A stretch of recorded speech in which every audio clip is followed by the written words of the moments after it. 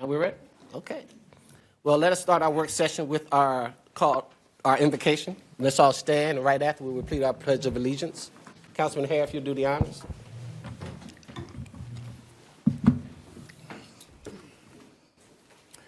Thank you, Mayor Pro Tem. Let us go to the Lord in prayer. Dear Lord Jesus, once again, we just want to say thank you. Thank you for letting us make it through the night and seeing another day that we've never seen before. Father, as we move forward in our first meeting of the year,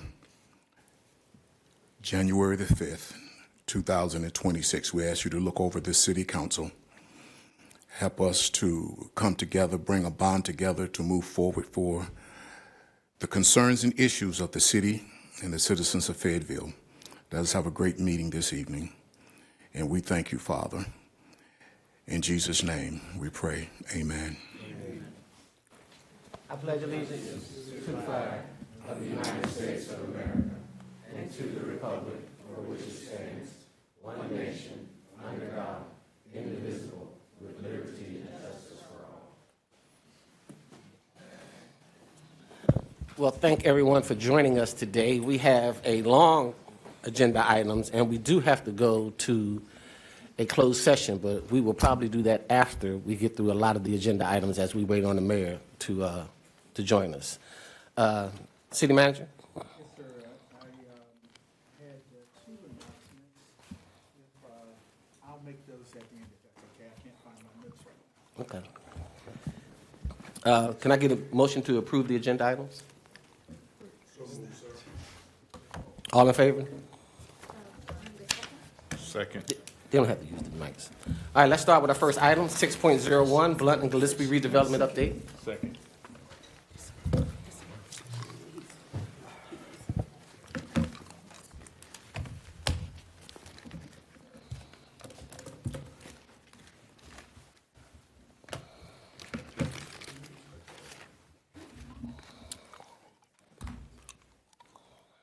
There we go. Good afternoon, Mayor Pro Tem, City Council.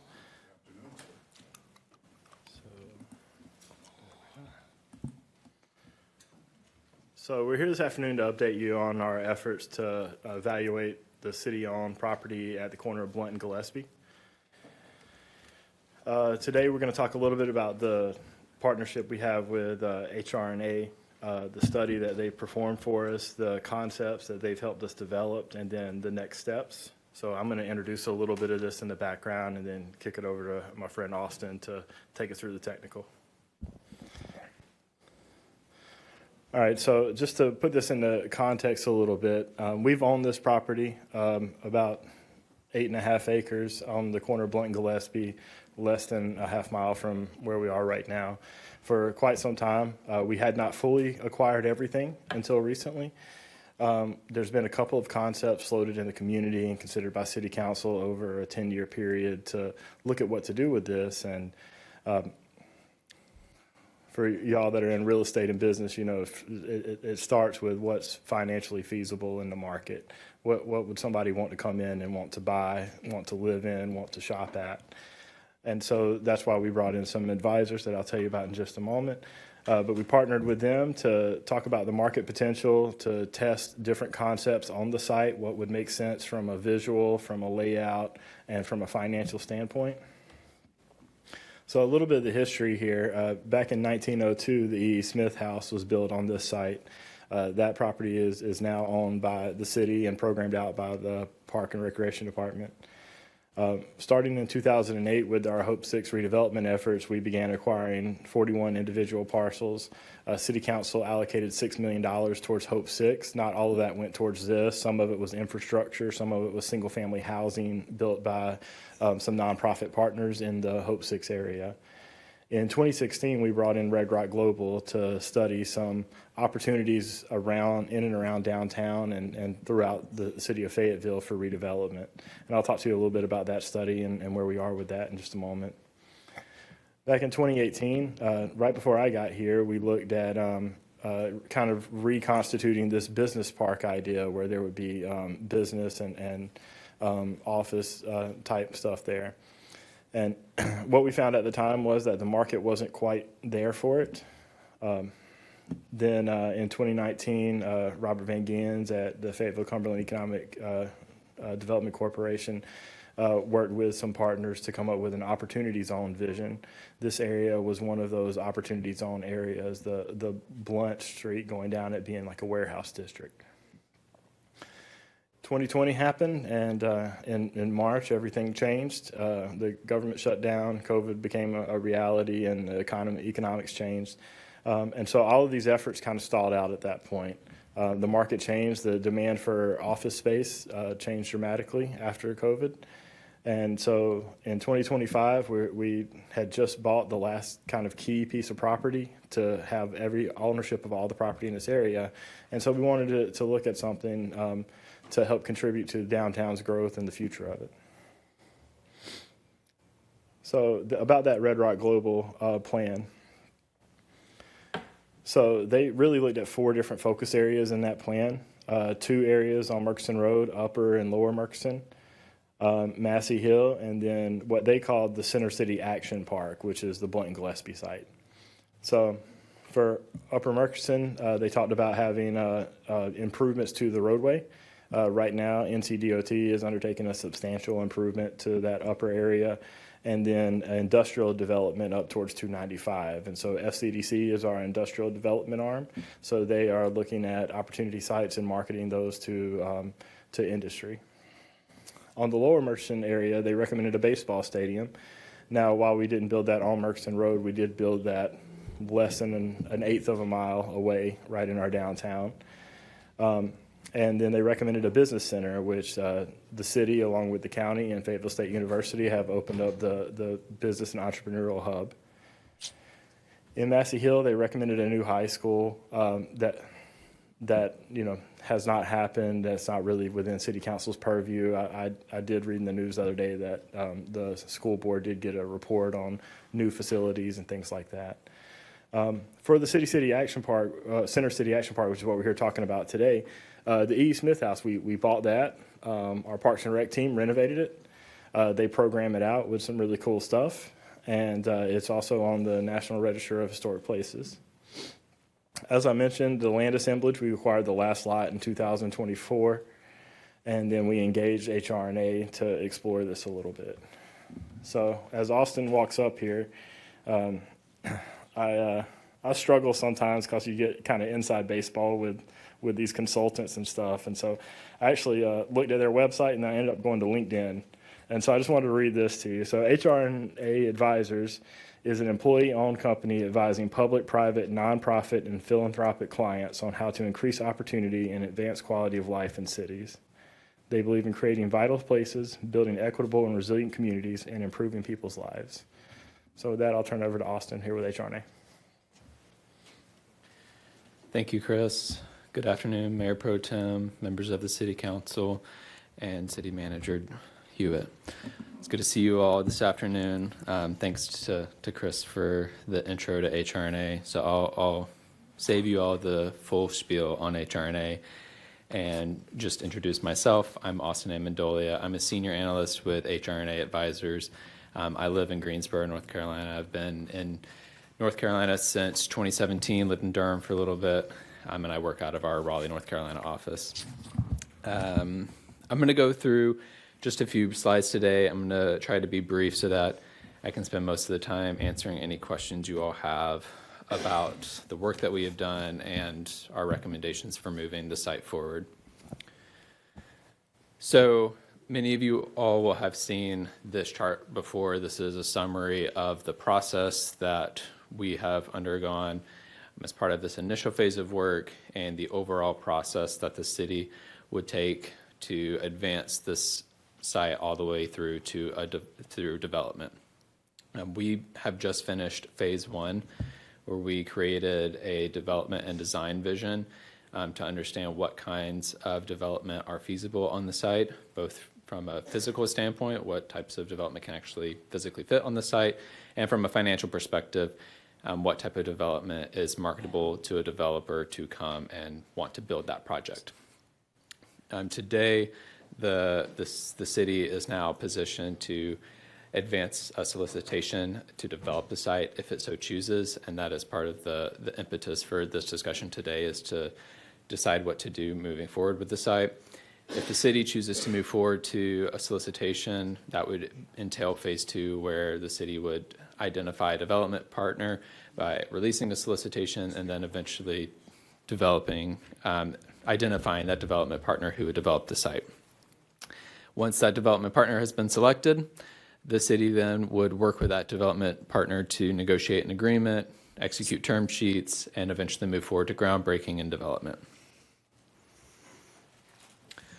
So as part of our work, we started with a market scan of the city of Fayetteville and also the properties close to the Bunt and Gillespie site. Overall, downtown Fayetteville has experienced kind of a slow population growth since 2010, about 11% population growth since 2010. And that's in part due to the lack of new homes being built downtown. There have been very healthy vacancy rates downtown, less than 5% vacancy, and consistent absorption citywide. When we talk about absorption, that's just people moving into apartments. And so since 2015, there have been 240 new units occupied every year, which has demonstrated the potential for this site to spark a new move towards downtown. People are willing to pay more to live in downtown Fayetteville, but there needs to be more housing opportunity there for them to do so. As far as office and hotel goes, there's a story in Fayetteville that in many ways is similar to what we see throughout the country, but there's also some uniqueness to it. So in general, office and hotel is really challenging in the current market still. New office development is not happening throughout most of the country. What I will say is that for Fayetteville, the office market has remained fairly healthy in terms of occupancy. It's remained fairly well occupied compared to larger cities that have very high vacancy rates. That said, it would still be challenging to occupy significant new office space. And so a development partner would likely need to have a very targeted strategy to identify specific types of industries that are growing in Fayetteville in order to occupy new office space. When we looked at hotel, we've recognized that downtown Fayetteville does not have a ton of hotels, and that it has benefited in the past from new investments such as the baseball stadium to help drive new investment in those types of hospitality uses. And then in terms of retail space, what we learned both through our conversations with people and through our market analysis is that there are plenty of restaurants and clothing stores that are located downtown, but that downtown Fayetteville lacks a more experiential retail offering. Think things like jazz bars, art galleries, and complimentary retail offerings. And this site offers an opportunity to provide some of those options to downtown. So we did host a community meeting as part of this process to get input into the types of development that residents would like to see occur in Fayetteville. And from that meeting, we took away that there was actually strong support for mixed-use development that also included an activated public space. People talked about wanting to be able to sit out on a lawn and have a place for their kids to play while they maybe enjoy a bite to eat or grab something to drink. Which is in line with the idea of having outdoor dining, plazas, and potentially cultural or entertainment uses. Again, I mentioned that need for more entertainment activities downtown and more experiential things, including art, music, and games. There was also a strong interest for family-friendly and youth-oriented activities, acknowledging that people wanted more things for young people to be able to do on the weekend and be able to go to. And that there's not a ton of just open play space for young people currently, especially in this part of the city. And there was also broad support for new housing options near walkable amenities. And this aligns also with a lot of the feedback we received from an online survey that we released, where 40% of respondents, they preferred natural play and lounge areas, again, places where they can rest and relax and be outside. And want to make sure that those spaces feel inclusive and intergenerational, and essentially creating more space where people can connect and hang out without necessarily having to spend money. Most people were in favor of relatively dense housing. Over 60% of respondents were in favor of 3 to 4 and 4 to 6 story mixed-use buildings, which is a positive sign to see that there's a move towards more diverse a more diverse set of housing options in downtown as a way to help activate downtown and bring more people downtown in general and bring some more of that energy.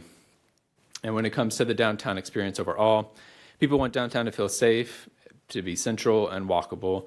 And the accessibility of downtown was a common thing that was discussed regarding walkability, the proximity of parking to places where people want to go, and also making sure there's quality sidewalk infrastructure. We were just curious how people currently interact with downtown and found that 37% of downtown visitors were only drawn downtown by special event, but there was still a desire exuded for more everyday reasons to visit downtown. So with our design partners, MKSK Studios, they helped develop 3 conceptual designs for developing the Blount and Gillespie sites. You see those options here on the screen. A couple of things that I want to note about all 3 scenarios.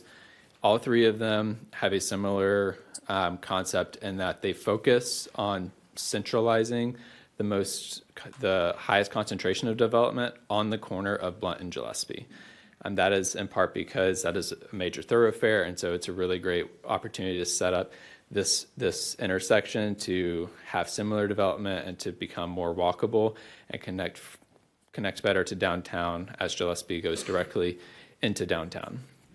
The other 2 things that all 3 of these concepts have in common, all of them preserve the E.E. Smith House. That is a requirement of this project. No matter what, it's not going anywhere, it's not moving, it's staying put. The third thing is that all 3 concepts prioritize some sort of open space, community park. They look different depending on how you lay out the site. If you move Chase Street, which goes through the site, you can break up the site in different ways, create a slightly different grid. But all 3 sites have those 3 key elements. Moving from left to right in these concepts, the concepts get more and more dense. So concept 1 is the least dense with 100 units of multifamily housing of apartments and then 25 townhomes. There's also 21,000 square feet of retail or dining space. And concept 1 really emphasizes the open space, having about a 2.5 acre community park. Concept 2 is focused on slightly more density, looking at 200 multifamily units, a little bit less retail because it's more concentrated on that corner of Blount and Gillespie. And the open space is only 1.5 acres here. And then concept 3 is the most dense of the 3 options. Austin, you want us to wait to the end? You want to take questions? I'm almost done, so let's wait to the end. I'm just going to go through each of these 3 concepts individually. Again, I kind of spoke to some of this, but one thing I wanted to point out about this slide in particular, we did have MKSK do some 3D massings of a couple of the concepts to give a sense of the level of height that we are thinking of here. So as you can see, all of these buildings are no more than 4 stories on site. This first concept has a single-story parking deck that would sit in the middle of that multifamily space. So it's not creating an eyesore for the community, but it's also helping to park the site and preserve as much of the open space as possible for the community. For concept 2, again, this one, one of the unique things about concept 2 is it has kind of a central pavilion in the middle of that open space, so that there's also some covered space for people to gather. And then one thing that this concept attempts to do is to put some parking on the screen. It's on the left side of the site, which is to the west portion of the site. And that helps create a little bit of a buffer because there's a minimally active railroad that goes right there. It has like 2 trains come by once every week, so it's not highly utilized, but we still wanted to find a way to create a little bit of buffer there. And then lastly, concept 3, again, the most dense of the 3 options. It has a retail kiosk as part of that community green space. And again, it's focused on that multifamily and mixed-use development. So as I mentioned, all three of these options contain some sort of public benefit between the public space and, but primarily the public space and potentially a cultural center could also be placed as incorporated in at least two of the three concepts. Because of that, it does make some of these scenarios infeasible without public support. And the reason for that is development on its own, that's just purely private, purely market rate, is feasible right now on this site in Fayetteville. There is not enough value on the site for a private developer to easily be able to come in and create that public benefit on their own. And so if the city were to put forward a marginal amount of public investment to the site, especially compared to the property tax revenues that would be generated from development at the site, scenarios 2 and 3 easily become feasible. And so we've kind of just broken out kind of that feasible, infeasible options really clearly here. Essentially, again, the difference being whether or not you incorporate the public portion of the project. So we have recommended 3 key next steps for the city. The first is to advance a 2-stage solicitation process, which will identify a qualified development partner who can deliver the project. The second is, before releasing a request for proposals, is to proactively rezone the site to ensure the project can accommodate mixed-use development. And the third is to explore the viability of providing a tax increment grant to the project in order to support the public aspects of the project, including the open space and cultural amenities. I'm going to just provide a little bit more detail about each of those 3 steps that we've identified. Speaking first to the 2-stage solicitation process. We recommend a 2-stage process because it increases the number of developers who will be willing to respond to a solicitation, and it gives the city the opportunity to identify a small set of qualified developers before moving forward to a full request for proposal. So with a request for qualifications, it's very light touch for development partners. They need to identify, they need to demonstrate that they are qualified to deliver this type of project, that they have the experience to do this type of project and have done it before, and that they have the financial capacity to deliver the project. That makes it easy for them to pull together materials, and it reduces the amount of cost for them to respond, which is important because once we identify a reduced set, likely 3 to 5 set of qualified developers, they will be invited to respond to a full request for proposal, where we would want more detail. We would want to know not just at a high level, how do you want to approach this project, but we need details on how you're going to approach this. So we would get detailed proposals that include site plans and a financial model to demonstrate that they can actually deliver this. That is a more cost-intensive process, and so we usually do not recommend beginning there because many developers will not be willing to put up the risk that it takes to respond to a full request for proposal unless they've been shortlisted from a request for qualification process and know that they have a good chance of ultimately winning the project. So that's our first recommended next step, is to begin a solicitation process to deploy the site for development and to do it through 2 stages. The second is to consider rezoning the property to enable dense mixed-use development to occur on site. Now, we think this should happen before getting to a full request for proposal. So you can go ahead and get started identifying qualified developers with an RFQ without necessarily rezoning the property. But to minimize the amount of risk for a development partner, we recommend rezoning the property before it goes to RFP. The main challenges with the current zoning is, first off, it just has 3 different zones on the site. That's really difficult to work with 3 different zones and identify what you can build there. So having a single zoning district will make things much simpler for a future developer. We also want to free up the property to enable higher density residential beyond the limits of the MR5 district. We also want to make sure that we're able to permit more mixes of uses. So there are some retail services allowed within the CC and the LC districts, but not necessarily a mixed-use building where you have retail on the ground floor and apartments above it. And then, again, back to the idea of there being multiple zoning districts on site, having different heights and building form standards just makes the project less cohesive overall. And so having that unified zone for the entire property will help make sure that the property feels coherent throughout. And then lastly, we believe that the city should consider the extent to which it's willing to support a tax increment grant application to provide additional certainty to the development partner that it will be available. This is not committing the city, this is not suggesting the city should commit to a certain amount of a TIG or anything like that ahead of time, but essentially demonstrating that it is willing to work with a development partner to identify a pathway in which a tax increment grant can be used. This would help reduce some of the upfront capital requirements related to the public benefit for the property, so related to that open space, those cultural amenities, and it will help the developer achieve the returns that they are able to do while also providing that public benefit. As far as from the city's perspective, it helps unlock this property and enable development that would otherwise not occur that includes that open space and public benefit, and will still enable you all to garner the benefit from the increased property tax revenue that would come from development on the site. So that's the end of my presentation. I'll pause there. It was a lot of content, but I'm happy to take any questions. All right, thank you.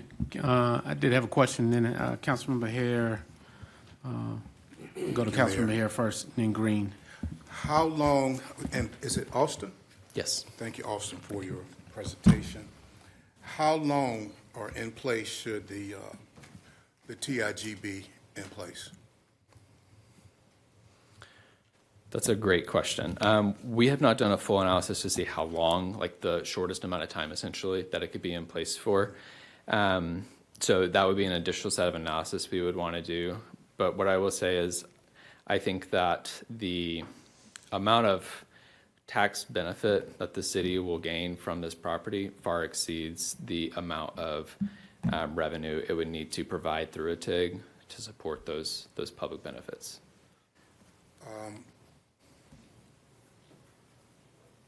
As I was reading through this item, and I know the location well, visited and worked, used to go in that area quite often, visiting stores, or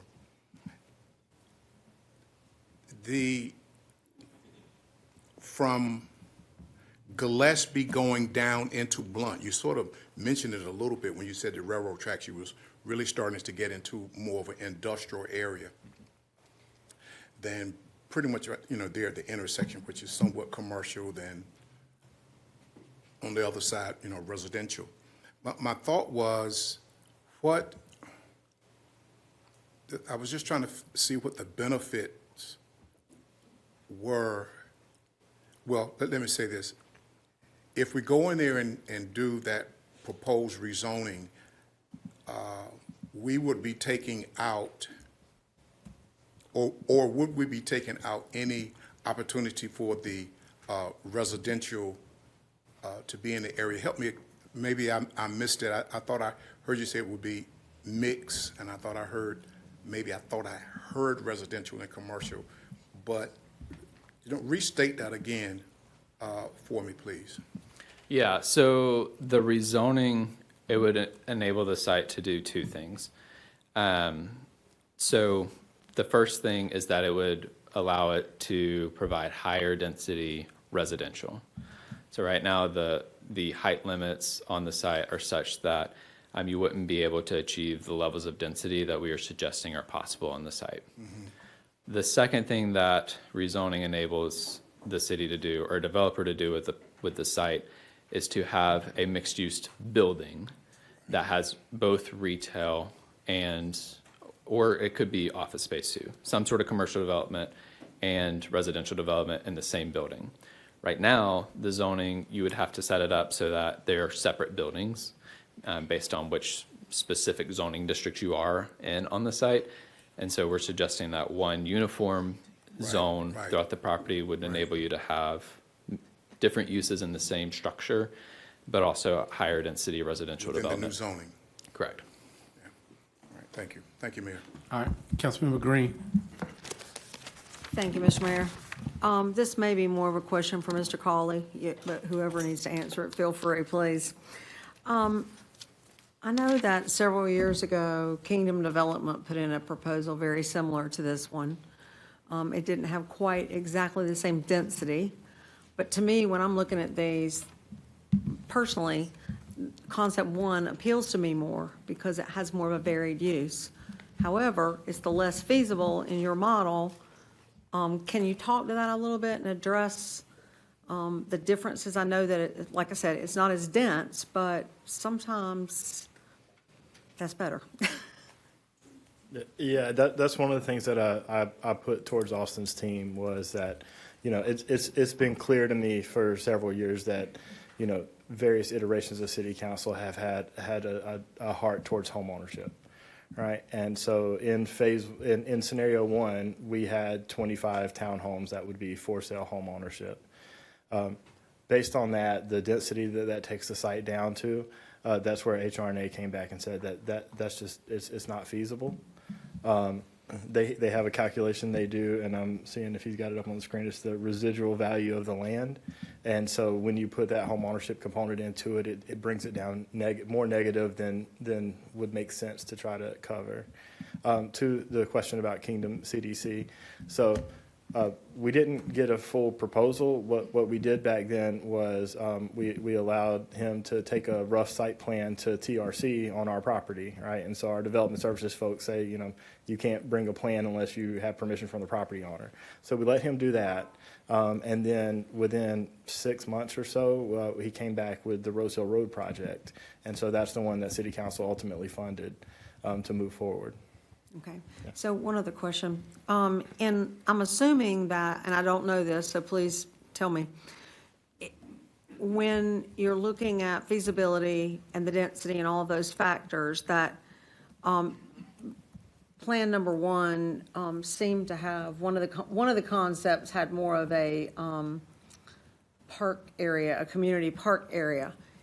If we were to acquire or be gifted or something of the same, some of that contiguous property to the site because it's there and it's in a floodplain, but we know we can also put a park in a floodplain, would that make it more feasible? I think the ability to acquire contiguous properties, particularly the one that is immediately south of this one, would really change the site plan. That would give, the design team a lot more acreage to deal with. Some of it, yes, would be in the floodplain, but then that would just mean that we would adjust amenities, whether that be, surface parking would move to a different place, or park amenities and things like that. There was three things that really pushed us towards putting public park amenities into this project. One was talking with our Parks and Rec staff that programs out the E. Smith facility about how cool it would be to have more outdoor space to put things on and partner with some of our educational institutions. Two was the community feedback came back clearly that, some public component of it was something that the community really wanted. And then the third is that there are some pieces of the land that we've acquired through the Hope 6 effort that we need to make sure that we preserve for public use. And so the way that we've outlined the site right now, make sure that we preserve those particular pieces of property for the public use, and then develop the remainder of it to its highest and best use. So I hope that kind of. And just one comment from my perspective, the fact that the zoning would be done before the RFP would be most desirable to me if I was going to develop this property, because it makes everything easy. It takes out all the big questions, because then you don't have to factor that in on the front side. You're looking at it on the back side and you don't have to do any of those things. It's what we've been talking about in the UDO committee meetings, that we need to do more of this. If we know what we want that property to be, then we need to zone it that way and help it move forward without all the complications. So, again, I like concept one the best. It's not the most feasible, but that's what my question stemmed around. So thank you. Thank you, Councilmember Green. And I did have a question, and after that, I have a few more council members. So this is good, and I think it fits into a larger discussion that, if you look at, if you've been to any community or any city of certain size, you see a lot of this, mixed-use retail and living, and you don't see a lot of it here. You have a few projects that are popping up, so I think you do have to incentivize it to get us out of the garden-style traditional apartment-only, build a 7-Eleven around it or something from a retail component instead of having more of a project like this. My question to you is, not only, I think you have to incentivize it to unlock it, and certainly, as to Councilman Green's point, investors and developers want certainty about things. They may walk away from a good project because it's uncertain about if the zone is going to pass and those kind of things I think you can do on the front end. But do you see this being able to be applied to down some of the other local corridors? That if you create a TIG here, that if things are done, I had a proposal I was going to bring back at the next work session to communities like Charlotte was doing to opportunity corridors, areas that you want to incentivize or drive development. Tell me your thoughts about a broader plan to take a concept like this. And I understand each individual plan meets it, but to say that, in this area, we're going to concentrate to make zoning more predictable, that can be a TIG if certain barriers are met. Can you talk to that if you've seen that in other places? So I do want Austin to answer because he does have experience in other places, but I do want to make sure that we give y'all credit where credit's due, that we have been putting policies in place to help incentivize this stuff for the past couple of years. They're complicated. We got outside legal and the city attorney's office helping oversee implementing those policies to make sure we're good. And so we've done that, and what we have not done is looked at it from, like you said, like a redevelopment priority corridor type framing. And I think that is the next logical step for us to look at. How do you put these tools and others that are at our disposal into redevelopment corridors that are a priority for the city? With the tax increment grant in particular, there's a bunch of detail in that policy, and one of the things that we wrote into that policy was a limitation. So we do have a no more than 2% of your annual revenue can go towards that, right? And that's something that council can adjust, but it gives you a ceiling because each one of those things costs money, right? And you make money and then you put some out, but also every one of those developments represents more solid waste, more police, more code enforcement, more everything, right? And so we put that in there similar to what Raleigh and Charlotte have into their policy. So, at the same time that we do have these tools, you do want to focus them on areas that make sense for the city to want to incentivize growth because it is a limited resource. But I'll kind of stop there and pass it to my friend here to share some ideas. Yeah, I think I agree with everything Chris said. And I think the way I would put it is with tax increment grants, they're a great way to spark new investment. And what I would advise is to not become overly reliant on them because development partners, they will solve for whatever numbers you give them. And so if they think that every time they come, they're going to get a certain amount of tax increment grant financing, they'll just solve for that in their development performance. We want to make sure that the city is putting its dollars to good use. And so it's great to spark something new here and then be mindful about when you do it again. So if you have a corridor where you need to get the first ball rolling, that's a great time to use it. And then ideally you create a really great place like what we're hoping can happen at this site, and it then begins to naturally attract additional interest and development to that place or that corridor. All right, thank you. Councilmember McMillan and then Jones. Yeah, thank you, Mr. Mayor. Thank you, Chris. Thank you, Austin, for this information. I'm excited about this project as well. I had a question about affordability. Before the holidays and then even in the last meeting, we talked about housing insecurity and economic mobility. Wondering if there's a portion or percentage of these dwellings that'll be designated for people who live in Fayetteville that are living at or below the poverty level. And if that's not already in this, if that's something that can be included in the RFQ, RFP process.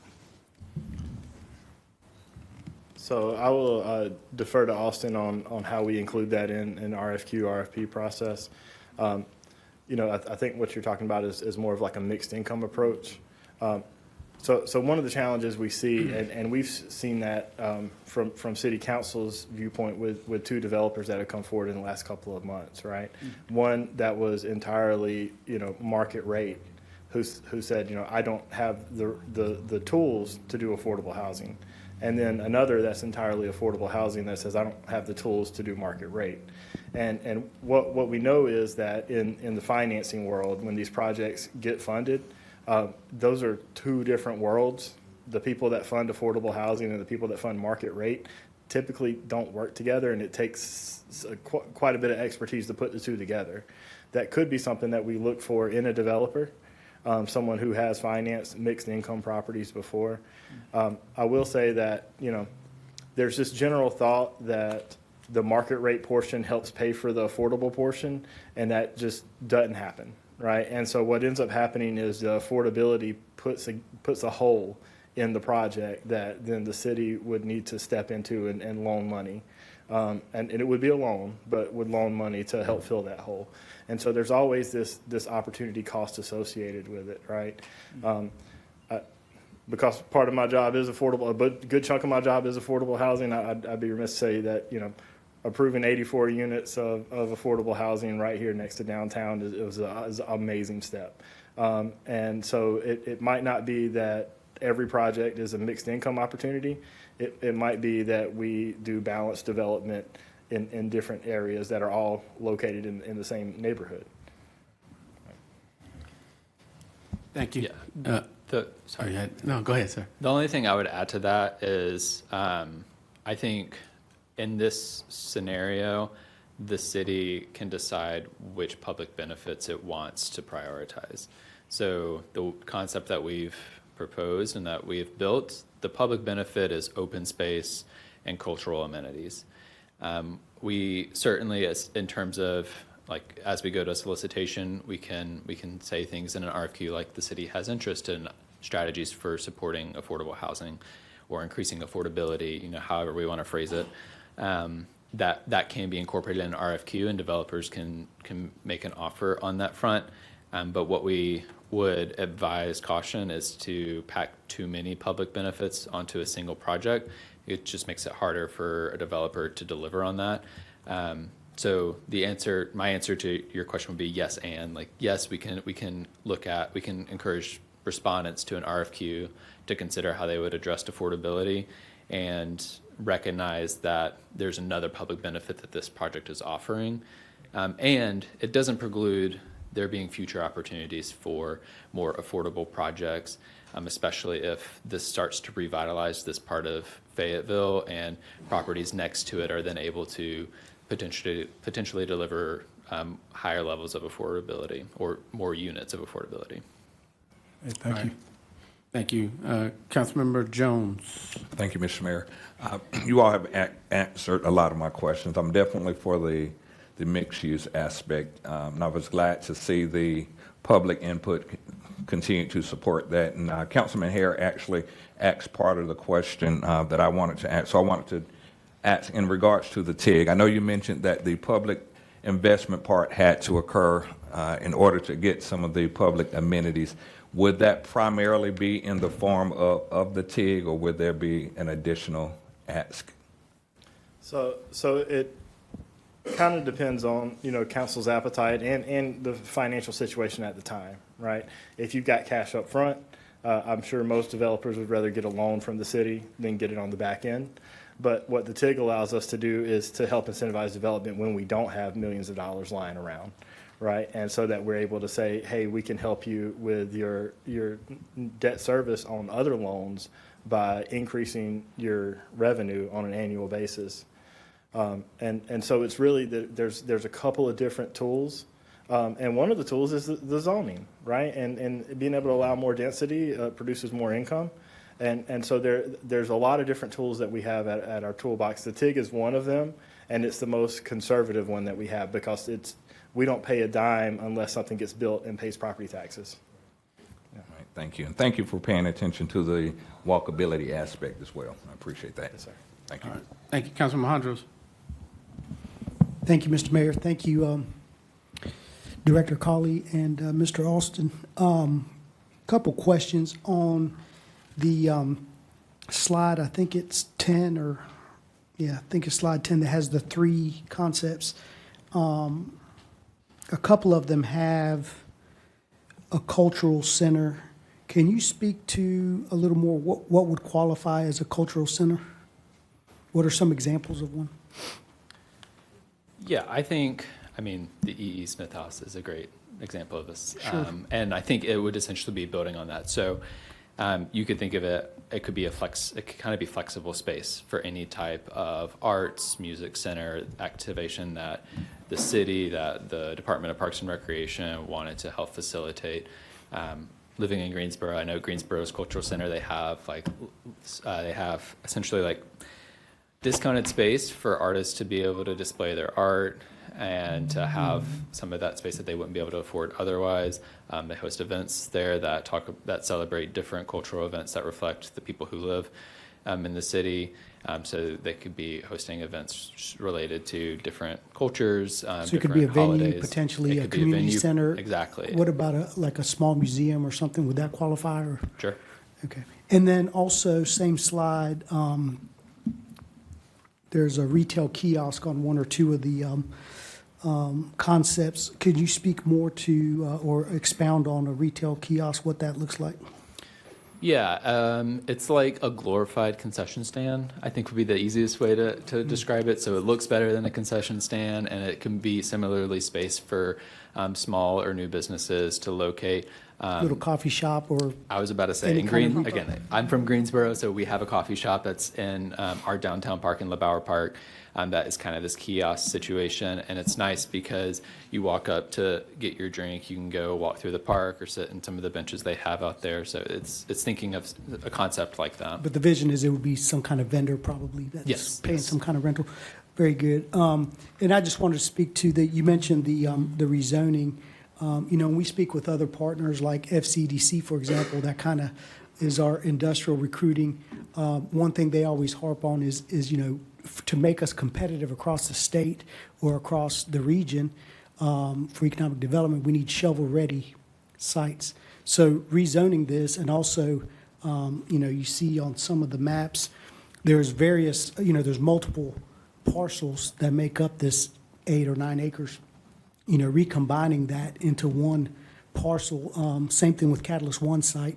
There's several parcels that the city acquired that makes up that site, but it's still individual parcels. If you recombine it, typically on the private side, we acquire acreage. If it's multiple parcels, the first thing we do is recombine it. That way you don't have to deal with setbacks on individual parcel. I mean, it's going to have to be done. So anyway, I think I would agree, rezoning it and recombining it into one parcel kind of makes it shovel-ready when you get those RFQs and RFPs out there. So I appreciate the presentation and the discussion. Thank you. Thank you. Councilmember Green. Sorry, this is my wheelhouse. One last question. Have you worked in a project like this where the developers are not the same? Like, there's a developer on site to do multifamily, and there's a developer on site to do residential or multi-use? So we have, usually in that situation, the RFP would be geared towards a master developer who would then create their team. And their team would have a set of developers that would focus on different specialties. That does create an additional layer of potential complexity and is often more beneficial for larger sites, but it could be an option that maybe there's a development team that wants to take that type of approach, and they bring that to the table here. Okay, thank you. All right. Councilman, Mayor Pro Tem. Thank you, Mr. Mayor. I just want to sum up some of the questions, because the last time you were here, we had a discussion, Austin, about what I seen in Newark, Delaware. And I like both sides, where we have density and we have retail. I believe we not only need to focus on tax revenue, but we also need to focus on sales revenue. So my question is, you mentioned one of these was only 4 stories high. Is that the limit on how high we can go? Or can we go higher to produce more retail revenue? So if you were to go higher, you likely will it sort of depends on how you just build the concept in general. So, like technically, yes, you could go higher and build more retail. The challenge is we don't want to over retail the site and end up creating a situation where you just have empty, vacant retail spaces. And so when we ran our market analysis, we looked at the total amount of unmet spending potential in downtown, essentially how much spending is happening outside of the downtown area, but in Fayetteville. And we calibrated the amount of retail we are showing in the diagrams to what that demand was. Follow-up question, Austin. We talked about the RFQs and the RFPs, and we're not reinventing the wheel because this is being done all over the United States. What are the comparisons of what's being done in Raleigh or Durham and Charlotte compared to what we're trying to do here in Fayetteville or Greenville? Because if what you say is not true, then we could be underselling ourselves also. In terms of the scale of Right. retail? Yes. Because I'll give you an example. The one that we referred to in Newark, it is blowing up. I mean, they have more retail business than they have residential business because there's a college around the corner, just like we have here, and they are flooding that. Whether they have a Sprouts there, or a barbershop, or a nail salon, or a Starbucks, whatever the case may be, and they are always full. Yeah, I think that's a really great question. And what I would say is, regardless of where you are right now, more often than not, retail space is what we consider as a loss leader for mixed-use development. Retail space itself is not financially viable as part of a mixed-use development. What it does, however, is create additional value for the residential part of the project that is being delivered with that retail space. And so developers can achieve better rents, they can achieve better revenue by having that retail component there. And importantly, for a place like Fayetteville where you have the college there, it creates more interesting places for people to go and for young people to go and to realize they want to stay here and for you to maintain population growth over time. And so while we are always in favor of being ambitious, the concept that and of course we will encourage potential developers to be ambitious as well, we recognize that there will be a mix of retail that is financially viable for the site. All right. Well, thank you. And just small follow-up, and then I'll pose a question to the council or to you and staff about next steps of what your ask is of the council. Two things. One, to your point, now this just came up as you were making your last point. Retail tends to follow the residential piece, right? Because if people move into a community, then the businesses that sell them food, clothes, and things follow that. And so I guess one of the things that the urban studies show was that we don't have enough residential presence in our downtown area, or that needs to be an area of concentration. So I think that could go to what you were saying. The second thing was, is there a way to layer in additional incentives or maybe a higher level of incentive in the event that there is a mixed income component? So in other words, you get a market rate guy that comes in and says, okay, well, this is the TIG. Maybe it's a 50% grant back for so many years. But if you do mixed income, which helps us close that gap too, then it may be 60% for so many years. Is that feasible? I know other communities have things like that. Yeah, as with everything, we get more complicated as we add some of those things into it. Short answer is yes, that's how we wrote the TIG to function. Yeah, where they could choose to participate in all of it or some of it or not, right? Absolutely, yeah. Okay. All right, so council, Mr. Cawley, what is the ask of council? I do agree with Councilman Mohandros or Jones that, if this is something that there's an appetite for the council to do, I guess the first step that we could do is to Well, first, we would ask y'all to accept the report, and staff will come back with any necessary changes. Of course, the rezoning, but I think the first step is the RFQ. That would be able to also address Councilmember Green's concerns that while we have financial data from the report that Austin did, if there is a developer out there that says, hey, we didn't know the city was interested in this because it's been sometimes marketed, the RFQ would solicit that to request for qualifications of people who are interested in doing it, and then from there, develop an RFP. I think that's the approach we're asking. Well, yeah, so I guess to the point, to make sure I heard what you said is, the part that the council could control if this is something we're interested in doing, that you've recommended, is the rezoning piece, correct? Yes, sir, absolutely. Right, because that could proceed, that's something the council actually could do while you're preparing RFPs or getting the final components together. So, council, I guess the question posed is, one, do you want to accept the report, or is there further discussion you want to have?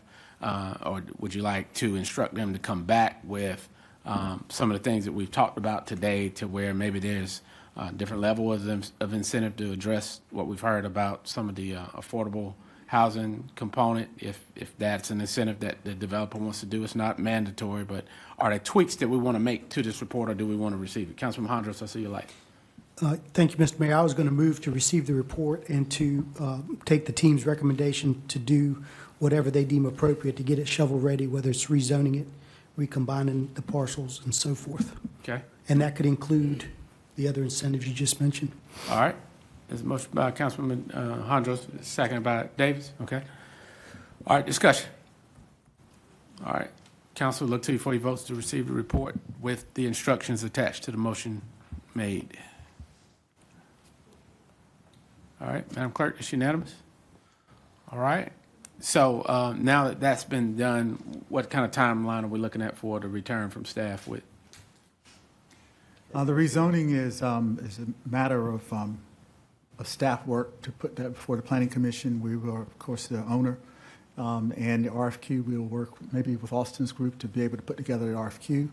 But I'm thinking within 3 months or so, we'd be able to. So will the council see the RFQ before it goes out? If you'd let choose, I'd be happy to. Yeah, I think there was a lot of questions that we would probably want to, so when you get close to that point, I guess you can schedule it for a work session so we can look over it before it goes out. Yes. All right. All right, thank you. Awesome, thank you. Mr. Cawley. All right, Councilor, moving to 6.02, receive presentation, redeployment of American veterans on proposed veteran tiny home community.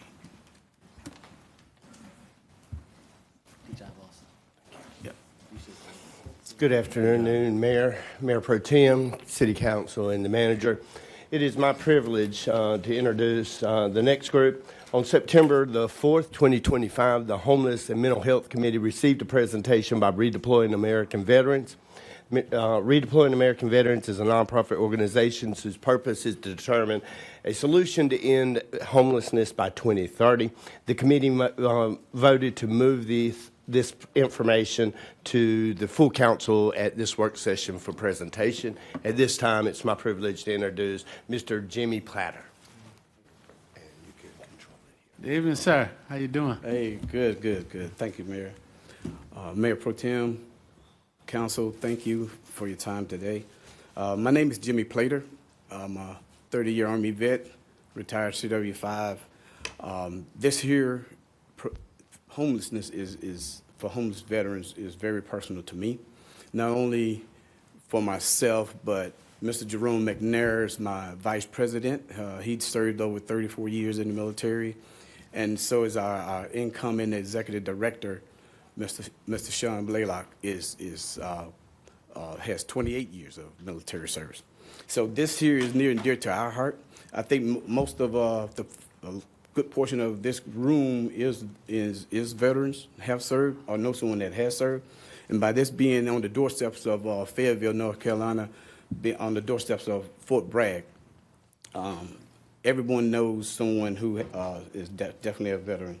I want to go through these slides. We have 15 of those. But I want to open it up for questions and answers on the end, have more time for that. Again, RAB was born out of an idea that about 18 months ago, myself and Mr. McNair had ran into several homeless folks, and we asked them their situation and how could we help them. And a lot of it was born out of circumstances that was not their own. A lot of the soldiers that come in or that leave the military, it wasn't on them. It was part of, some of the military situation that they had, and then some of the things that happened while they was in service, and then they exited the military without a support system. So, and RAB was born out of that, providing a solution to end homelessness, and hopefully end or put a dent in veterans' suicide.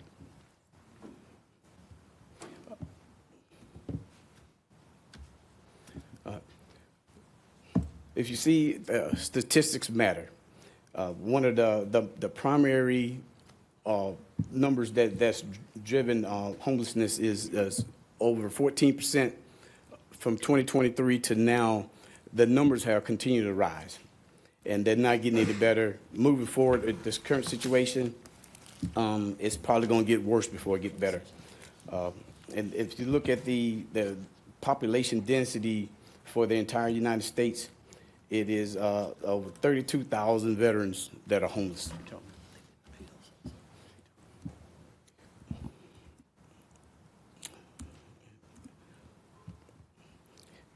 And if you look at this, some of the other takeaways that we looked at is by not having a stable home, a place to call their own, is veterans.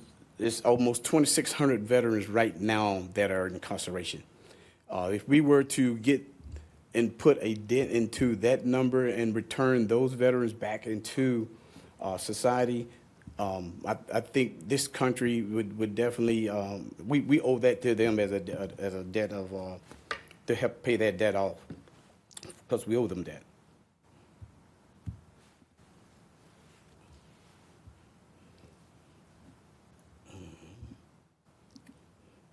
And some of the challenges for homelessness is some of the challenges and the barriers. Affordable housing shortage. We heard that earlier.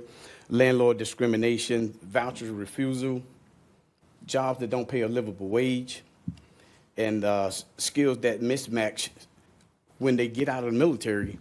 They can't find the job that what they did in the military. You could be an infantry, how those skills transferred on the outside. So all of those mismatched skill sets is contributed to the bottom line of homelessness. Also, mental and physical health is also have gaps also that they have.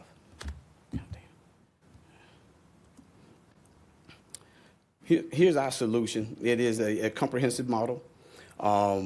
First of all, we're going to do wraparound services in our tiny home model. In addition to that, we're going to provide job training, financial literacy, a livable wage, and food independency, and provide each individual that has a tiny home with an individualized support plan. Here are just some of the numbers for potential sites. I think I passed it. Okay, yeah. Here's some of the numbers for the potential sites. As you see, Fayetteville is 28. I would submit to you that number is probably a lot higher. Like I said, the last 18 months, we canvassed the area. It's a term that we coined inside of RAB is called the hidden homeless. There are a lot of folks that are staying in vehicles. They're functional homeless. And those numbers are, I would say, that are not represented, not only for Fayetteville, but if you look at other locations throughout the state as well. And those numbers probably would be almost double, if not more.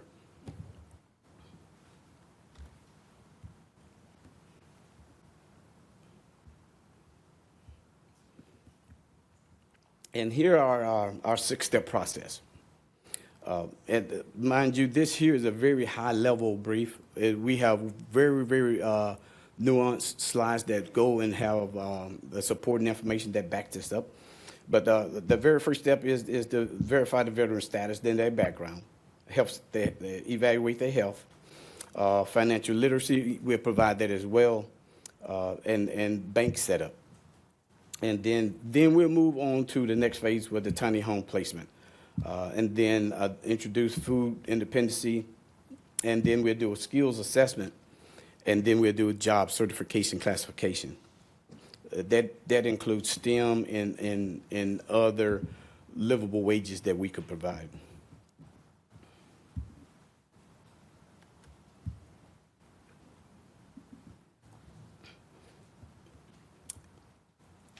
And again, this is for our 2025 plan, was to designate a area for us to build a tiny home. The current projection that we have, you can get 22 tiny homes on a half an acre.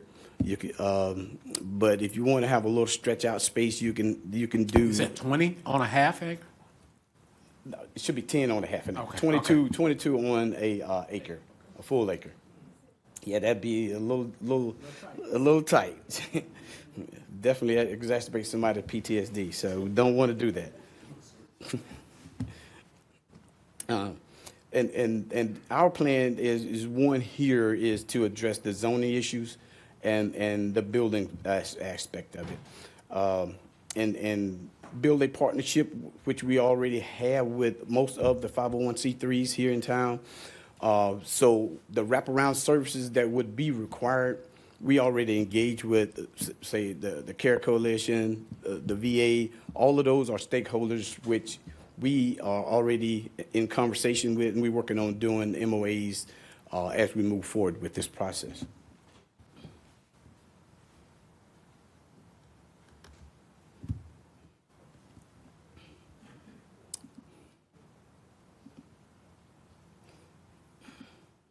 And here are some of the benefits from the city.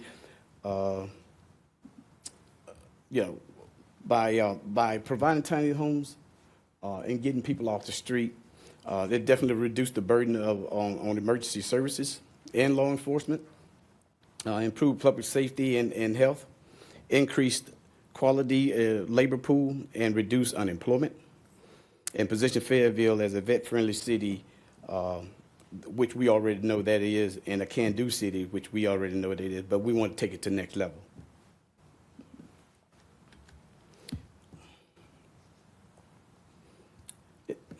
And here are some of the societal outcomes that we come up with, and that's providing the financial and the stability side of RAV.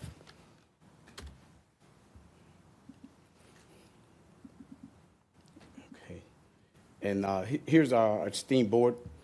You have myself, Mr. Jerome McNair, who I've already introduced. You have some of you guys already know Freddie Irizarry. He's one of our principal advisors. Corey Lampkin, he has several years. He's a retired Army vet that has several years as a PM in operating and managing 501c3s and helping the homeless directly. And we have Amber Davis, who's our assistant director. She does a lot of the IT, the outreach, and connecting us with the veterans and other support services.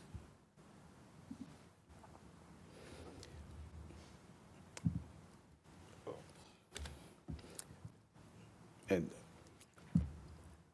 I want to say this is, one, Mayor, thank you for your time, Mayor Pro Tem. As we move forward with this idea, I think together we can ensure that every veteran in Fayetteville has a home, a job, and a future. I would ask and request that, by we being here in Fayetteville, Fayetteville is my home. It's home for my family as well. And we'd like to have Fayetteville be the model city that shows the rest of the world how you can end homelessness. Thank you, Mr. Platter. I do have a couple of questions. One, I know you've been working with Councilmember McNair for a while. I met with you some months ago, so thank you for your work. Have you identified a proposed location of where your model would fit best? And then we received 2 locations that we ID. It's 1010 Johnson Street, which is 0.46 acres. That's right off of Shaw Road. So that's kind of right in the sweet spot a minimum space for requirements for 10 tiny homes. And then the second location was West Cliff Road. What was that again? West Cliff Road. Where's that? That's off of Bingham Road, near that food line, off of Bingham Road. Okay. All right. Councilmember Hare and McNair and Mayor Pro Tem have questions. Thank you, Mr. Plater. I also have spoken with you on a number of occasions. I guess it's been over a year or so. You and your group have been working on trying to do what we can to support our unhoused veterans. I like what I hear, and through our conversation, I know that you were requesting some land from the city. Could we help with that? What are the responsibilities that I'm pretty sure would be one of the questions you might even would receive if I'm not asking it, that you would expect out of the city, from the city, because we've been having these discussions for a few years now, the upkeep, the maintenance, things along that line. The same things that what we do at our own homes where we live. Kind of give us a little briefing on that. Yeah, I didn't mention it earlier. I'm also partnered with a Fortune 50 company who's pretty much gonna cover all expenses for this. To include I have a for-profit company that we're an integrated facility management company. So the day-to-day management and operation, that's definitely fit within our wheelhouse. We're a regional company, so right now we touch 8 states. But the Fortune 50 company is gonna pretty much bankroll everything to include. The only friction point that we had was just to get the land. Yeah. And they're going to come in and donate the tiny homes, and then they're going to provide some sustainment funds on the backside also. Wow. So, value proposition for the city would be pretty good. Okay. Well, I support it. I support anything that we can do to help those that are less fortunate than us, and especially our veterans. Being a young man come out of a veteran home, so I would be like to support this and see which way that we can go as far as making sure that you all get the land. Thank you, Mayor. Appreciate it. Sir, Councilmember McNair. Thank you, Mayor. Thank you, Mr. Hare. He answered, he asked all my questions just about, but I have 2 here. My computer's acting up. I've been having time with this computer. Mine's just been jumping.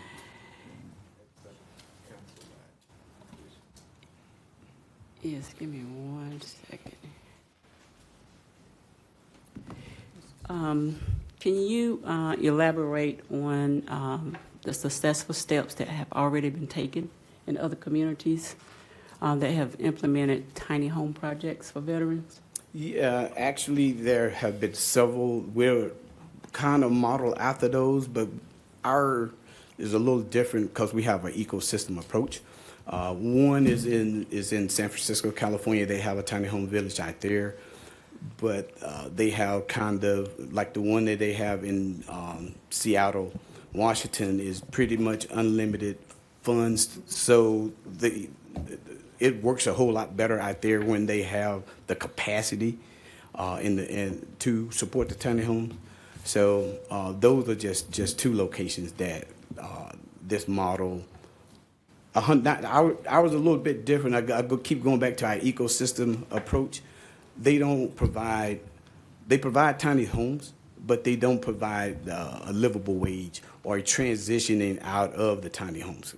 Ours would be based off the model of you give them the tiny homes, but you give them all the training and the ecosystem approach that we have to transition them out into something that's more affordable, permanent housing, if you will. Okay, thank you. My next question is, you mentioned properties at 1010 Johnson Street and West Cliff Road. What policies do you believe need to be established or modified at the city level to facilitate the development and sustainability of tiny home communities I- that are in these areas? I think we touched on it earlier about getting get the zoning right on the front end, because that's going to be crucial to us coming in and doing what we need to on the back end and the permitting side of it. So if we get those two actions right on the front end, then I think we off to a smooth start. Do you have any other sites in mind? Just those two right now. But we definitely canvassing the city, but if the city staff can provide it with some additional sites, then we definitely be interested in it as well. But starting out, we have to a half an acre is the minimum that we could feasibly work with. Initially, you were looking at another site. Can you elaborate on that, please? Yeah, there was I think it was off Cool Spring Roads. We had engaged the city and asked, put that on our list, but apparently the day before it was moved in, and somebody else got the land before we could, if you Where's will. that location? Off of Cool Spring. I don't know the exact Where's zip it near? code. Where's it near? What it's- is it near? What is it near? Oh my goodness! It's down behind the courthouse. And there's several vacant lots that's over there off of Cool Spring Roads. Don't know the exact zip code, ma'am. I can get that for you. 001. Okay. That's my questions for now. And I All right. may have Councilman another. Jones. Thank you, Mr. Mayor. Quick question. In regards to the zoning, if I'm not mistaken, if the zoning would be one aspect, would we, and this for staff, would we also have to address the minimum square footage as well? I don't think so, no. Who are you asking? So I guess what you're saying is, are there any components of our current ordinance that would conflict with just simply rezoning this? Yes, based on the size of the units that would need to be addressed as well. So I guess if council's pleasure is to move forward with looking to rezone, as we've heard that in the previous presentation, that's the certainty piece, then I guess we can attach to that to make sure that it was consistent with any existing ordinances. Okay, understood. Next question, I think you mentioned maybe not the exact word, some sort of transition period. How long would a veteran stay there, and how long is that transition period, and what would be like the next step up from there once they would come out of the tiny homes as far as independent living? It would be based off of individual assessment. So the caseworkers that we would be assigned to each veteran, they would make that assist in making that determination as when that veteran would be able to transition out.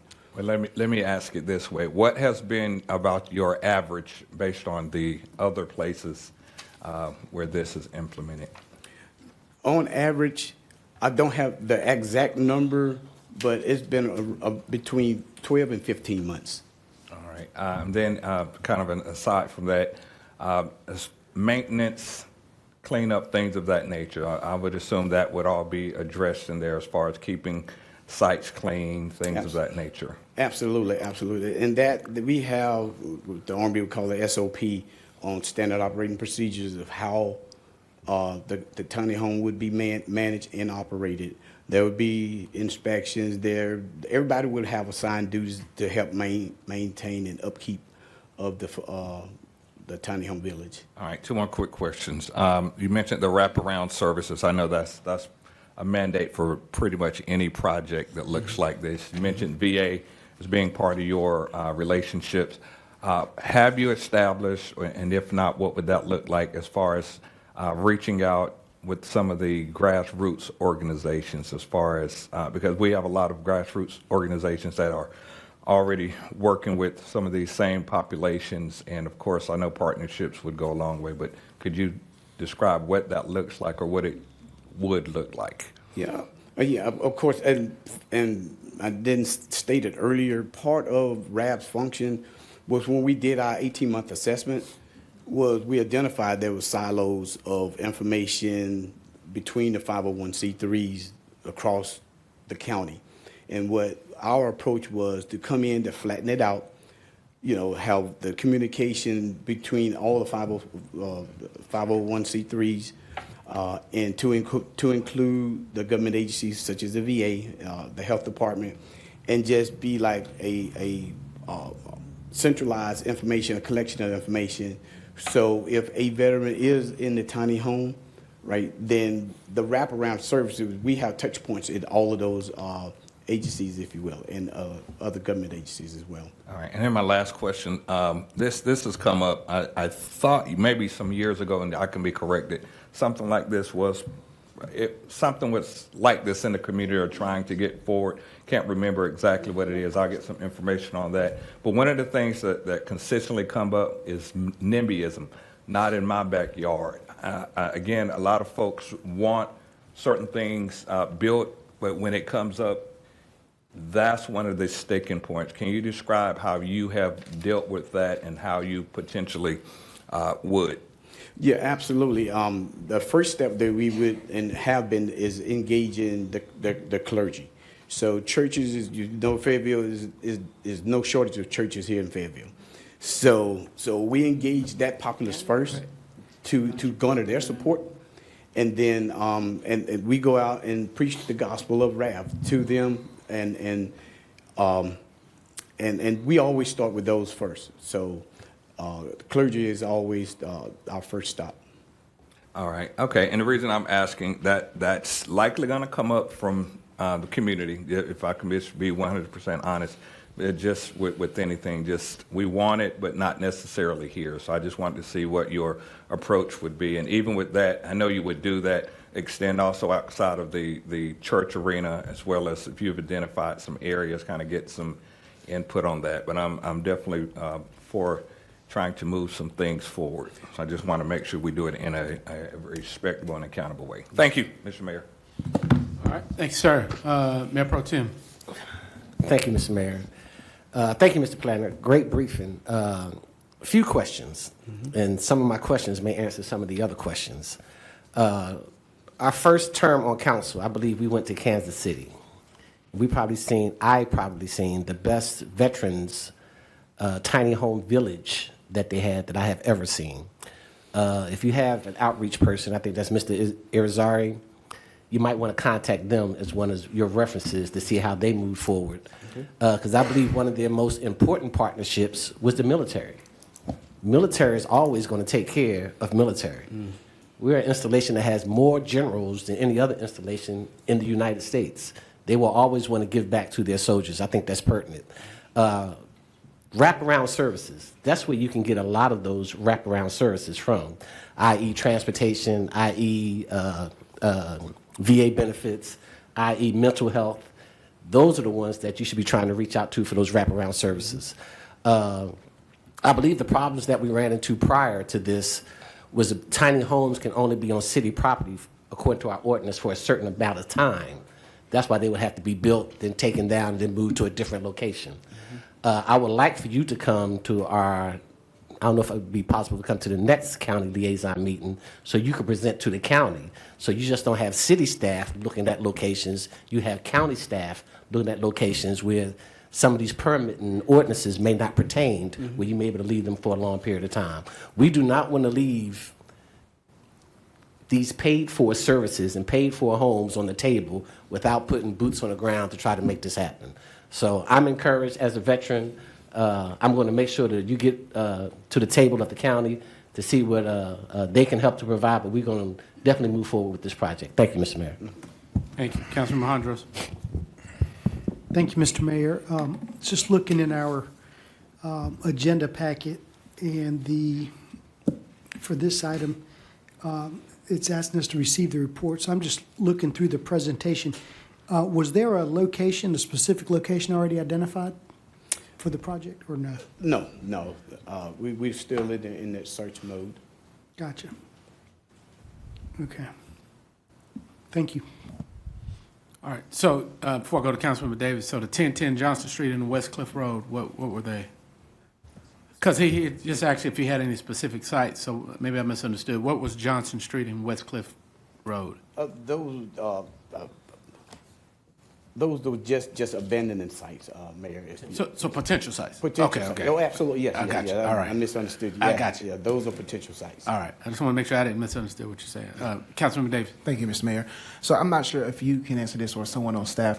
What is the zoning requirement for tiny homes if it's rezoned? What is that zoning? Well, there's a difference between tiny homes and pallet homes, which Right. is some of the conversation we've had. We actually had a little bit of this morning, and I don't know, Dr. Newton, it goes on the density or the number of units per acre? Or the size of it, like MR? Yeah, I'm outside my depth, but we can, please. Thank you.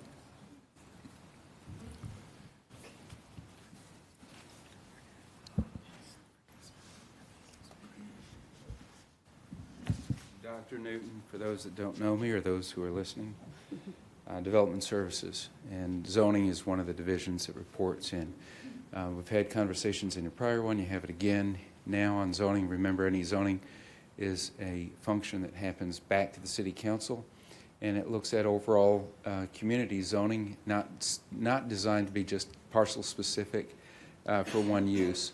But when you do that, the way that we have our ordinances in place, it's generally in your Code of Ordinances, Chapter 30, where we have a series of zoning districts, and within that district, we have a lot of different classifications. We have some that are very pure residential. The two locations that were identified are pure residential zones. Generally, the smallest footprint that we have on a lot size is 6,000 square feet, 43,560 an acre, so roughly 15 to 18 units to the acre is the most packed that can happen in. Those tend not to be individual ownership. Now, to the question of size, type, duration that was asked earlier, staying connected to that,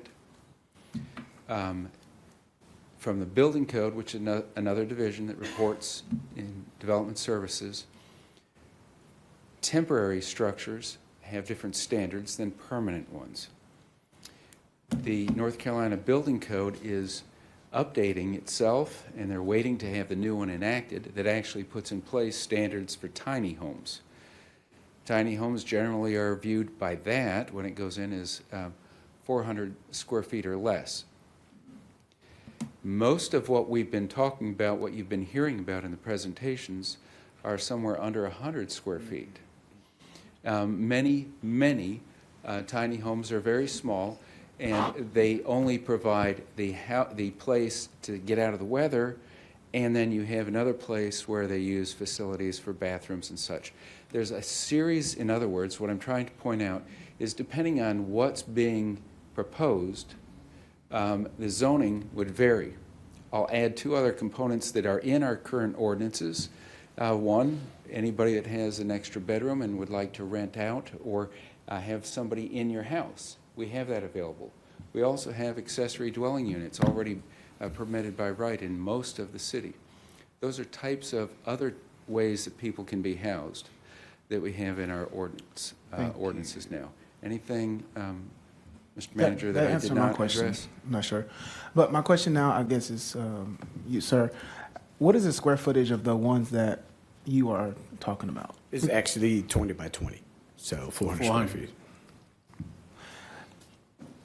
And the city has an ordinance that states they have to be what size? 400 or less. Okay. Thank you. I see. All right. Go ahead. Councilman McNair. I just have one question. Would your project be open to non-veterans?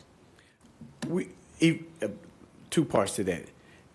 Ultimately, yes, but right now we just focusing on veterans because of the support that we have with the VA and those resources that we have.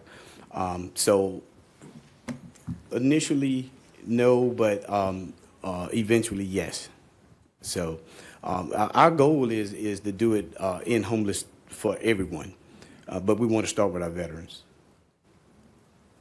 All right, thank you. All right. So before I go to Councilmember Hare, I did have a question. I guess it's probably more so for staff. Dr. Newton, what did you get to? So, two things. One, some of the wraparound services that you mentioned, VA, DSS, some of the other, some of those are, particularly DSS, mental health, and some of those things are under the county's purview. Have you made a presentation to them? Do you have those arrangements kind of in place? We reached out directly to the interagency, to the DSS, not to the county as a whole. No, Just to the DSS specifically? Yeah, just to the individual stakeholders who would actually be doing the work. Okay. And then I guess this is for Dr. Newton. So in the event that the council made a provision for tiny homes or zoning or adjustment to allow it in areas, what stops someone from doing, building a tiny home community for Airbnb or a tiny home community for something other than this? Because our intent could be for this, but you can't limit it to that once you open that door, right? You're right. You're right. It is by use, not occupant. And you've heard versions of that before. So zoning is designed by the type of activity, not the occupants. So with that being the case, is there a way, how would an individual one-off project be? It would be a special use? Like if there was a place that they found it didn't allow it, then they apply for a special use so the council could hear it on a case by case? And yes, that's correct. And then you would condition as to what the actual activity is. And again, you'd have to work very closely with legal in terms of what fits in the parameters so that it doesn't become what's known as contract zoning. Okay. All right. Okay. Just want us to be mindful of that. I mean, I think the intent we're tracking, but just once you crack that open, there could be, developers that come in and put 50 houses on a 2-acre lot. And, all right, Councilman Hare.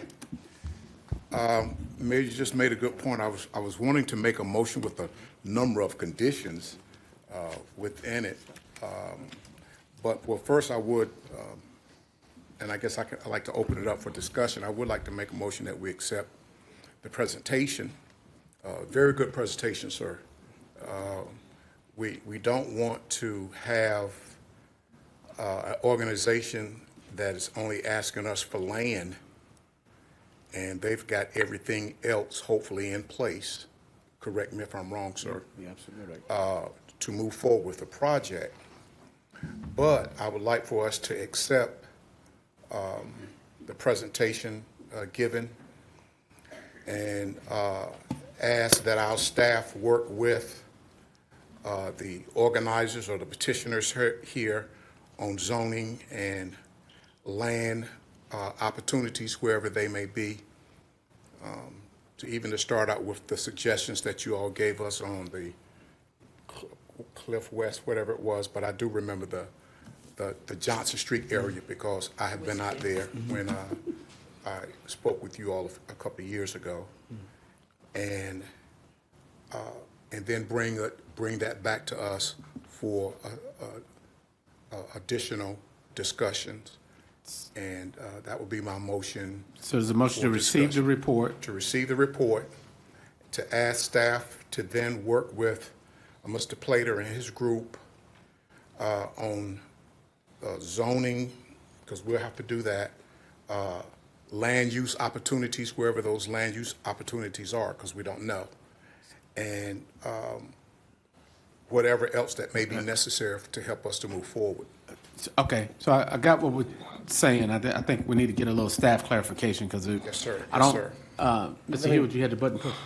I want clarification. Well, thank you, Dr. Hare and Mr. Mayor as well. I think I heard a council member mention the desire to put this on the city-county liaison meeting as well. This year, we are the chair of that, are we not, Jennifer? Yes, we are. And so Mayor Pro Tem would set the agenda, so with your permission, we'd like to add that in and get the county's participation through that presentation if we can. Today, they are not asking for any financial assistance. We have shared with them our list of surplus properties. As Dr. Newton mentioned, we actually have a successful model, we think, working already in the city. Inasmuch, you may recall, just a few weeks ago, council approved for a tiny home village for, is it homeless veterans as well, Chris, Alex? Yeah. And so we have potentially have a working model here in the city. But we'll absolutely will help them with any zoning needs and requirements that you have. But if, to your point, sir, if it receive the report and work with Mayor Pro Tem to schedule it, and again, sharing the list of sites that we have. So, Can you add that to your motion? Yes, sir, of course. Thank you. Yes. And I just want to clarify one other thing. So I think that addresses, you're running a parallel track again. One is, this will go to the city-county liaison, which the city is in charge of setting the agenda there. Two is, they're sharing with Mr. Plater and his team the available lands and opportunities as he does his research for which site fits best. But the missing piece was, when will staff be able to give us a couple of proposals on what creating some zoning option would be? Because I don't think you need all of those three pieces in a sequential order for them to start to work and pull some additional examples of it to make sure that it didn't address or open the door up for things that we didn't want to welcome. So I want to make sure that piece is addressed. So you've got the first two. Can you speak to that? Well, as I mentioned, you approved the one for Inasmuch. Which street is that on again? Hillsborough. So we have a working model, and I think they're doing 12 or 14 homes there. And so we have a working model. That was done through conditional zoning, Dr. Newton and Chris, Alex. And so that would be what we would recommend, because I think it would then blend in the concerns I heard council mention about what is the wraparound services. It's just not about putting a number of units on a site and someone walking away without a continuity model to do the wraparound services. Answering the questions that you may have posed, Mayor Pro Tem, is this 6 months and then you transition them to another type of housing or not? By doing that type of conditional zoning, you potentially could, but we'll be happy to prepare a report based on what we've done with Operation Inasmuch, as well as to look at how the conditional zoning might allow us to do that now. As well as, because I was just looking as well at the minimums in the North Carolina State Building Code. And we'll also include that as well in the report, Dr. Newton and Kelly, if we can. And really, it goes on the minimum square footage per occupant. And so it's not necessarily per size of the unit, it's per occupant. And so there may be some opportunities in that. But again, I think that the conditional zoning, which you have, a working model, which we have on Hillsborough Street, as well as a willing and interested partner who said they don't need your financial support. They need coordination assistance. And if we can help them with land, I think that we have a winning proposal there. So hopefully, Mayor, that answers your question. All right, so if I heard you correct, they will come back to us with the portion that concerns the council, any additions or modifications to the zoning piece. You'll use it as much as an example, but there'll be a different discussion about that. We can do that. All right. If I can add, Mr. Mayor. All right, Mayor Pro Tem. Thank you, Mr. Mayor. I also would like to add that the county has just authorized, I think, $30 million to build a shelter, which location is to be determined. Them having a footprint into this program will also help them alleviate some of the beds needed in their facility that can help our homeless at the same time. So I think it's imperative that we make sure we bring this to the county to see what options we have with them before we even move forward. Thank you, Mr. Mayor. Yeah. All right, Mayor, Councilmember McNair. I just want to second the motion. I just want to second the motion. Okay, all right, there's a motion by Councilmember Hare, as stated, to, one, receive the report, two, to continue to have staff work with Mr. Plater and his team to share available or surplus land that is listed for sale from the city, that as he continues to do his research. And then 3, staff will come back with some proposals or modifications or examples of any zoning adjustments that the council needs to consider. And so that's the motion, second by yeah, and it's going by way of the city-county liaison meeting, which we are in charge of the agenda there. So Mayor Pro Tem will share that with the county. All right, any discussion? All right, council, I'll look to you for your votes on that. Thank you, Mr. Planner. Thank you. Appreciate your job. All right, Madam Clerk, it's unanimous. Thank you, sir. All right. Next item, 6.03, receive presentation from Fayetteville Cumberland County Continuum of Care. Good evening, everyone. Afternoon, rather. Be evening in a little bit.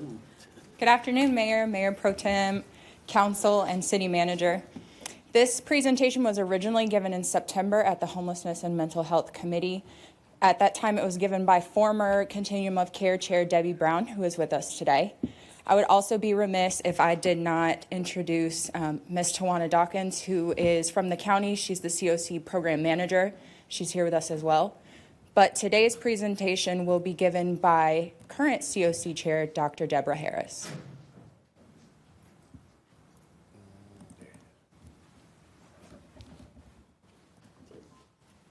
Thank you very much. Well, hello, everyone. How are you? Yes, okay, it's good to see you.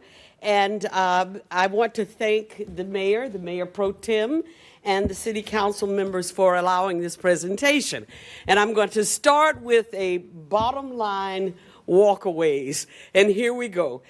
We want to walk away with an enhanced understanding of how we remain informed about the unhoused populations in our community.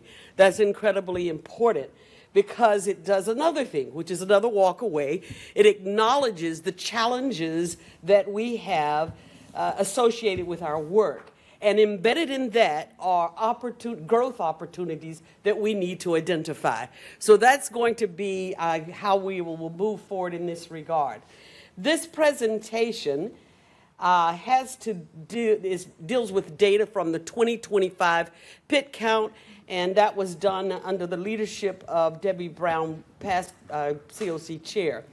It is important to note that it takes about 4 to 6 months for this data to be approved for distribution. In addition to that, we had a lot of administrative changes, we had a lot of government closures, and the initial report was presented in September, and this is the first opportunity that we've had to present it to you per the invitation of Brenda McNair, Chair of the Homeless and Mental Health Committee. All right, that's the beginning. So let's look at this. The count was scheduled for January 23rd, but due to inclement weather, we had to push it off to January 24th. Now, field teams noted that because of this change, a lot of people weren't present as they were expected to be. Many of them were in warming stations and in shelters, white flag shelters. The team still visited those areas, but it was important to note that some of the people still were not counted because of work schedules or just not being where we thought they should be. Nonetheless, it is important that we still have confidence in this data as representing our state of affairs. All right, here are the final numbers. You can see it, but 383 are the numbers of individuals that were counted in the 2025 pit count. Pit count is point in time, all right? It represents one 24-hour period. What we want you to look at is the 4-year comparison of this pit count. This is important. Let me share with you why. From 2022 to 2025, you can see some growth. In particular, in the transitional housing, we doubled our transitional housing. And that is kudos for the increased focus that that was a result of COC funding. Huge. All right. Now, Here's where we get really intriguing. The pit count only represents a 24-hour period. The broader picture comes from the HMIS, which is Homeless Management Information System. And it gives a year-round perspective of the COC. To emphasize this point more, I want you to look at the bottom line there where it says the total of households and people served from 23 to 24. Now, you will see there were 553 households per HMIS. Also, there were 845 people served per HMIS. Now, it's important because what we notice is this is just a snapshot, but it does represent the homelessness, scale of homelessness in our community. HUD considers both PIT count and the HMIS when they're trying to determine our needs, our gaps, and our strengths. That's very, very important. So let's look at how this comes together from the, where we go, okay. Coordinated system, did this the right one? Oh, okay, got it. All right. The HUD requires that we have a coordinated intake system which allows us to better assess housing initiatives. Stella is one of the reporting tools for that, and it allows us to track the trends. This is one set of the trends. Look at this. At the bottom one, it says the average cumulative days were 75, exits were 36%, and returns were 3%. What this trend shows us is that we are in the process, we're making progress on the duration of reducing the duration of homelessness and the housing outcomes. However, it does appear that there is an increase in returns. But we want you to note there's not really an increase. It just appears that way. But it does say to us there is a need for continued focus in this area. We also collected data on the race and ethnicity as far as homelessness is concerned. This is important because it tells us that we're not excluding anyone. Everybody's included here. It's worth noting that this data shows that there's a reduction in the average number of days of homelessness across all demographic areas. That's important. I hope you're beginning to see some of this thing. It also shows us race and ethnicity as it relates to exits. Once again, paying attention to the fact that we are not leaving out anyone in this process. Now, as I said a moment ago, HUD does require us to have a coordinated intake system, and here's probably a very everyday way of describing it. So the coordinated intake system is the front door for people experiencing homelessness. Someone comes in, the staff listens to the needs, they make referrals to the appropriate nonprofit agencies. Now, this is important as well. I'm saying everything is important because it is important, but let me just share with you. The coordinated intake system does not provide housing services. A lot of times people think they do, but it's not. But here's where it gets really juicy. If you note, the number of referrals are not the same as the people served. Let me explain more deeply. In 7 months, we had 2,580 referrals. HMIS reported, if you remember, that we served 845 people, and the PIT count reported that we only served 380 unhoused individuals. You see how both of them are needed? Because the referral counts cannot be ignored. They cannot be ignored because one person may need multiple services. They may need shelter. They may need clothing. They may need food.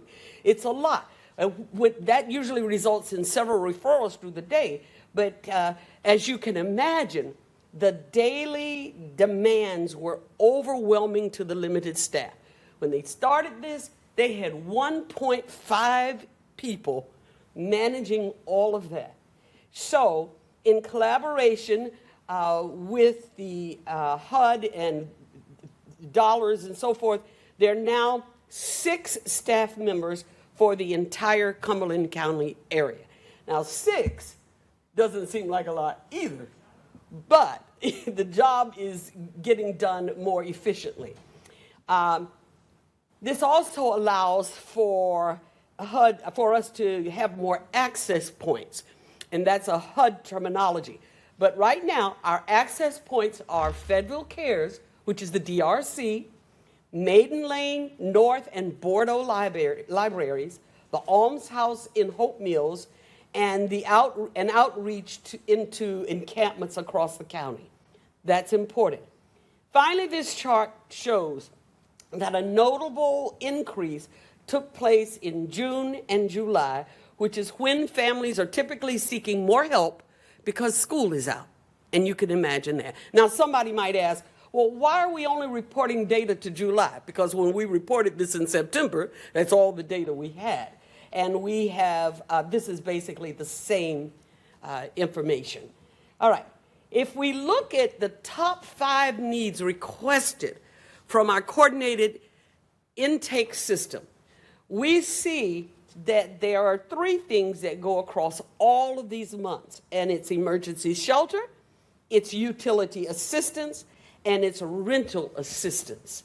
Those are the 3 that are common across all 5 months, but all the 5 areas across the months. And so we have to make sure that we pay attention to that. That's a growth opportunity, all right? So in order to better understand how we use federal grant funding, we look at the housing placements over this from January 22 to December 24. HUD identifies 4 housing categories. You've had this document, I'm sure you've read over it, but let's just highlight transitional housing, permanent supportive housing, permanent housing, and shelter stays. Now let's look at how these were used in the past 3 years. We see that there was an increase in transitional housing after a decline. Permanent supportive housing declined significantly, which is attributed to the loss of 2 providers. That's where that 15 comes from. You might see it and go, oh, we lost 2 providers in that time. Permanent and rapid rehousing show upward trends. There was an increase in shelter stays, but it's also important for us to note the white flag data. You will see in 2022 it's 0. Why? Because at the time HMIS did not keep up with that data. It was not entered. But now we see that it has doubled. From 23 to 24, it doubled. Now, we acknowledge that there are probably some duplicates in there, but it does still make the point that the needs are great. There is a rising need for emergency shelters. White flag nights have been increasing, so the demands are increasing. And the COC supports a range of housing interventions in our community, including transitional housing, including permanent supportive housing, including permanent housing, including rapid rehousing, including shelter stays. And we have been supporting that through HUD COC NOFO funds, grant funds, and COC emergency solution grant funds. Here's what we need: your continued support, as well as the support from the community partners. It is important and it is necessary. We thank you for what you do, but I have to say this: we must communicate openly. We must collaborate authentically, and we have to build solid relationships as we grow forward. We have, if you get any information from me, I'm going to have my sign off, which is a line from Drumline. We are one band, one sound. We have instruments, all are playing different instruments.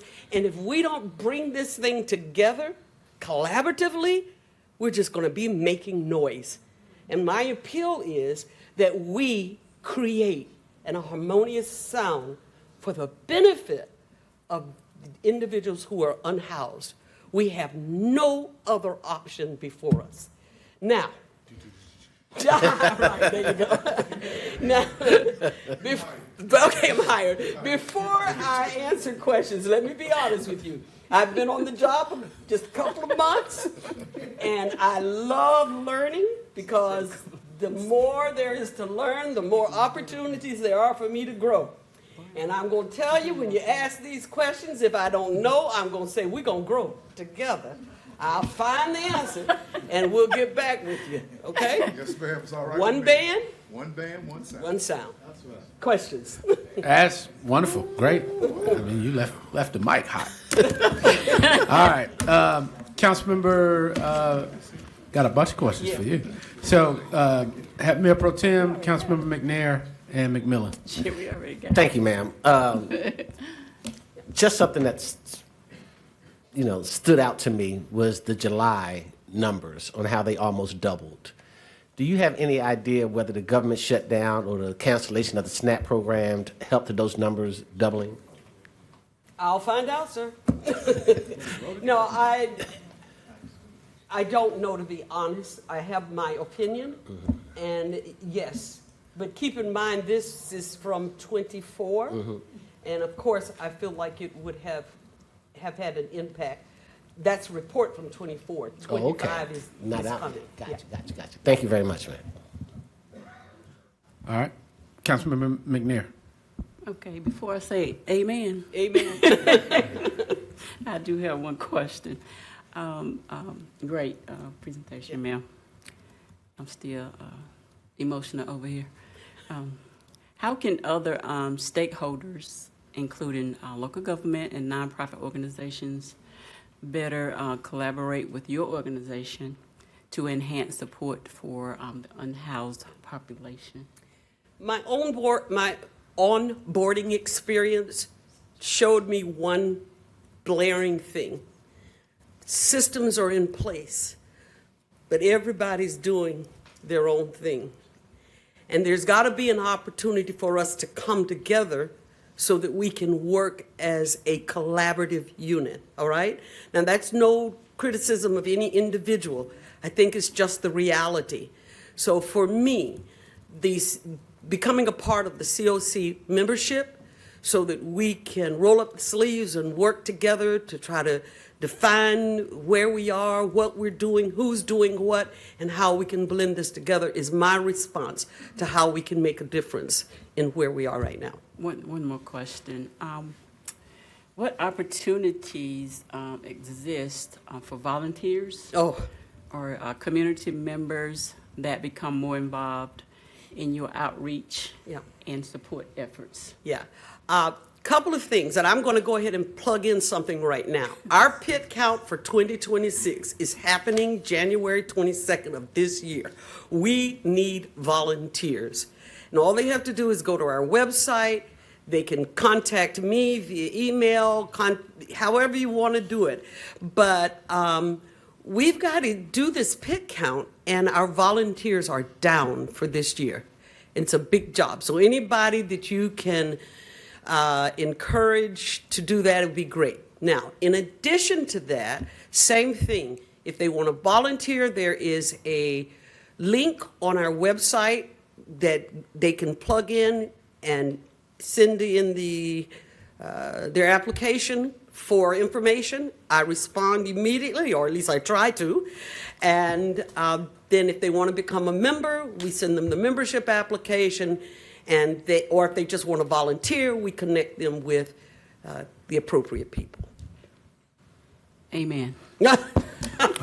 My grandchildren have been trying to teach me how to be hip. So you know the latest is clock it. Hope the Brenda clock it. All right. Real versatile up here. All right, Councilman McMillan. Yes, ma'am. Thank you. Thank you for your work. Thank you for this information. I'm looking forward to working with you. Yay, good. Yes, ma'am. I had two questions. One focuses on white flag operations and the gaps that we have, just as a county, as a city. Yep. With recognition that all those are county assets, those are city residents for the Right. most part that need those white flag shelters. Right. I've been in conversation with Cornerstone Yep. and with Community Awareness Alliance, and there's concern that there's not relief anywhere soon enough. There's not anything to fill the gap between the beds that we have available now and the need. They are turning people away, which I understand hasn't happened in past years, but it's happening this winter. I'm wondering, just for the first question, where is the place where coordination, where cross-organization coordination can happen to address that immediate gap With the white flag? with white flag shortages? Yes, ma'am. Yeah. I know that, and I may ask one of the other people that has more experience with this, but let me just share with you, the white flag designation, whether or not they're going to have a white flag, doesn't come from us. It comes from the county, from the county. We have lost one provider that participated in that, not saying any names, and that provider is hopefully in the process of trying to re-enter that field. But we certainly have, and I see someone put up two. We have two that are coming up. So we're working, but more needs to be done.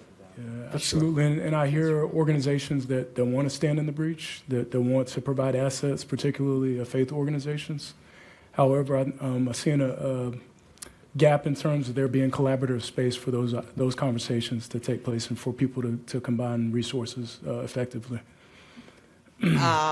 A gap in people reaching out and being received? I think maybe the gap is maybe the table needs to be set, and I'm not saying that's continuum of care, but I think a table needs to be set so that all organizations can pool resources in order to address that immediate need for this winter. Yeah, at our last COC meeting, that was one of the things we kind of laid the groundwork for, to have to understand what each and everyone is doing and how can we pull that together.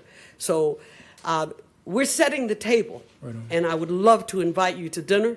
Okay. It's going to be a full course meal. We need you. Okay. I hear that. I hear that. That leads me to my next question, all right, which is something that requires a healthy appetite. I'm thinking about strategic direction, and I love to see the data. I love to see us going back years and have some hard numbers. What I'm really looking for and curious about is where strategic direction comes in terms of attriting these numbers in the future. I would love to be able to see a chart that shows me 3 to 5 years in the future, and us saying that we don't have this issue, us bring those numbers down to zero. I'm wondering if you see any space, any ideas about when we can start to make projections based on the assets that we currently have, and then also start to make projections based on assets that are planned, such as the ones that the county just announced a couple of weeks ago. Yeah. Two things to that. There are a lot of new people on board this year. And as they introduced earlier, Tawana Dawkins is the new program manager for COC. Debbie has been invaluable in helping us with all of the back work to come forward. And and I'm new too, as you know. But what I am seeing is an earnest attempt to try, and nothing beats a failure but an effort, all right? But a noble attempt or an effort to ensure that the data you're requesting is available and that it works. And we all know that the more data you have, the better your story can be told. And so that, in my research background, that's one of the things that is forefront in my mind. We've got to get more data. But in order for our data to be accurate, we've got to make sure the systems are in place and that everybody's using the systems as they should. Does that make sense? And so that's a process of things that we're seeking to unpack and to improve as I speak. That's one of the things that's been very evident to me. Okay, and I'll just give one example. When they come through the coordinated intake process, the last step is that the organizations are supposed to report back to to coordinated intake, and that doesn't happen as efficiently as it should. And that's one of those gaps that we have to address. Yeah, thank you so much. All right, thank you so much. You give a great presentation. You got time to stick around for a couple more items? So before I go to Council Member Ferguson and then the chair of the Homeless Committee, couple questions. So a couple years ago, the City Council brought on the Office of Community Safety. I see Mr. Jones back there. I told him don't get too far away. Yeah. I'm interested to hear how, and I'm familiar with coordinated entry. I remember when we first brought this program online here, it was a HUD requirement, and the city gave $50,000 and the county gave $50,000 just for the management system. But we only funded it at that level. Now, I remember, I think we both have since increased it so that you all could hire people like you or bring on. I'm not hired. Oh, Lord, have mercy. One message, one sound. So let's get back to the one sound. So that the staff could get the resources that the organization needs. Talk to me about that. Have our funding levels continued? I thought we increased it, and if with a little bit more funding, what services do you see that you could do that you currently are not doing? Can I call on you? What's your name? Ms. Brown? No. Well, Ms. Brown or OCS? Mr. Jones. Mr. Jones? Alex. I'm trying to. You threw me off with that funding part of I my know, I'm position, sorry. and I'm just like, wait a minute. Volunteer is what it is. Work of the Lord. Amen. We are currently funding at the interlocal agreement level, and so that is $100,000 from the city and from the county. So 100 apiece? 100 apiece, yes, sir. And so part of that does go to pay for the HMIS service that the city and the county provides, that she has talked a lot about here today, as well as it did pay for Ms. Tawana Dawkins was the HMIS data analyst to go back to that data that we wanted to have, and so she's been promoted, but we pay for that position. So the remainder of that goes so that we have qualified data. All right. But the county has stepped up and took and reaffirmed their role as the lead agency. And the COC has also strategically used some of their COC funding to bring on those 6 people with our community partner for coordinated entry. Okay, Yeah, good. and we do have, in my opinion, a very strong board. Okay. And I've just begun to work with them, but the little bit that I've found is that they're on target. So with that and some of the other work that needs to be done, I think we can grow forward. And then we also, part of our ESG requirements, our emergency solution grant, is that we target that funding in connection with the COC to match their priorities in a community response. So our money that we get, I'll bet it's only $155,000 through ESG. We work with the COC and our lead agency, the county, to make sure we target and program that correctly in response to the need. Gotcha. Thank you, Mr. Alex. Mr. Jones. I'm coming. And I have met with, yeah. I have met with him, All right. so I'm excited about working with him Good. as well. Yeah, we're excited too. So, Mr. Jones. I call him my grandson. All right, grandson. So, Mr. Jones, Yes, as she's talking about what they do, one of those gaps, over this weekend, I had to send a communication that was sent to me where I was traveling on one of the major corridors, and you had a individual that had full bed gear, sleep right on the sidewalk beside a major highway. Not safe, heartbreaking, all of that. When I asked whether the call should go to which department of the city, tell me about how when a situation like that comes up, the call goes to you. Do you have staff members that go out there? What's the next step, or how do you get them to their program? Introduce myself, John Jones, Director for the Office of Community Safety, grandson, Dr. Harris, I guess. Thank you, Council, Mayor Pro Tem, City Clerk, City Manager, and City Attorney for the time to be here today. So to your point, Mayor, I'll give you the example that we actually provided today to that individual. I will not be sharing details for the dignity of the individual, but I will say in that response, OCS went out. I have a staff member on my team, Deanna Braggs, who is with us today. I asked her specifically to come today, who met the individual at the scene and discussed some next steps. With that in mind, the first step, as we as an office, when we interact with the individual who's experiencing homelessness or is unhoused, we always point them in the direction of coordinated entry. That is how we recognize as an OCS there is a system in place.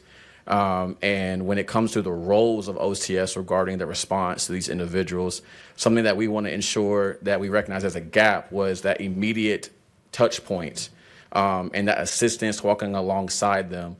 If it is pointing them in direction to coordinated entry, if they're already familiar with coordinated entry and there's some other level of assistance that we can coordinate, that is the role of OCS. We recognize our role is that immediate touch point, while the Economic and Community Development Department oversees more of the policy making regarding the unhoused.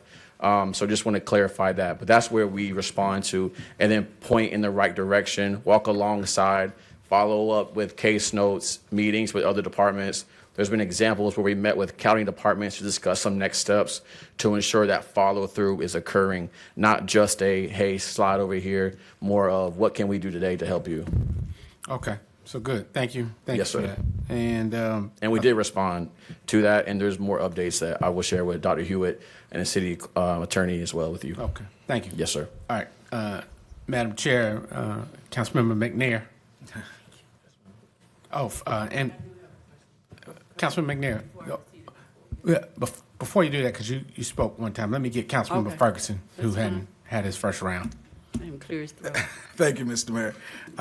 First, let me say thank you for this presentation. And I totally agree with the collaboration effort that you related to earlier, because I know some time ago we had that with the feeding in the community. And what we realized is a lot of churches and a lot of organizations were going to the same locations because nobody knew what location. So we formulated a hub through Parks Chapel at the time.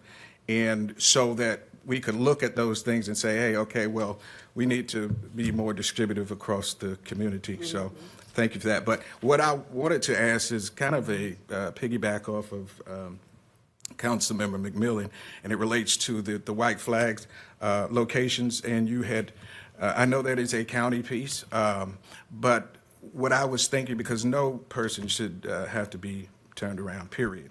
And if we're seeing that right now, I know there are things in place that are going to be coming up. But my question is, I've talked to a lot of leaders of faith-based organizations across the county, and they're willing to support and be a part of it, but they want to be a white flag location. What are the, do you know the procedures of being a white flag location? What the time frame of what it takes, and who can be one? Yeah, yes, sir. I would suggest that anyone who's interested in serving as a white flag location, this could be something that they could reach out to ECD, who would reach out to Development Services about the zoning restrictions and requirements to do overnight sheltering. And between the two of those touch points, we'd be able to get back to them. Okay. And I do know that there are some basic criteria. I mean, you can't just say, I'm going to be a shelter, and you don't know, you don't have any of the protections or whatever in place. Just a thought. Thank you. Yeah, okay. All right, Councilmember McNair. Before I make a motion to receive this report, I just need one more question answered. What does it mean to become a part of the membership? Okay. Can you explain that in detail? Yeah. So we meet every second Wednesday, and we look at where we are. Of course, there are always reports that have to be made, but what we're doing now is determining, like, where are we, what can we do about it? I'm trying to develop what I call solution seekers. Everybody can tell you what's wrong, but can you roll up your sleeves and get something done? No, we're gonna steal that word. I got it. So so being a part of the membership means your attendance must be consistent. To become an actual member, it starts with an application, then you have to attend, after your application is approved, you have to attend 2 or 3 board meetings to, member meetings in order to become a member. Once you become a member, you have voting power. You have a stronger voice with regard to what happens, okay? And I tell people all of the time, if you are a yes person, I do not want you on the team. I need you to push back. I need for us to get answers, so let's put our heads together, and it's okay as long as we're communicating openly, all right? So that's pretty much it. That's my criteria is, don't yes me, just talk with me. Let's get to a better place. Okay? I like you. You too? Well, thank you. I like you. All right, I think, so with that, we'll entertain a motion, Madam Chair. Before you do the motion, can I say this? If you want to remember the 3 things I'm going with, when I stepped into this, there were so many acronyms I was going, oh, I said, well, I'm going to create my own acronym. And so it's CCR, communication, collaboration, relationships. I like All right, it. now. All right. We need to go over that What's my development name? and get her out of there. Deborah Harris. Some respect on that now. All right. Madam Chair. Yes, sir. Thank you, Mr. Mayor. Thank you, Ms. Harris. Ms. Harris. Can't forget Thank that. you, girl. That was wonderful. I'd like to make a motion to receive the presentation from the Fayetteville Cumberland County Continuum of Care on the annual point in time count. All right, there's a motion by Councilmember McNair to receive the report, seconded by Councilmember Davis. Had great discussion. Any further discussion? If not, Council, I'll look to you for your votes for this.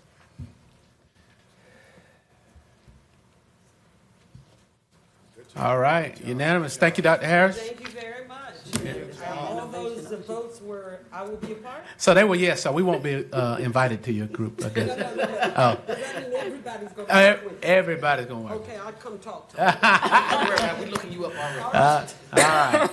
That was good. That was good. Thank you to all Continuum of Care for what you're doing. All right. Council will move to the next item, 6.04, is the update regarding the completed study from the Black Voices Museum. Let's see, Robo and team.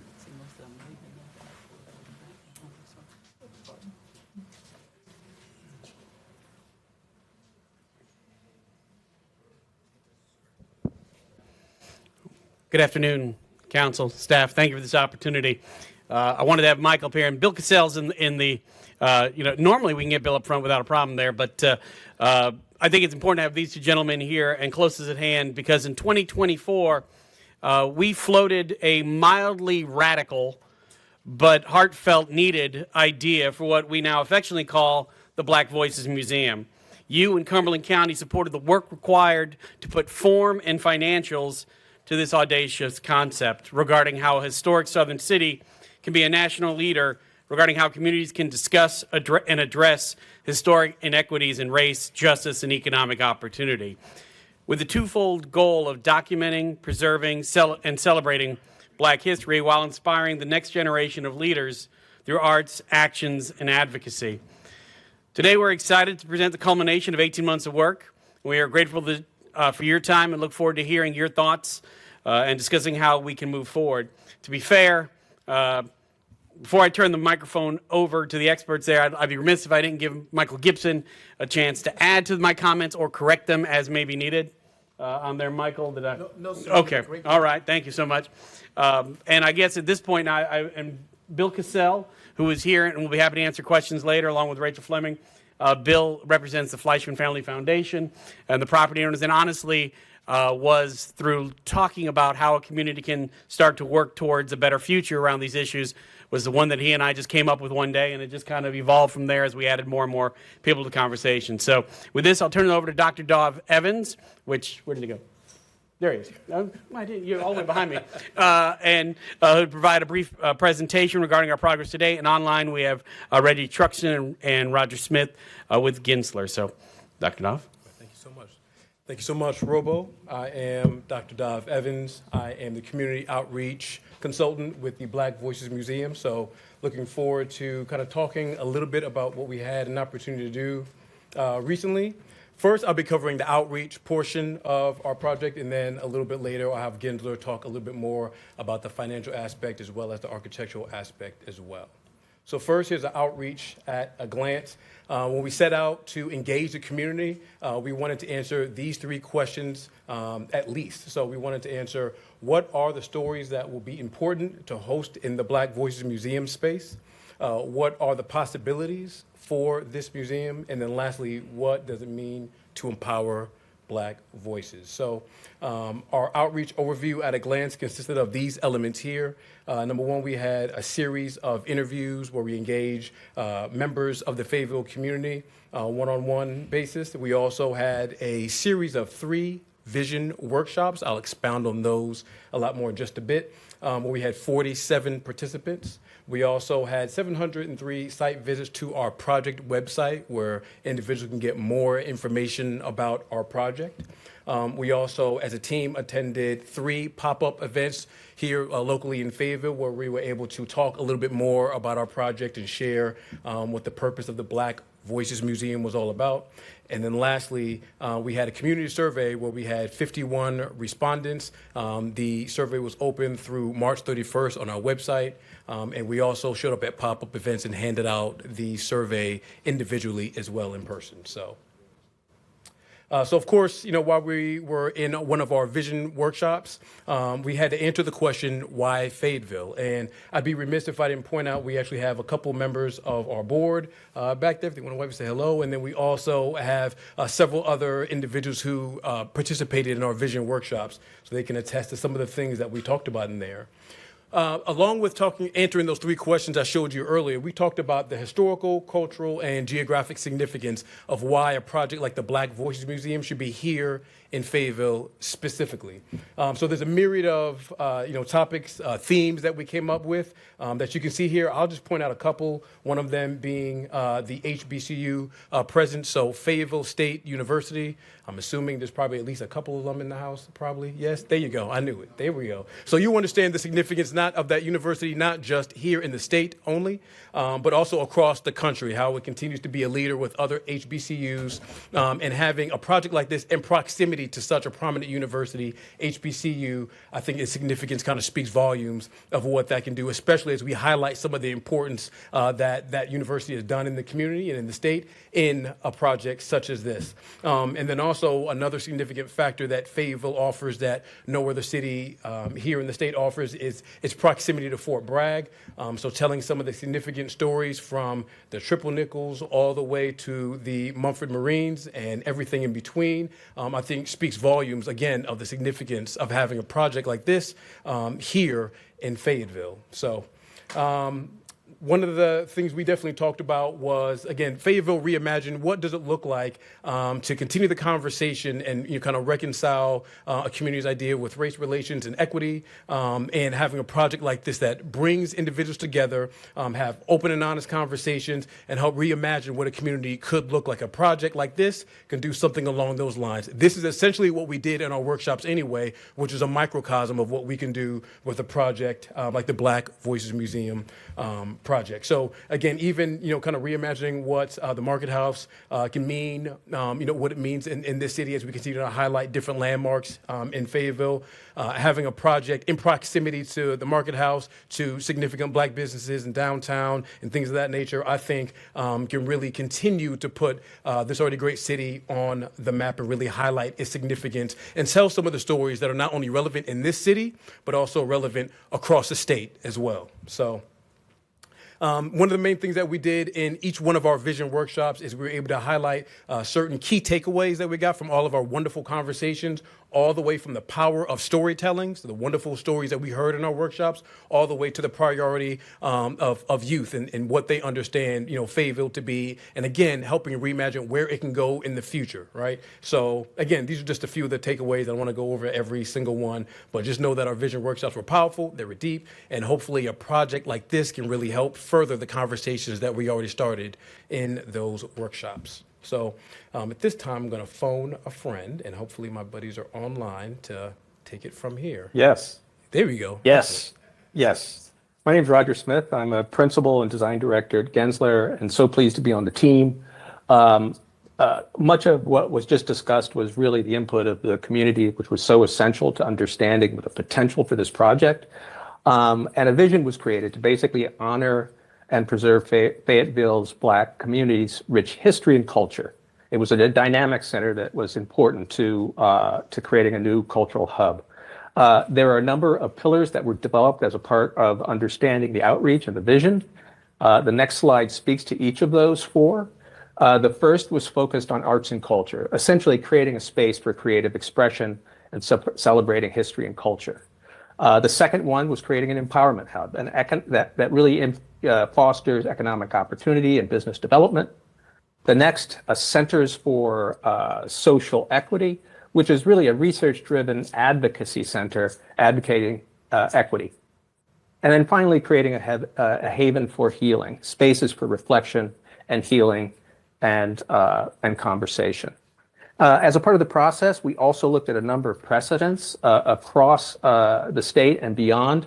The Equal Justice Initiative Legacy Museum in Montgomery, the Newark Community Museum of Social Justice in Newark, the National Museum of African American History and Culture in DC, important institution, Harvey Begant Center for African American Arts and Culture, the International African American Museum, the Reginald Lewis Museum in Baltimore, the Impact Hub in Baltimore. And all of these projects were essential in kind of giving us a picture of the potential for this project. This image shows the site itself in the center of downtown, clearly a cultural hub in and of itself. This project then becomes a place to really center that and really become a cultural institution that enlivens the downtown area. Here are a series of images that basically show the elevation of the building. But one of the things that we were inspired by was a poem written as a hymn by James Weldon Johnson in 1900, Lift Every Voice and Sing. And we asked the question, what if we could create a space where the voices and contributions of African Americans of every walk of life could be elevated and lifted and a part of this museum experience? We studied a number of different concept massings on the site that you can see here. The next slide shows another view from Otis Jones. And again, a series of studies that looked at that, plus a combination of program spaces that created exhibitions, Center for Social Justice, theaters, and other spaces to support this incredible vision for this institution. This is a section cut through the building, through the museum entrance along Persons. A stair that's skylit that lifts you up to each of the levels of galleries toward Otis Jones. The next slide gives you an image, an aerial view from looking above Person. And you can kind of see that sort of stepped terrace series of elements and galleries which represent the exhibition spaces and the institutions that house in the space itself. The next slide just shows a close-up there with outdoor space. This is a view from Person where you can begin to see, how the building is viewed. The scale is reduced along this. And the glass screen that you see in front of you there's a metal screen with the words of Lift Every Voice and Sing repeated for all to see. This is a view from above the courthouse. You can see here how from Otis Jones, it could be really transformed into a place for cultural events and activities to bring the entire community together. A really important new epicenter for culture and activity and growth for the community. Here's a view from the interior as you enter from Person into the space, the monumental stair that takes you up to each level of the ever-lifting, uplifted galleries that skylit above. And then finally, from Audis Jones, the Center for Social Justice and Equity, you can see here how, again, that new event space, this new series of institutions could energize the community, bring the community together, and create a new harmony within the community. Our hope really is that these new centers, combined with the museum itself, can lift every voice and become an important new institution that celebrates history, culture, and storytelling, and provides a place for opportunity, healing, and provide a place for the entire community to gather. And now I'll pass it along to Reggie. Thanks, Roger. And I'm glad to hear from everybody and be with everyone here. My name is Reggie Truxton. I'm a senior associate and architect with Gensler. And the last portion that we'll look at quickly is the planning, which is the financial and institutional planning. And so looking at this slide here, what it is really showing is that we're very early in this process. We are really just trying to come up with a strategic plan, the community engagement to know what the needs are, but we have a long ways to go as far as with the facility planning, operational planning, as well as some of what is the most exciting part is some of the opening and the normal operations and daily operations. And all of this is made through when we think about the structure of everyone who's necessary and who's needed. We have the board of directors, the academic council, the community advisory board, and the executive director, all to create input to set up the operations, the marketing, the resources, the financial structure to make this building come to life. On the next slide, we also know that centered in the institutional planning is the visitor experience. So we need to make sure that the exhibits, the museum mission, and the audience are extremely engaging and immersive, transformative, and like none other, so it can be the draw for the Fayetteville region in Cumberland County.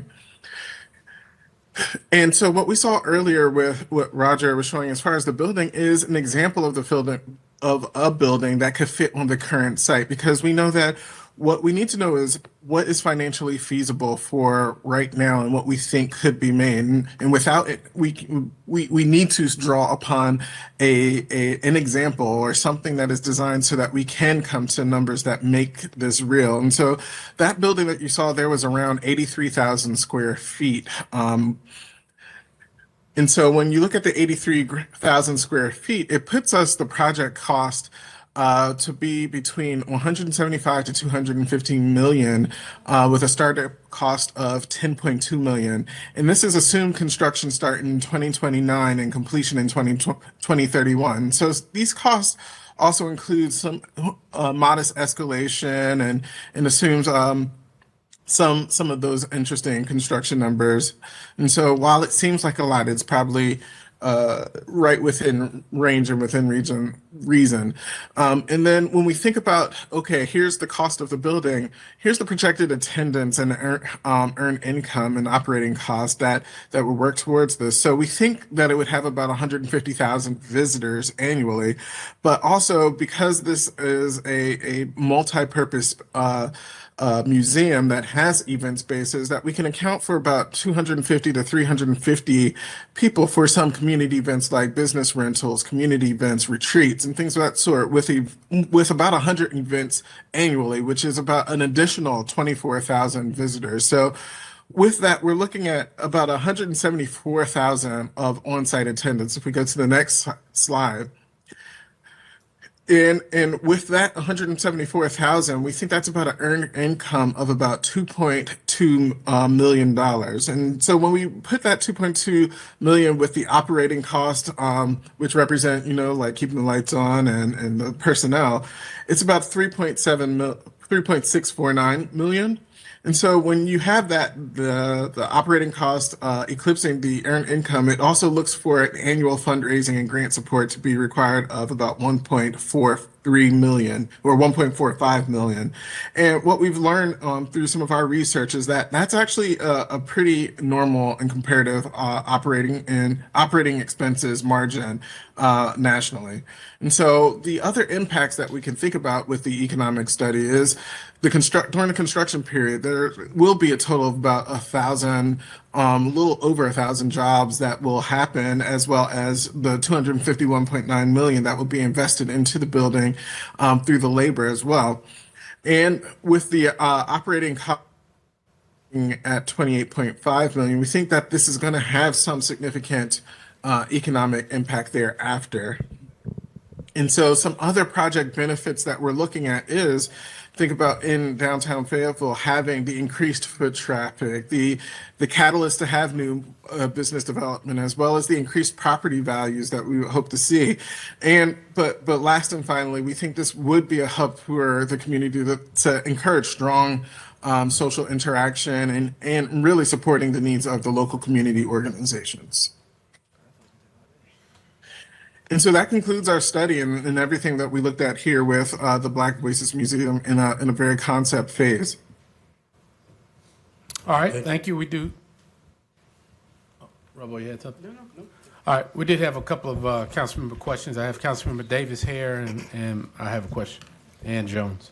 All right, thank you, Mr. Mayor. Thank you all for this presentation. This is my second time seeing this, I do believe.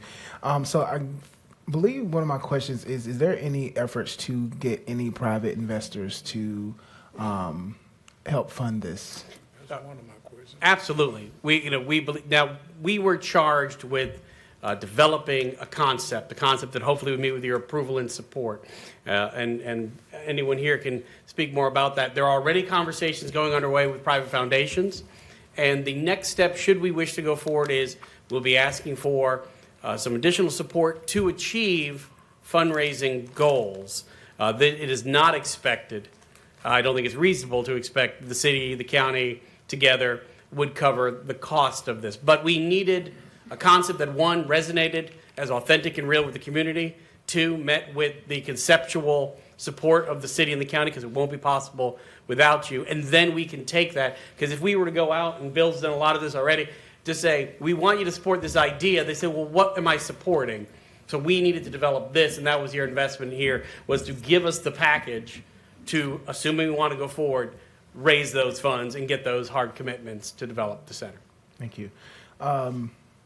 So I guess my other statement or question would be, so when you're looking at the private investors, who are scanning, because oftentimes when you get private investors or people who have interest in wanting to do stuff, they may want certain things done inside of the facility, and it may take away from the true history of the facility. So who is scanning the process and making sure that we are still maintaining the integrity of the Black Museum, but still having private investors?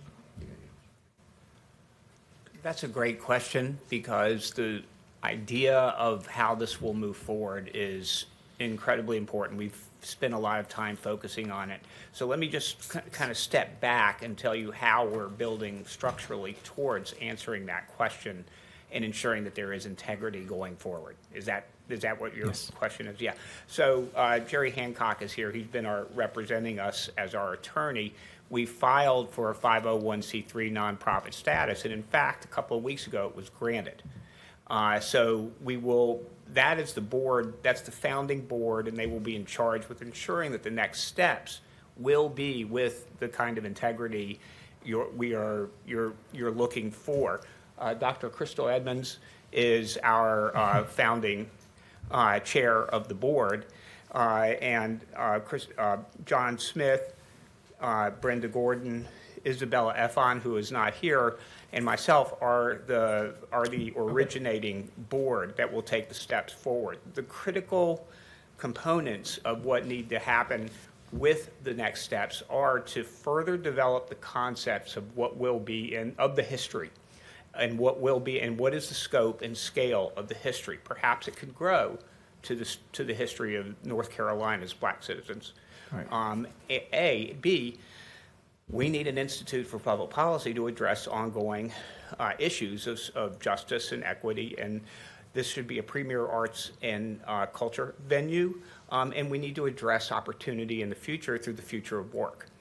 And those are the basic ideas. Those are just the basic ideas. And I think to answer your question specifically on avoiding mission creep, that is where we do need your engagement, your participation, the local voice being part of that. And to be frank, we have a lot of folks that have expressed conceptual, very strong interest, passionate support for this. Now we have to go convert it into hard commitments. But I don't think we've yet spoken to anyone who says, unless it's like this, Gotcha. we won't be supportive of it. And I don't think any of us would be comfortable with someone who came in and said it had to be our way, Yeah. or we're not going to be supportive of it. We believe that this idea resonates truthfully with enough folks who get what we're trying to do to get to the goals we need. Thank you, sir. And to give one just example of a conversation, it's the only foundation I've actually asked for money from, which it would fund a project manager. It's coming before their board in February. It's the borough's Welcome Fund, but it's based on the broader concept and the idea that we need an enduring project, and it needs to be audacious, and it needs to make a bold statement, and it needs to address the past and the history, but it also needs to address the today and what is happening in our society today, and also what's in the future as well. Thank you, sir. Thank you. I'd love to allow Dr. Edmonds to say a word as our founding chair. Yeah, just becoming the founding chair. Thank you for putting me there. This is an extremely important project, and one that I believe that Cumberland County should endeavor to support. For our city council, from our county commissioners, I am the daughter of a sharecropper, granddaughter of a sharecropper. Didn't know that. Didn't know that for a very, very long time. And those stories need to be told.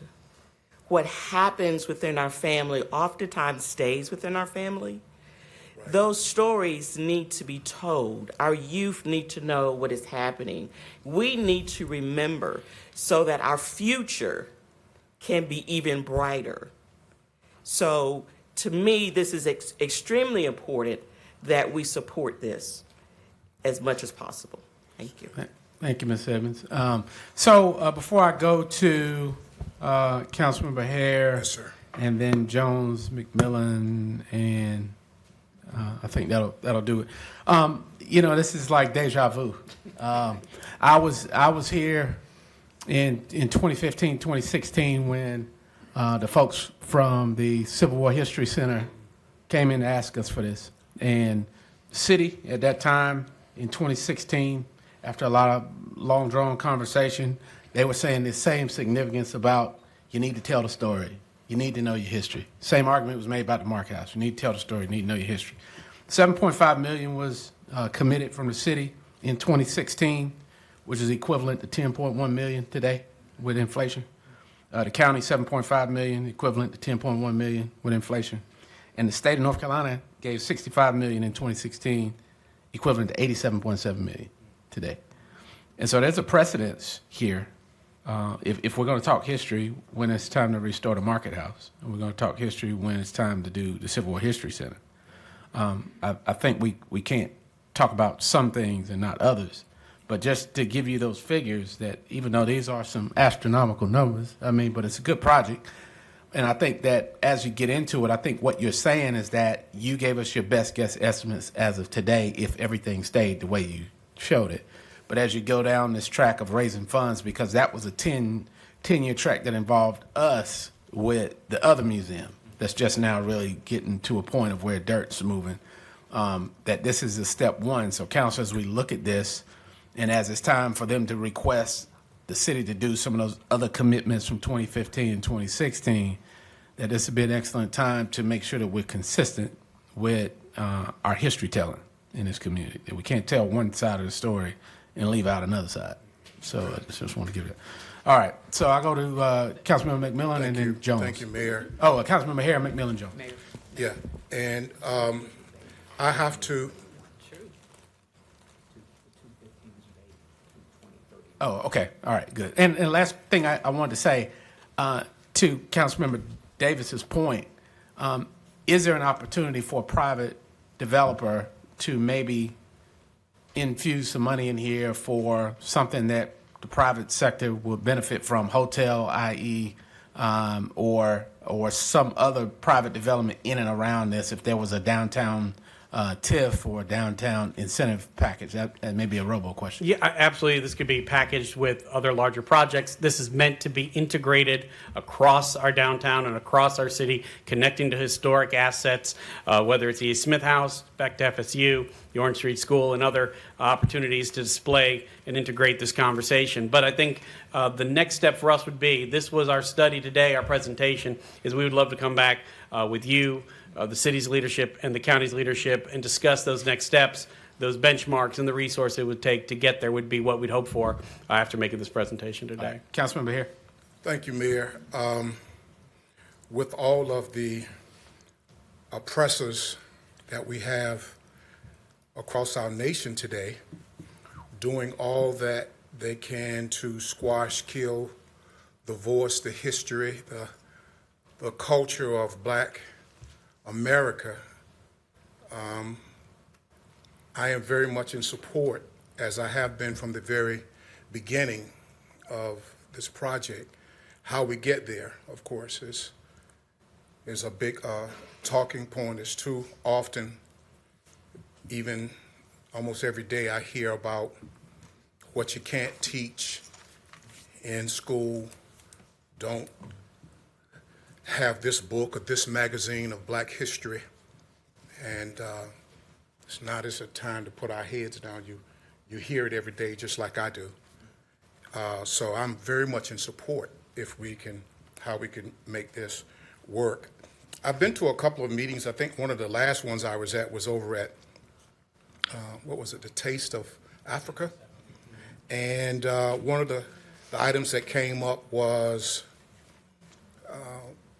if we get to that point, and how to get and receive that history, and going out into the communities and trying to receive some of that from some of our older brothers and sisters and stakeholders that have walked before us to tell us, and we need to go ahead and do this, while they are still alive, if not, at least just going and dictating it down.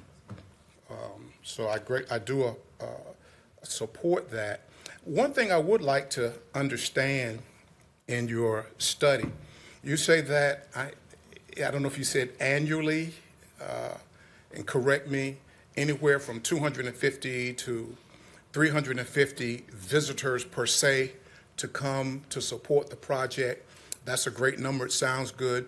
Tell me how you get there. How do you get there in a projection to project that you're going to get 250 to 350, if that was the number, to come to a particular project? And I say that because whenever I was a part of the Airborne Museum coming to the city of Fayetteville, they made their same type of projections.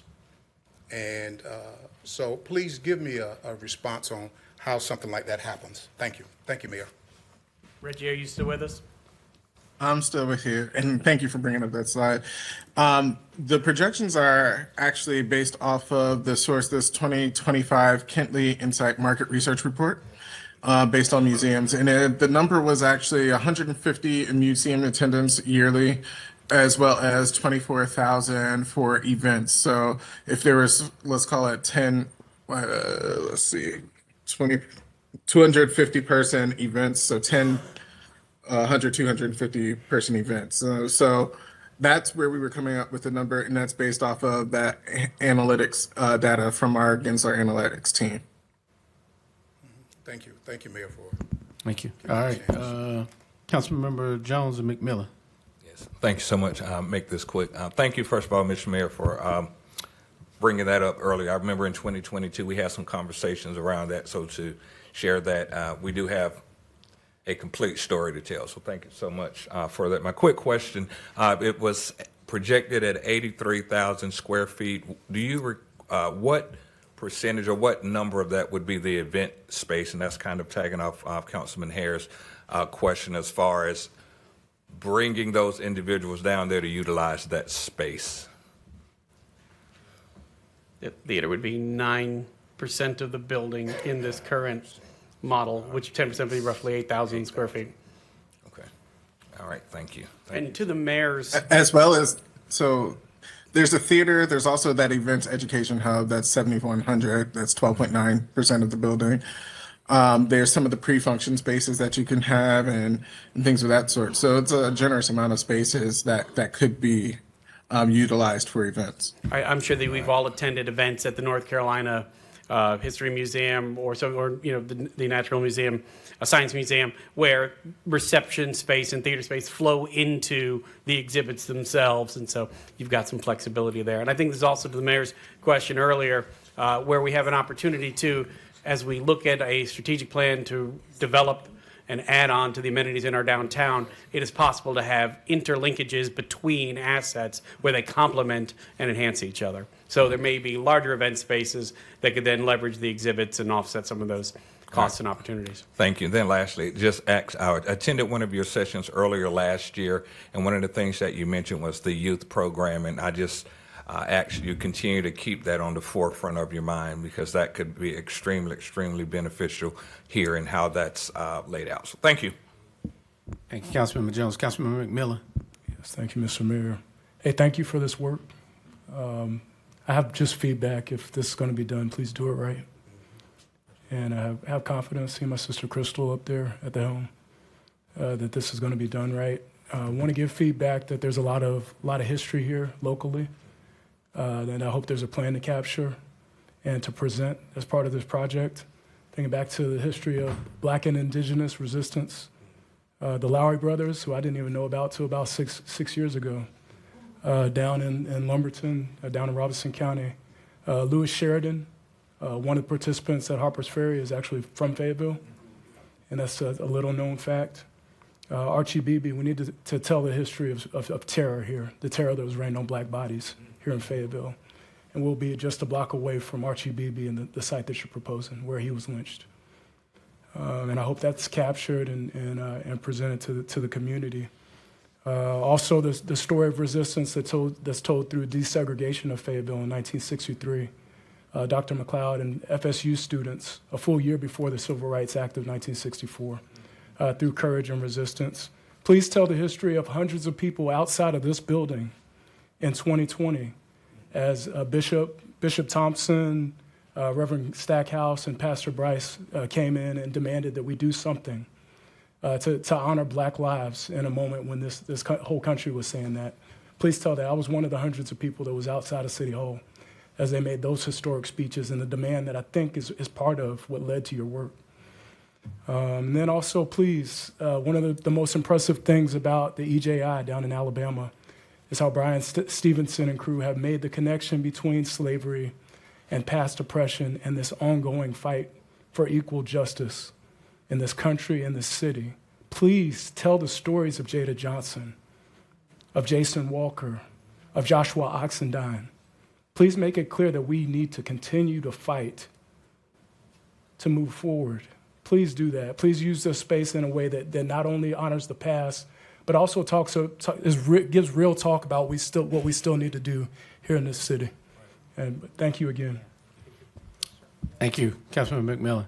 All right, Council, seeing no other questions. Robo, this is probably a question for you. Can you go to the theater and event space piece? Let's see. So you said it's about, 8,000 square feet? Give or take. So has there been any conversation with the county as they have pivoted in their project that was going to have theater and event space about maybe contributing to partner with to accomplish part of what they were going to do and part of what you want to do to maybe make it a bigger, particularly since you're across the street from where you are? Yeah, I think there's a lot of opportunity around that. We start our work at a point in time.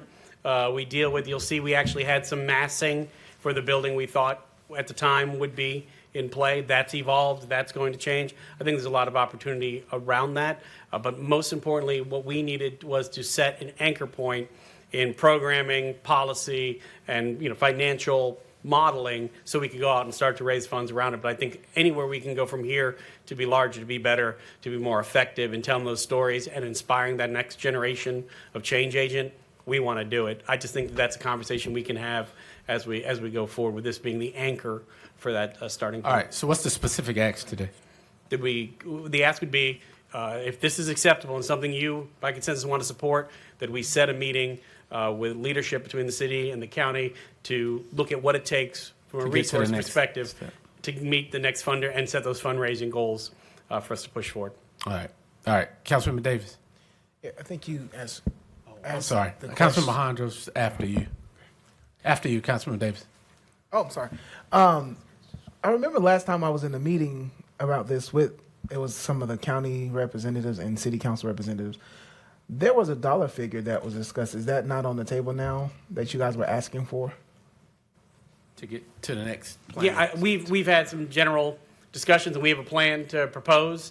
Okay. I think we felt it was very important to get this information in front of both boards. We presented to the county and the city, and to have that conversation at the same time. We don't want to be in a situation where we're making Understood. conversations with one or agreements with the other and putting y'all on the other side of it. Let's get together around this. It's going to take all of us to get it there. Thank you. Yes, we did to get to this point. You funded half of this, absolutely. For That's $50,000 right, to so- get to this yeah. point, a plan, a budget. All right, Thank you, Mr. Councilman Mayor. Hondros. Thank you, Mr. Mayor. I think earlier, if I heard correctly, one of my questions was answered. The group is 501c3, is that correct? Yes, sir. That's Okay. correct. So the location on Person Street and Otis Jones Parkway, the group or the entity owns the site or has a land lease or? The entity owns the site currently, but I'm actually personally the trustee of a large section of that land. Okay. It was the homestead of the Fleischman family, of which Joel Fleischman was the main relationship that I had. He was my mentor, and I worked with him for years on some of his assets in Fayetteville. The Waitman family is also a part of the fee simple ownership. But yes, there is an entity surrounding that. So the nonprofit that will own the museum will own the land? It's more complicated than that. We'll give you more details later. We're still in process of working through that issue. I think, to be What do you honest, how the final structure settles will be based on, for example, if the state were to play a role, how does that look? The city, the county, foundations.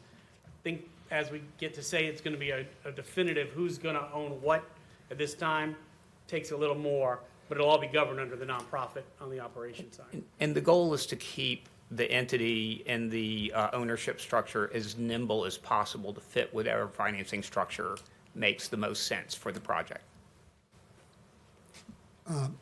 Okay, I guess, thank you for that. Was just curious, who was owning what, who's funding what, in perpetuity? I mean, based on the presentation, it's obviously a grandiose project. It's a gem. I was just curious how we went through the site selection process. There's a lot of sites in Fayetteville, potential sites, and I was just curious how we settled on this one. Catalyst One site, for example, where we're trying to tie downtown Fayetteville to the university and the Murchison Road corridor. That corner, I could envision something as grand as this being a anchor and a monument in that intersection. Not saying that it's not great in this location. It just looks a little tight and packed. I was just curious how the site selection process worked, and if that's the most viable site. On page 51, if you would, I had a question. It was an organizational structure, but there's a couple bullet points there, and the one bullet point references a chief of staff supporting the PLT. What does the PLT stand for? What's that acronym stand for? Project Leadership Team. Project Leadership, thank you. Trying to catch up with all the acronyms. And then there was a question earlier by one of my colleagues about what the ask is today. Because in our CAM, it just says this was for informational purposes only. And then on page, slide 63, I believe, it talks about a future meeting. So, which I,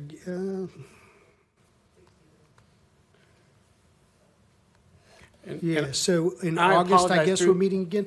I'm sorry, with the holidays on top of us, that is actually a different version of the presentation that we just showed, which contains the animations. So there may be a slight difference. If you can tell me what that says, or someone can show me, I don't want to be off about that here. I don't. So believe we have it. upcoming meetings, it talks about August 28th.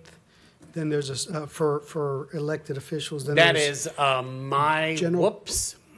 I attached an older version of the presentation to the packet. I apologize. No worries. So I'm just curious, like I said, the You are that, one of those meetings, I'm sure. So this is In our- one of them that was planned. in our CAM, it just has budget impact, none at this time, options for presentation only. And then we're talking about future meetings. So I'm just trying to get a grasp on what the ask is and when the future meeting is going to be. That the ask was, as I shared for the mayor a little while ago, was that we get, if this is an agreeable concept, there's consensus you wish to support, to get leadership from the city and the county together to lay out a plan on what it would cost from a resource standpoint to get to the next benchmarks of fundraising to make the project feasible. Thank you so much. All right. Sounds good, Council. Just entertain a motion to receive the report. Councilman Davis, this is your district. Move to accept the report. All right, motion by Councilman Davis, seconded by Councilman Hare. Discussion.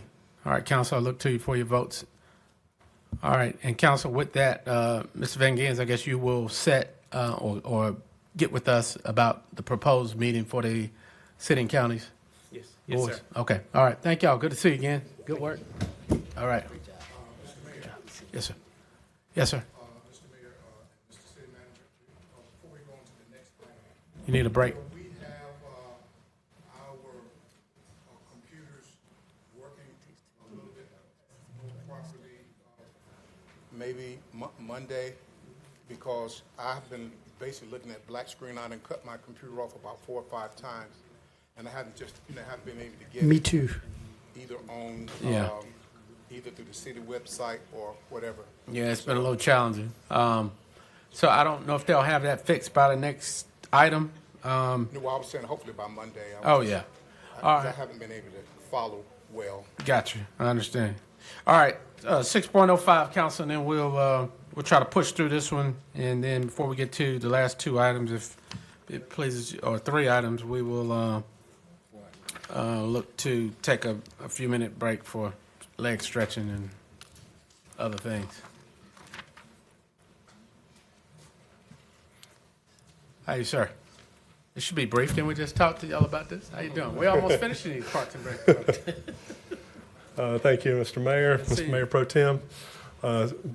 City Council, appreciate it, Mr. Mayor. Mr. Manager, City Attorney. My name is Dan Lamontagne. I am a professional engineer and senior project manager with Freese and Nichols Incorporated. Currently serving as basically the director of the construction management division for the city. I have to say I'm a former county manager for Chatham County. Okay. Been a long time local government employee until about a year ago when I retired from that job. So I want to say thank you for the service you give to your constituents here in Fayetteville and the businesses here. I know it's a tough job. I've worked with many of elected boards in my past, so I want to thank you for that. Thank you, sir.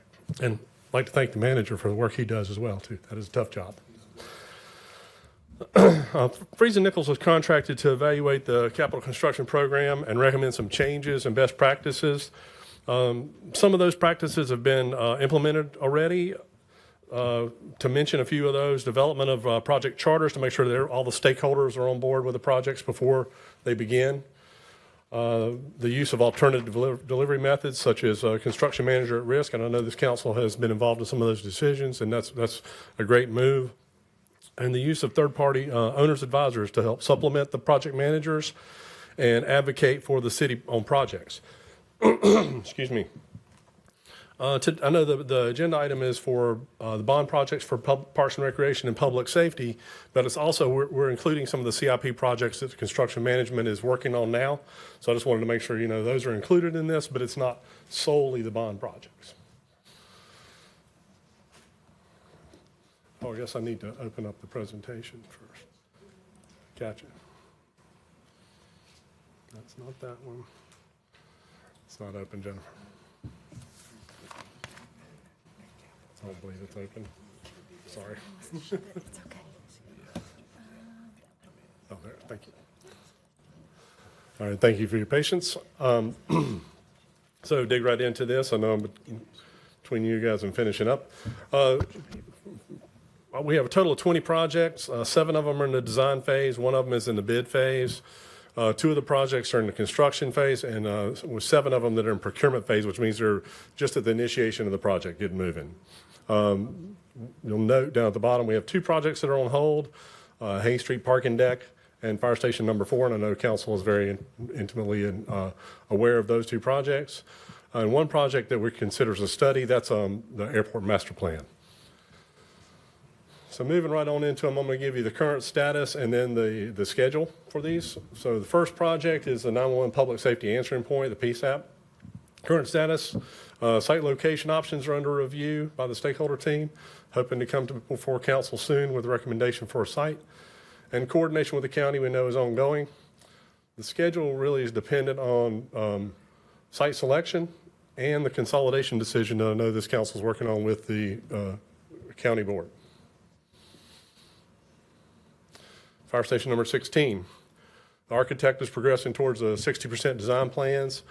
The firm Bar & Bar was selected as a construction manager at risk, and working well with them and working with the owner's advisor to come to a guaranteed maximum price, which is abbreviated by GMP if you see that in the future. And that's anticipated in March of 2026. And working with the architect, Bar & Bar, and Cumming Group to come up with a good schedule and get constructible design. Fire Station 9, that status, the land purchase is complete. Construction Management Division is negotiating with the design architect, Davis Kane, on the scope and fee right now. The CMAR RFQ, that's Construction Manager at Risk Request for Qualifications, is posted and will close in later this month. And the coordination with our owner's advisor, MBP, is ongoing right now with them working with Davis Kane. And the schedule is dependent on the architect contract execution. They will identify the fee, scope, schedule during those negotiations. Cape Fear River Park, we received 95% plans right before Christmas, literally right before Christmas. The schedule, the permitting is anticipated to be complete this month, by the end of the month. We work on the invitation to bid in February, and then the project anticipated completion is in August of 26, so by the end of the summer. Martin Luther King Jr. Park, current status, we know it's in 95% design, is complete. This is in working with the designer with the MLK committee. We understand their permitting is in progress, and we're coordinating with them, and I believe there was a meeting scheduled, trying to get scheduled very soon with the Martin Luther King committee and this council. The schedule, of course, is contingent upon the submission of the design to the city from the MLK committee. So the agreement was that they would prepare all the designs and permitting and submit that to the city for acceptance. Veterans Park 2, 100% design plans are due to us this month. The permitting is in progress, and the invitation to bid is anticipated next month. And that is, of course, pending the permitting approvals, but we expect that to move forward. Blue Street Senior Center upfit. The current status of that is the architect has prepared some preliminary designs. We do have some comments on that and some work we need to do on his preliminary design. And then we will finalize that design late this month is the plan. Prepare the invitation to bid in February and have it out in March.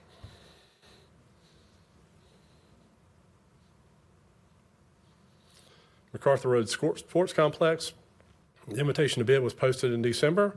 The bids are due back in February. And the construction completion is anticipated March, April of 2027. We'll say we had a mandatory pre-bid for this and had great turnout. We had probably 15 general contractors there. Room was full. We met in Lafayette and it was standing room only, which was really great news. We're really encouraged by that. A lot of people interested in working for Fayetteville. Market house repurposing, you guys are well aware of a lot of this going on. The lighting work's complete. The kiosks are being ordered.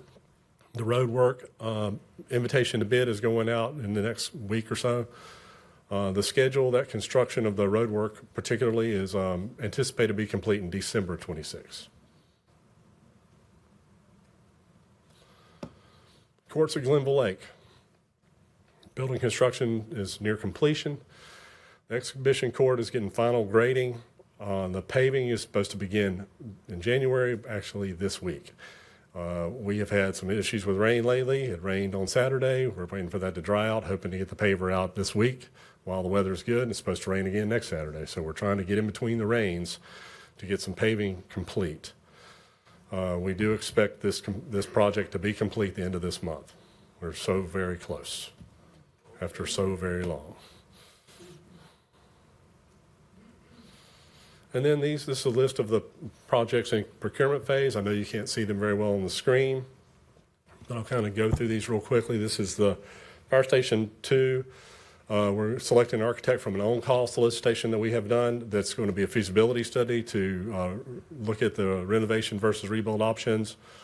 And then we will select that architect in the next steps here very soon. Fast Center build-out. The RFQ responses were received. We held a selection, and we're going to provide the recommendation of the architect to the City Council later this month. In-ground bus lift, RFP was posted. A mandatory pre-bid happened during this meeting. I haven't heard the outcome of that, but hopefully that we had real good turnout on that one, and the proposals are due back on the 22nd. Locker room renovations at Solid Waste. The architect will be selected from our on-call, similar to the one before. Then we will work with that on-call designer for scope and fee. Construction bids for the Tokay tennis courts were received on 12/8. None of the bids were acceptable, so we're going back out to bid. Mazurk 1 tennis court resurfacing. The preparation and invitation bid is ongoing right now, and the next step is to advertise the bid very soon. City Hall renovations. We're coordinating with the contractor on the third floor renovations. Those renovations are anticipated to begin this month. And then we're developing the scope for the first floor and second floor, and we're going to decide the method of procurement for that and move forward at that time.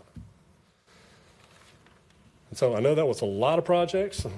Well, we just want to make sure Mr. Pitts got them all. So just say see if we're actually doing something up over We're there. doing real fast. So just slow down for him. So that's all I have. All right. Yeah, we do have a couple questions. Yes, sir. Before I go to Councilman Maher, I did Yes, need a little sir. clarification on the third floor renovations. What are we talking about there? So right now we're looking at what's called the vault, the storage room, repurposing of the area of the hallway beside the entrance, moving that into there, all the storage into that space, then moving the ACMs into that space where we're going to create 3 offices there, and then take down walls and make 4 offices where there's 3 offices now. So it's for additional office space. Yes, mainly on the assistant manager's hall, but also adding those 3 offices in that what's currently called the vault.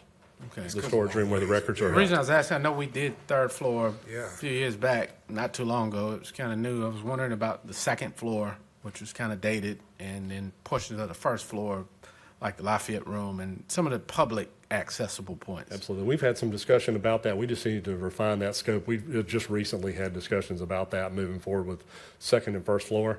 So we'll be progressing more on that later. All right. Very Councilman soon, Hare. though. Figured third floor, we can get started on that right away. Okay. All right. Councilman Hare. Thank you, Mayor. When I saw that one name on the project list, I started smiling. But when it went up on the hill of filter plant and didn't go down below filter plant up in the Seabrook Hill community area, then my smile turned to not a frown, but just to a straight line. Y'all have to tell me what that means. I don't know. Say emoji. So, and I know I'm going to get an answer for this, and I think I already know the answer, but I'd like to hear it from our Director of Parks and Rec, if he would come to the microphone. It was stated on here where we are with the Glenville Lake project, and I know that this portion is speaking of the pickleball court and the tennis court, but there's also a project that I'm expecting, well, we are expecting a update on, and I don't know if it's going to be this month or February, but I hope that is the month of January. Where are we, or when would that update be on the access from Murchison Road to the Glenville Lake Trail that's back there? When I saw this, I smiled, but when they started speaking, I thought it was going to slide, yes, too. sir. I thought it was going to slide. Yeah, he slid around. Kind of give a little update on when you think that will be coming, and I have to assume that the only reason that it's not a part of this because it wasn't a part of the bond. Well, it's referendum. not, but we're gonna come back, and we have. Yes, sir. Yes, sir. We got several trails. See, at least somebody else heard I that know, I've heard before it. me, I so know, he I said, know. you know, come on, man. We're working on that now. What the council member, for the new council members that haven't been here to see this meeting before, is the Glenville Trail that's on the eastern side of the Glenville Lake. And we're diligently working to finish that plan up and bring it to council for approval. And we're going to do it in the February work session. God, we done slipped to February. February work session. That's With when we coming back. all the money, When we coming back now. all this hard work with all the money, 1.5 mil and more for the project. The only thing we don't have is the peer funding, which I'm hoping you're working on getting something for that. It just seems like it's taken us so long to get Yes, here. sir. Yes, sir, it has. Mr. But we have some challenges. Director. We have some challenges. And as soon as we get past some of them challenges, we're going to bring back the best trail possible to make sure that that side of the community has access. So we are expecting an update at the work session. You know, the work session is the first meeting of our council meetings for each month. Yes, sir. And we're expecting that in February. Yes, sir. Okay. Now, my small, short question on the permitting that we've been looking for.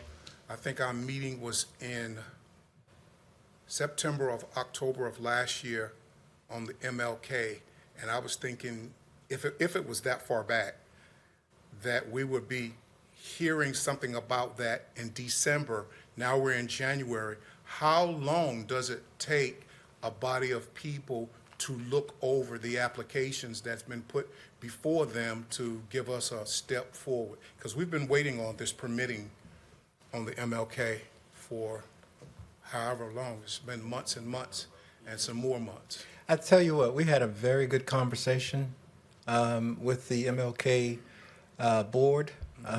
Matt is here, who also works with Freeze and Nichols, and there were some opportunities that now we have for collaborative work, but the process is going well. It is a project that it's different.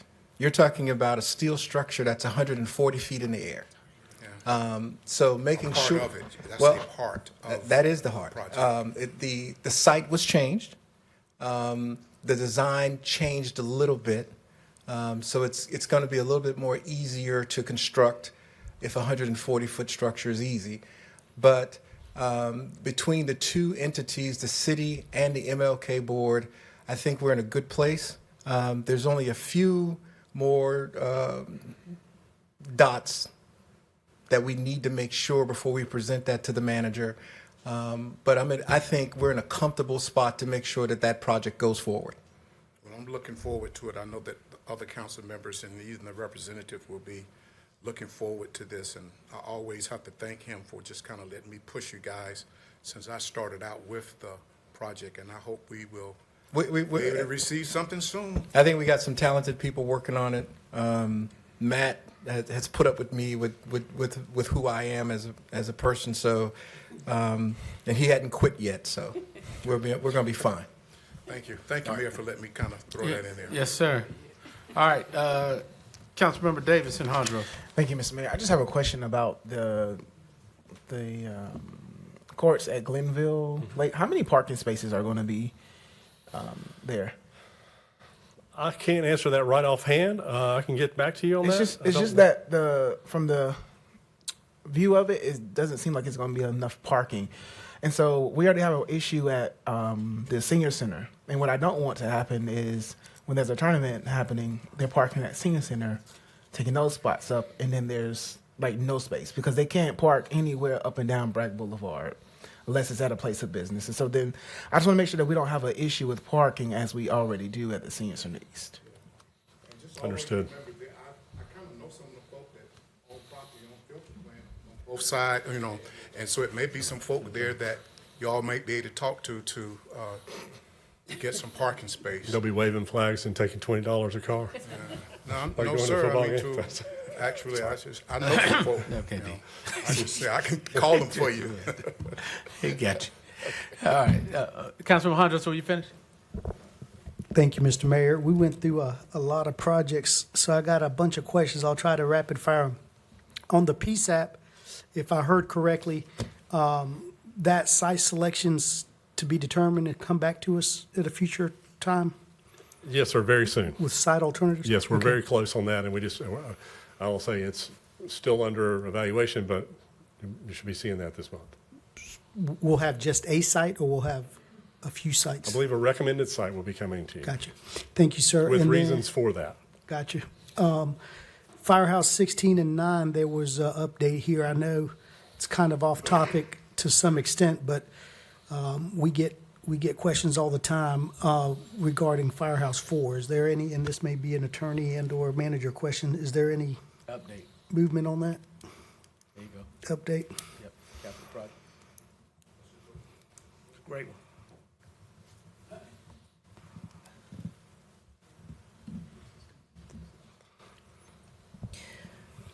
ABS will be here on January 26th to give us a report on their report from Applied Building Sciences. They're the group that did the destructive testing.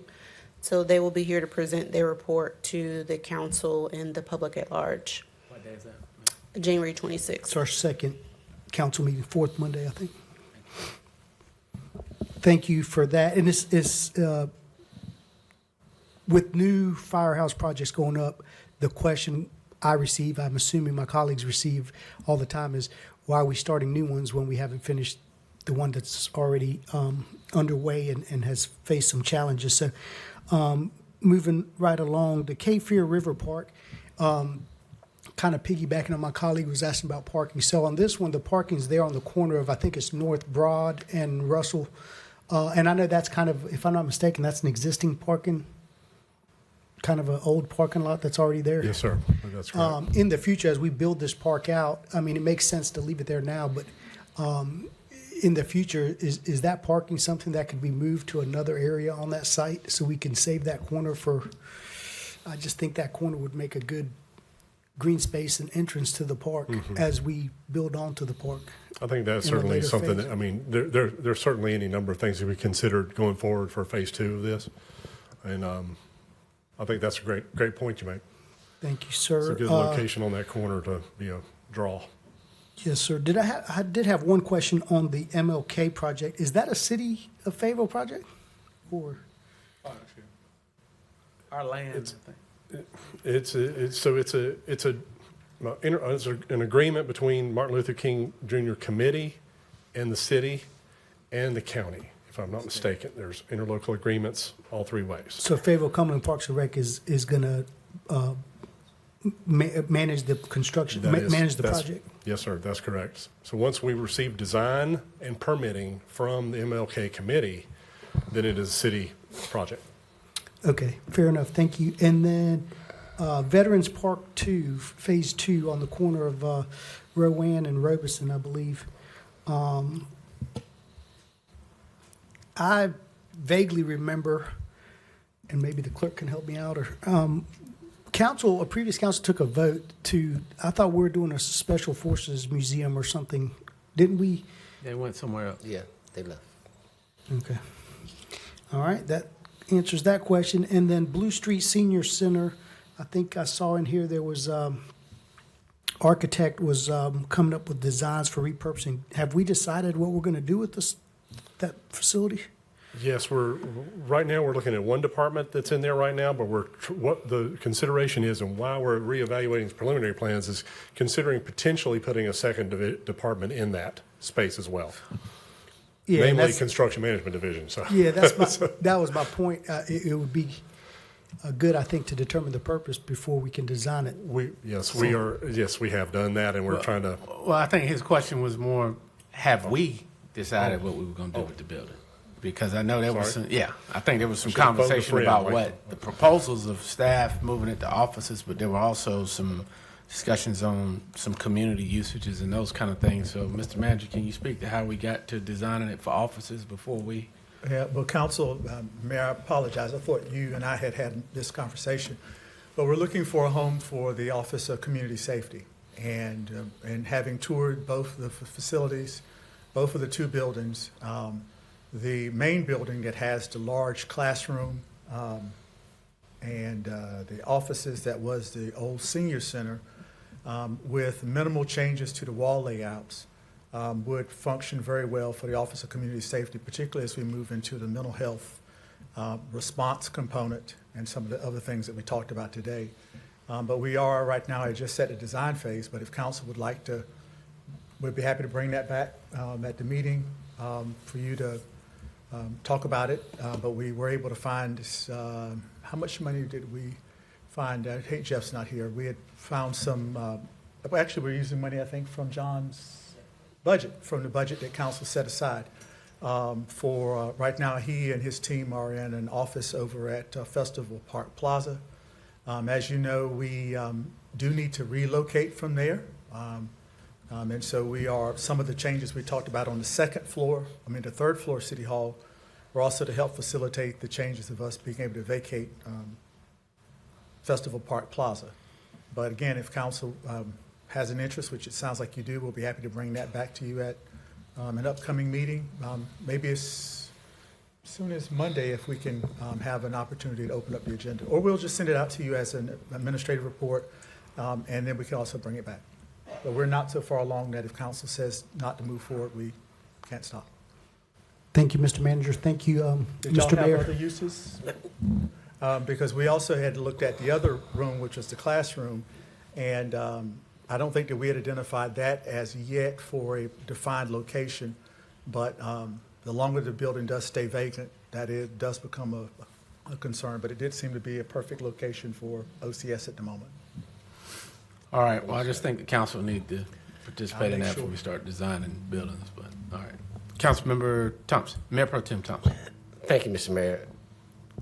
Let me just add to the comment that Dr. Hewitt made. We have a lot of departments that are cramped in their spaces. We have our 911 on the second floor that is cramped. We have our IT office that is cramped. We have our marketing department that is cramped. One of the things that I have tried to bring to the attention of council is that we need to stop renting places and start owning places. We spend so much money in renting property every year that we would have paid for it 10 times over after 10 or 15 years. But my question, I guess it would be to Dr. Hewitt, is with these fire stations. Have we ever thought about collaborating with our police department and our substations so we could have two departments in one, so we're not renting substations like we were renting Cross Creek. Now we own Cross Creek. What are we doing about Central and Campbellton? Could they co-locate in some of these fire stations, whether it's 6 or 4?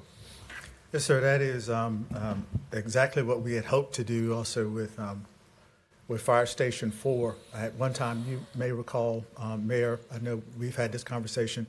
I was interested in acquiring Tropical Motel for a redevelopment site that would have allowed us to have 911 a substation and a police department there as a public safety compound to anchor that end of Bragg Boulevard. Exciting news. It appears as if the owners of Tropical are actually doing some redevelopment work there for maybe short-term affordable housing as well. But a portion of that site is still available. But that is our goal, is to be able to get off of, I think that is Sycamore Dairy, and where we have a long-term lease, which has served us very well. But it would be nice that with whatever we plan for Fire Station 4, that if we could also accommodate the fire and police departments sharing that space, that would be ideal. But there are also some opportunities with some of the locations that we've looked at for 911, which again, as Dan mentioned, will be coming back to council for your review, to possibly pair 911 with substations or other uses as well. Council's bold decision to buy the land on Rayford Road has allowed us to acquire several additional storefronts beside our substation. And there's some conversation about potentially moving some of the traveling staff from City Hall to that location where they might be more centrally located in the city. If not all of them, a portion of them, at least temporarily while we do some of the moves around, particularly with some of the fire stations and trying to get all of our fire inspectors together, code enforcement folks, and it's moving everybody around to accommodate the construction is going to be quite a challenge. I think the mayor is the only one that remembers before we finished the third floor of City Hall, how everyone had to leave the third floor, and that's how we actually ended up over at Festival Park Plaza as well, is that, and the fire department moved out from the third floor, Mr. Hare, over to fire station, what is that, 14, on Langdon Street. So we may be looking for another wholesale group of those as well. But yes, that is the goal, is to try to co-locate as many of those as we can, fire and police. County, mental health, EMS. Any and every one that we can at one time, that would be ideal. That would be ideal. All right. Thank you, Mr. Mayor. All right, thank you. All right, council, seeing no further comments or questions, need to receive a report. Anything formal from us? Councilmember Hondros. So moved, Mr. Mayor. All right, motion by Councilmember Hondros, seconded by Councilmember Green. Receive report. Thank you, sir, for your Thank you presentation. very much. All right, council, look to you Great for evening. votes to receive that. And council, I know the new capital projects committee will be all in to overseeing this stuff. So, Ms. Jennifer, I have you some information on those committees tomorrow, but you'll be seeing a lot of this gentleman, so you can track these projects and be able to keep the council up to date with what's going on. Thank you. All right, council, y'all up for a 10-minute break? Stretch your legs and, all right, so we'll do that and get back at it.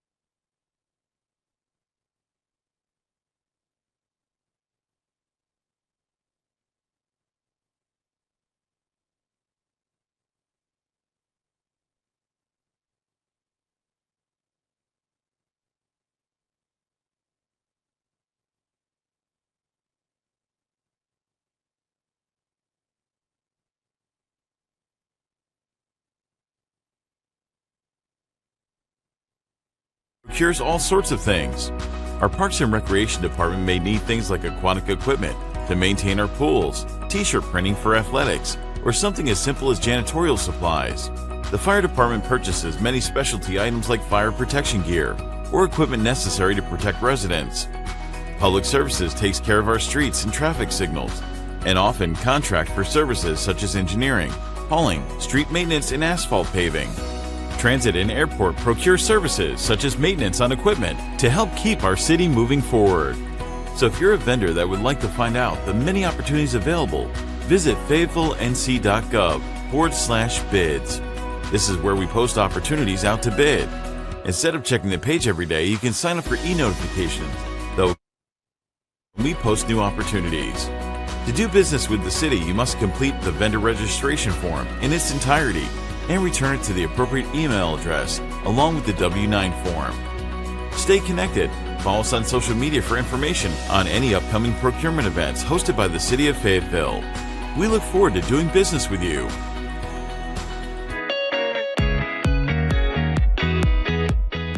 This circa 1788 landmark property is located at 119 North Cool Springs Street. In September of 1789, Dolphin Davis published in the Fayetteville Gazette an announcement of the opening of a public house near the Cool Spring. The tavern lodged delegates of the North Carolina 1789 Constitutional Convention. At the time, North Carolina had no capital, and Fayetteville sometimes served in this capacity until the construction of Raleigh. By 1795, Elisha Stedman had acquired sole ownership of the property, and it soon became his private residence. Having survived the fire of 1831, it is believed to be the oldest existing structure in the city. Later enlarged by Nathan and Elisha Stedman, Cool Spring Tavern is one of the few remaining federal-style buildings in Fayetteville. To find out more about Fayetteville's history or check out more buildings like this one, scan the QR code below and check out the Development Services Historical Locations map. Renovating or upgrading your home or business can be an exciting project, but before you pick up that hammer or start building a fence, it's important to know something. Certain renovations require a permit in the City of Fayetteville. Whether you're remodeling a kitchen, adding a new deck, or putting on a new roof, some improvements can impact safety, accessibility, and even the structure of your property. That's where permits come in. A permit is a formal approval from the city to ensure that your renovation meets building codes and local safety standards. It also helps protect the value of your property and ensures your work doesn't cause problems down the line. In Fayetteville, common projects that typically require permits include electrical, plumbing, mechanical, and structural work, like adding walls, changing the layout of rooms, or any additions. Permits aren't just for homeowners. Business owners, too, need to be aware. If you're planning to renovate your commercial space, you'll likely need a permit to ensure your space is safe for employees and customers. Applying for a permit can be as simple as submitting an application online through the city's e-development portal. Having the right permit ensures your work is inspected to meet building codes. It also provides you peace of mind, knowing that your renovation is compliant with local state laws and regulations. All projects will require inspections, so don't forget to request them. So, before you begin your next renovation, remember, permits may be required. Take the time to get the proper approval and ensure that your project is safe, legal, and done correctly. To make the process easier, you can find all the information you need by visiting the city's website. You can check whether your project requires a permit, apply online, and even schedule inspections, all from the comfort of your home. Visit fayetteville.nc.gov/permits or contact the permit office for assistance. Protect your property, your investment, and your future. Hi, my name is Alex Magana. I'm the Development Center Manager for the City of Fayetteville. And today I'm going to walk you through City Hall and introduce you to some of the resources that we have available. So come on, follow me. So here at City Hall, we have these kiosk stations set up and available for you that's going to assist with the project creation, account creation, project submittal documents.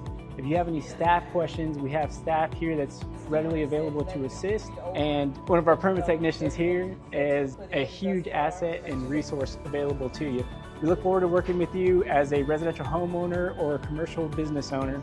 For any additional questions or information that you might have, feel free to contact us at inspections@fayetteville.nc.gov. With your Fayetteville News, this is Alex Magana.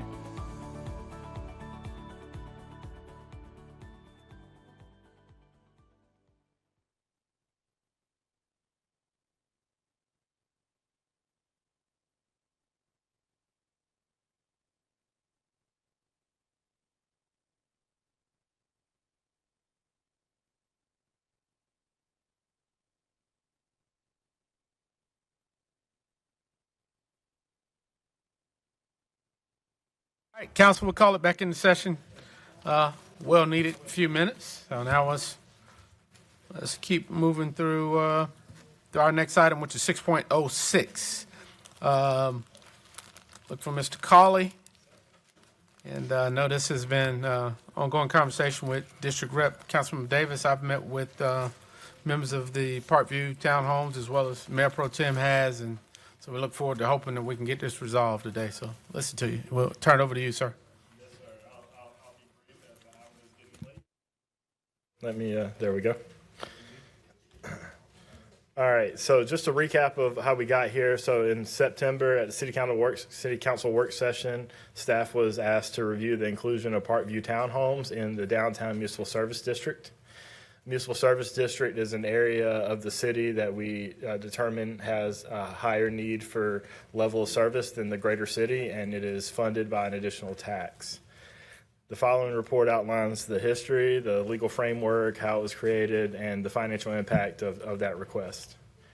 So just a little bit of background and history here. The MSD was created back in 1978.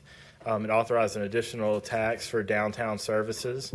In 83, the district was adjusted and expanded a little bit, and since then it has been renewed every 5 years since. Now, state law doesn't require it to be renewed every 5 years. That's just something that Fayetteville has historically done, is take a look at this on 5-year annual recurring basis. The current rate for the fiscal year 2026 is just under 15 cents per $100 of assessed valuation. Parkview Townhomes is a development at 301 Bragg Boulevard. It was completed in 2013. It was a former Days Inn motel that the city purchased and demolished. Then they improved the property and sold it to a developer at fair market value. That developer then built market rate townhomes on it. Right now there's 47 townhomes valued at just under $13 million. And the GIS system that the county keeps as the official record for our tax information confirms that they are entirely within the boundary of the MSD. So in our research, we did find that there are other individual parcels in the downtown that are exclusively residential. So Parkview is not the only one, but it does stand out. So the analysis that staff did is that Parkview we confirmed that it does lie within the MSD. That the MSD was initially designed to promote downtown revitalization through business development, events, and placemaking. Downtown Fayetteville has evolved, like lots of other downtowns across the country, to include mixed-use environments with residents, businesses, and visitors all sharing in the benefits. Parkview does directly benefit from the proximity to downtown, and the continued investment and activation of downtown through the MSD have helped sustain higher demand and market appreciation for those properties. There is a budget impact if council were to remove these properties from the MSD. That's about $19,000 annually. Just to remind you, our contract with Cool Springs Downtown Management is about $220,000. So if we did want to maintain that current level of service with them, we would need to look at potentially increasing the tax rate or using the general fund to help subsidize it. Conversely, we could talk to Cool Springs about decreasing that level of service to account for that $19,000 drop. There is a procedure for removal established in general statutes.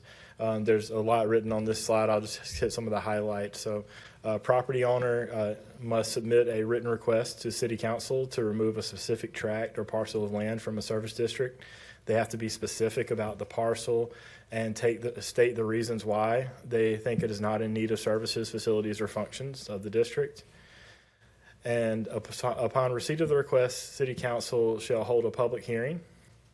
If council finds that the tract or parcel is in not need of the services, facilities, or functions of the district to a greater extent than the rest of the city, then City Council may by ordinance redefine the district and redraw it to remove that tract from it. If you do decide to remove or add anything to the district, particularly this is the removal procedure, those things only take effect at the beginning of a fiscal year. So if you were to take action, it would take effect July 1. So that's kind of the highlights of what we found and what this looks like. The remainder of it really is at council's discretion as far as how we approach the issue. All right, thank you. Do you have a couple questions? Councilman Maher.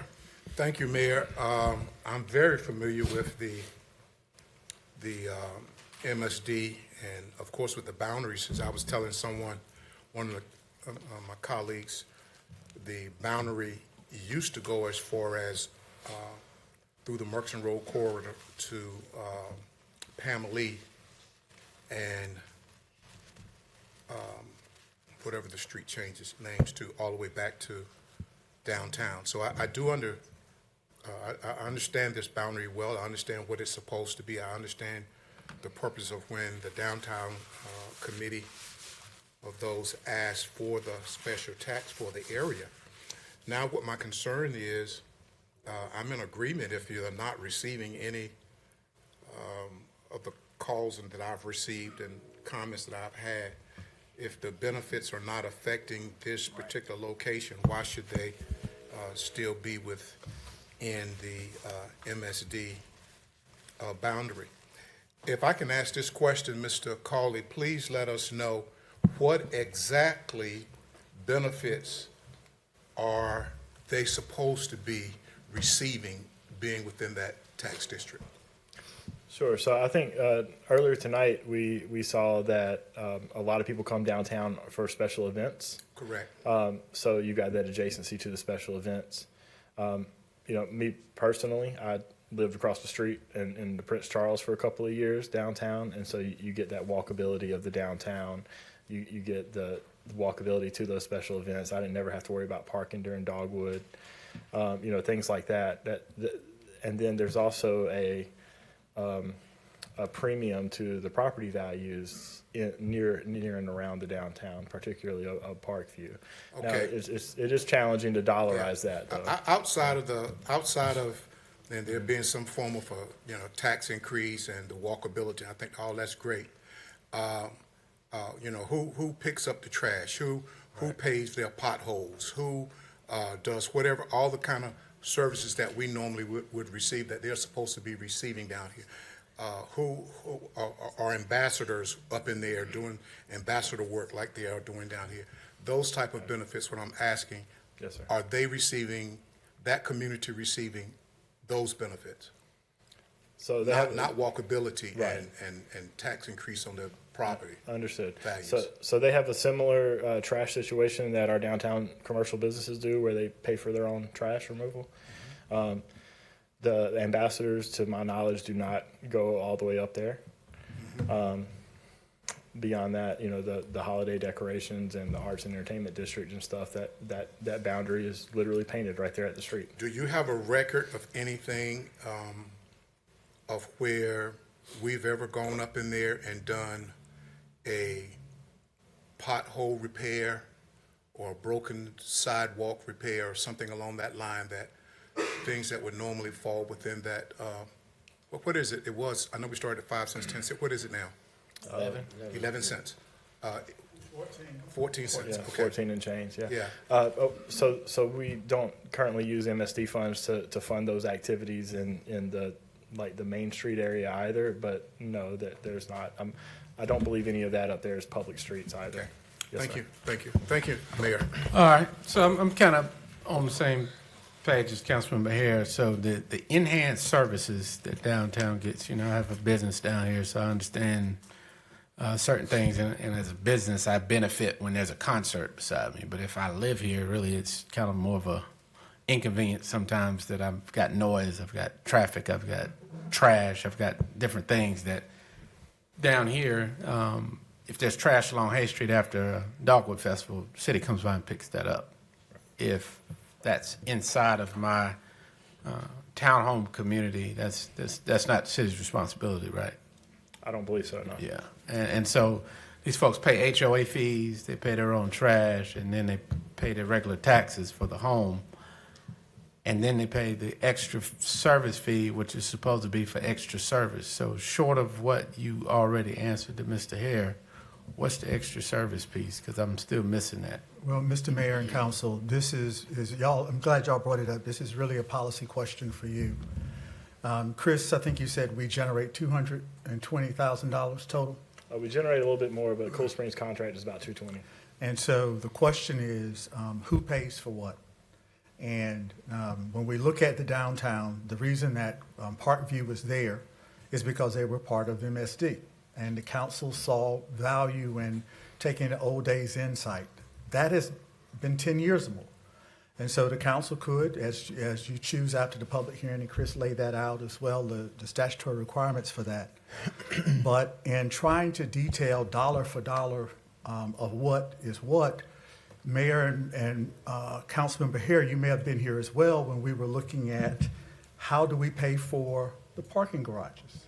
How do we pay for the stadium? How are we going to pay $200 million for the Black Voices Museum?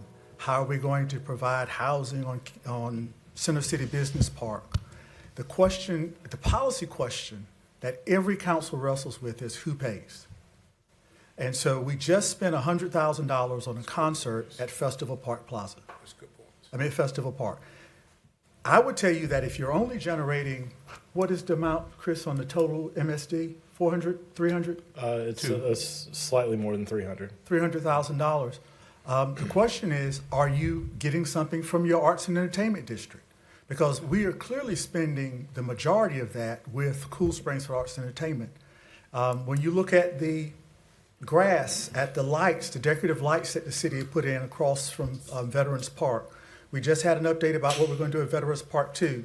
We've talked about the work that we're doing with Mr. Smith and the Housing Authority on Catalyst Site 1. We've talked about what we might do at the Makerspace and others. Our goal is to grow the development that is here out further, and that requires some funding. So, Mr. One Mayor, second, Mr. Mayor. I'm coming. I'm coming. I want y'all to make whatever the policy decision but we do have others in the district which are also similarly situated, and if they don't find value at Parkview, then the ones at 300 Hay would be potentially some of the same that we need to think about. So it's not dollar for dollar. Right. I got you. And as I was in the middle of my point, and I appreciate the history of it. But again, I think what you said, which is clear, is the taxes that are generated are not being used to pay for this enhanced service. It's going to the entertainment piece. So that's not what I said. Well, I heard you say it generates about $300,000. I heard you say that most of that goes to Cool Springs. Did I mishear something? No, it goes to Cool Springs to facilitate that arts and entertainment district. Okay, Right. so that's my point there. That it goes, what comes in goes to Cool Springs for the majority of it does. So it's not really paying parking decks and those kind of things. But I think as you look at the first item that we dealt with here was critical, because the question that everybody had was, how do we get more people to live downtown and get more development in areas like Blount and Gillespie, when they talked about housing, retail, or housing, and all of our studies call for that. So if I'm a developer, we can change all of the zoning ordinances we want to, which we did at the first half of this meeting. But if I've got an extra tax that I won't have going somewhere else, what incentivizes me to come downtown in the first place? Especially if I've got to now tack on a HOA, or I've now got to add these other committed services, or I've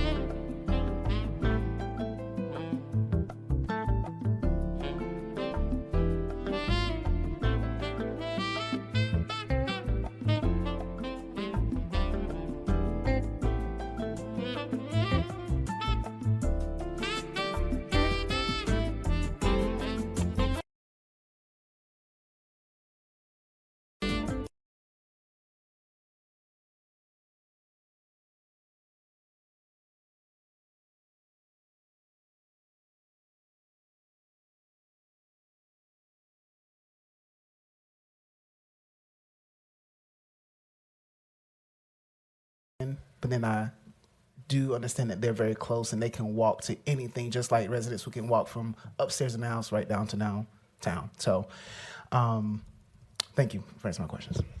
All right, Mayor Pro Tem. A lot of my questions have been answered, but I just want to emphasize two things. My colleague talked about trash. Well, they're being charged for trash, unbeknownst to them, for years and didn't know it, and didn't ask for a refund from the city for the trash that they were being charged when they shouldn't have been charged for trash.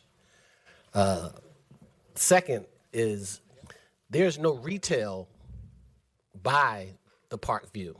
So I don't understand when they say the proximity of what they're getting. If you look at these 47 townhomes, and they have called me and I have met with them, most of them are seniors. They're not walking from Parkview to downtown. If anything, they're driving because they don't have the ability to walk. That is not proximity to me when you have to get in a car to go anywhere. Those are just my points. Thank you, Mr. Mayor. All right. So, Council, all good points. I did want to, before I go back to Councilman Alejandro's, remember at the beginning of this in, what did you say, 1983? When was this done? DJ was on council then, too. I cannot confirm that, but this was established in 78. I love you, my brother. Look, I know I'm getting there with Doug says. I think you and Councilmember Head are the only ones remember something. So he said that about 10 times tonight, but you know. I know. I'm just kidding. What year was it, Mr. Cost? 1978. All right. Well, you wasn't on then. I'm just kidding. So, Council, in 1978, there was a specific purpose that the city was trying to do, which was, as Mr. Colley said, it created a district. It brought in things to have amenities. We're enjoying the benefit of that decision today. I think we're at another crossroad to go to. The next chapter is if we're trying to create more livable space, more livability, workability, walkability, play, we have to do the policy piece that gets us to the next level. Now, I think we get in trouble by saying this complex deserves it and this one doesn't. Maybe there's a relook at our MSD to say it excludes maybe residential if you're in this certain footprint, unless you're getting something. Because if you're paying an HOA fee to empty your trash and to cut your grass and to fill your potholes in your parking lot, you're not getting the benefit of that, even if you live there. What if you live at the top of Haymont Hill that's not in the area? I can still see the stadium from a house. Or I can go on top of a building on Robinson Street and still see the stadium. Or what if you live across from the old health department where you vote at? I mean, I can still see the stadium. Am I getting the benefit from it? Or I might get in my car and drive there from my home. I'm still parking in the same parking deck that we're talking about. So I think we've got to figure out where we want to go. If we want to incentivize more residents downtown, which I think we all have talked about that, I think we've got to make a policy decision that figures that out. And if there's a $19,000 gap we feel, we need to figure that out. But we will win as a community to get to the end goal, because at the end of the day, it's the outcome we're seeking. Do we want more residential development and people living in our downtown? The answer is probably yes by everybody. Now, is a policy choice at this point, can one be made that'll help further that, just like the people did in 1978, 83, 78? 78. 78. So 1978. So I think that's where we are. I don't. I think we can debate all day whether it's fair or not, but I think if you do one, you do all, and figure out how it is that we grow the whole area. Our historic situation needs to be relooked at. I said that all the time. It was done in the 70s and 80s. We're now moving to, almost the third decade of 2000 in a little bit. So it's time to update that. So I think that's where we are. But go to Councilmember Alejandro. Thank you, Mr. Mayor. My colleague and district rep there brought up a question. So did we as the city receive a formal written request from Parkview to be removed? Or is this just a series of emails? No, they sent some requests. I don't know if it was on behalf of the HOA, but they've had meetings, so Malik can probably. Yeah, they have meetings, but is there an application process through the city, not just a meeting? Well, we didn't have one. Is that the application? I think this triggered the process because I don't think before there was a clear way as to how you get excluded. They said, I've noticed this is on my tax bill. They brought the problem to me, to you, and to others. Right, but if general statute, as it says here, kind of dictates that the property owner asks for it, a condo owner is a property owner. So if there's 47, then you need 47 requests plus one for the HOA. Or you can have one collective. What's that? That's not what the attorney said. That's how condos are bought and sold. I was speaking to the manager here about it, and I've been on some emails. I'm not exactly sure, but I believe the full council has been on there. That would be a written request. The statute just says a written request from the property owners. We don't have a city policy that would further dictate how that would go. I think that burden has been met, which would then trigger the city to be required to hold the public hearing, and then the council would make the determination about the removal, and subsequent to that, we have to have the ordinance passed at 2 meetings before it could go into effect as well. So the action today, which I consider would be required under the statute, is to schedule the public hearing. Hear from the public. Yeah, so, I mean, to that end, it's just if I'm a condo owner and I'm part of an owners association, I can't bind that property owners association or that homeowners association without a meeting and without the officers, without there being a vote. So my question, because I was copied on an email or two, or maybe several, but it appeared to have come from one individual. So I don't know if it's just one condo owner speaking for 47, or if that individual was the president that was speaking formally for everybody. I don't know if that's taking place or not. That was the one question. But again, as I stated earlier, so this property, and all 47 of those property owners purchased their condo knowing that it was in the MSD. So it's like me purchasing a property somewhere else, and it's part of a homeowners association. My subdivision has this homeowners association. And then after the fact saying, well, I don't really want to be part of the homeowners association.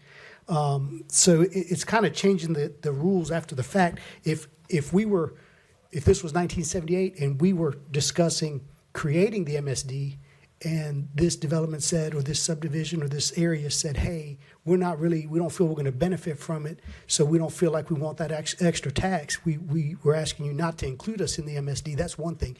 But when you purchase the property knowing you're in the MSD, knowing that's the part of the tax, it's just like knowing you have to pay a HOA due. So I'm okay with having a conversation.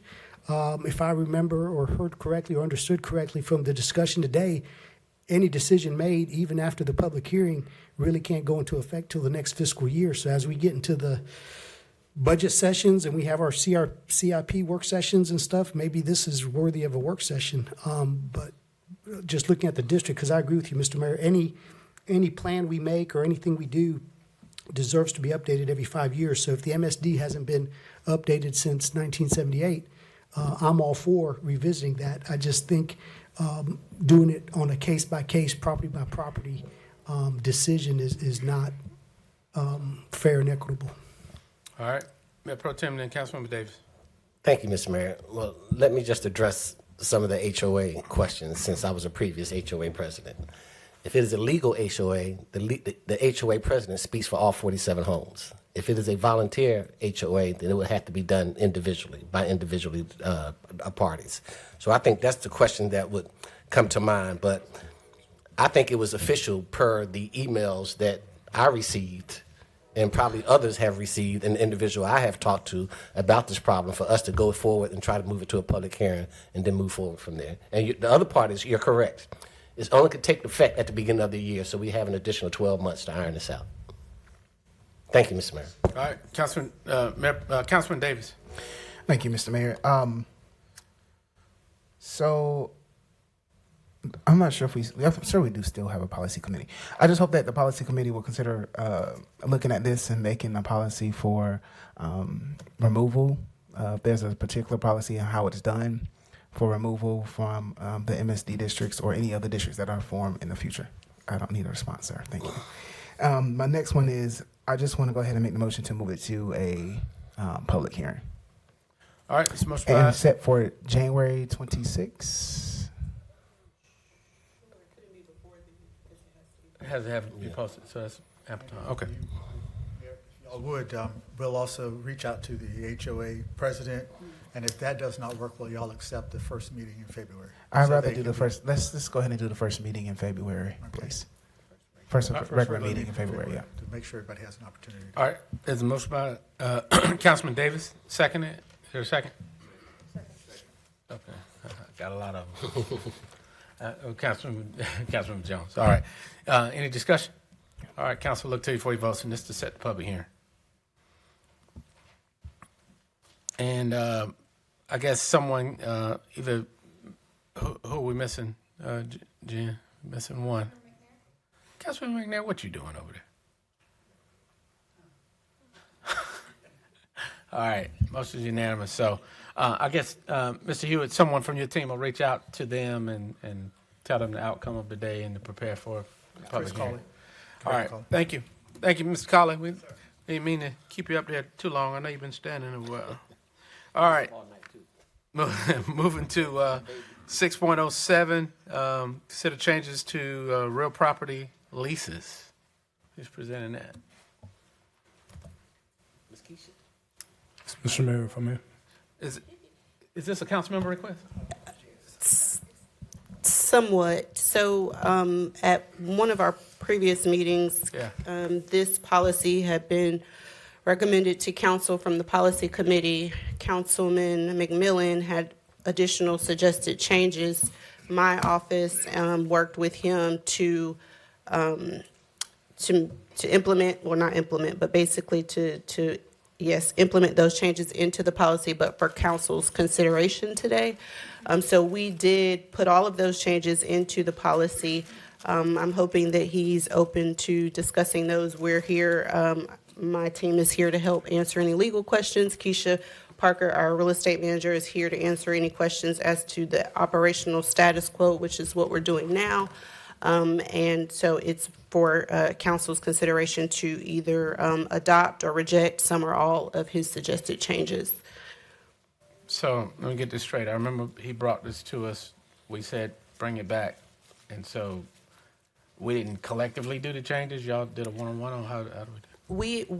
So he had his suggested changes. We redlined the policy so council could see how they would fit into the policy. And so it's here for council's consideration to accept or reject those changes.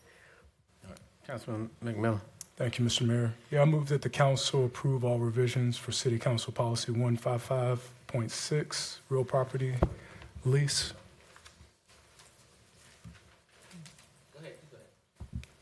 That's it. That's He the finished movement. it. Oh, you popped the motion. All right, we might have a little discussion, but he's got a motion now, so. Yeah, the second. All right, second by Andros. All right, so let us read over. We may have some discussion here. Thank So, Madam Attorney, can you summarize the culture of the gist of the changes, since this was a one-on-one situation? Yes, Mayor Colvin. There are a number of them. Some of them I would say are inconsequential. They line up with general statutes as well as our code of ethics. Probably the most substantial ones, there's a proposed prohibition against the council members and staff renting from the city. We do currently have 2 employees that rent 2 of the 3 residential properties, and so that would be a deviation from what we do now. Additionally, as it relates to leases that are 12 months or less, the statute doesn't require us to do any special notices for those. He proposes that we publish those for 30 calendar days before execution. In addition to that, as it relates to any lease renewals, currently, if you are in a lease with the city, we give you the opportunity to renew that lease. He proposes that we open it up to the general public for the opportunity to lease the property, be it residential or commercial.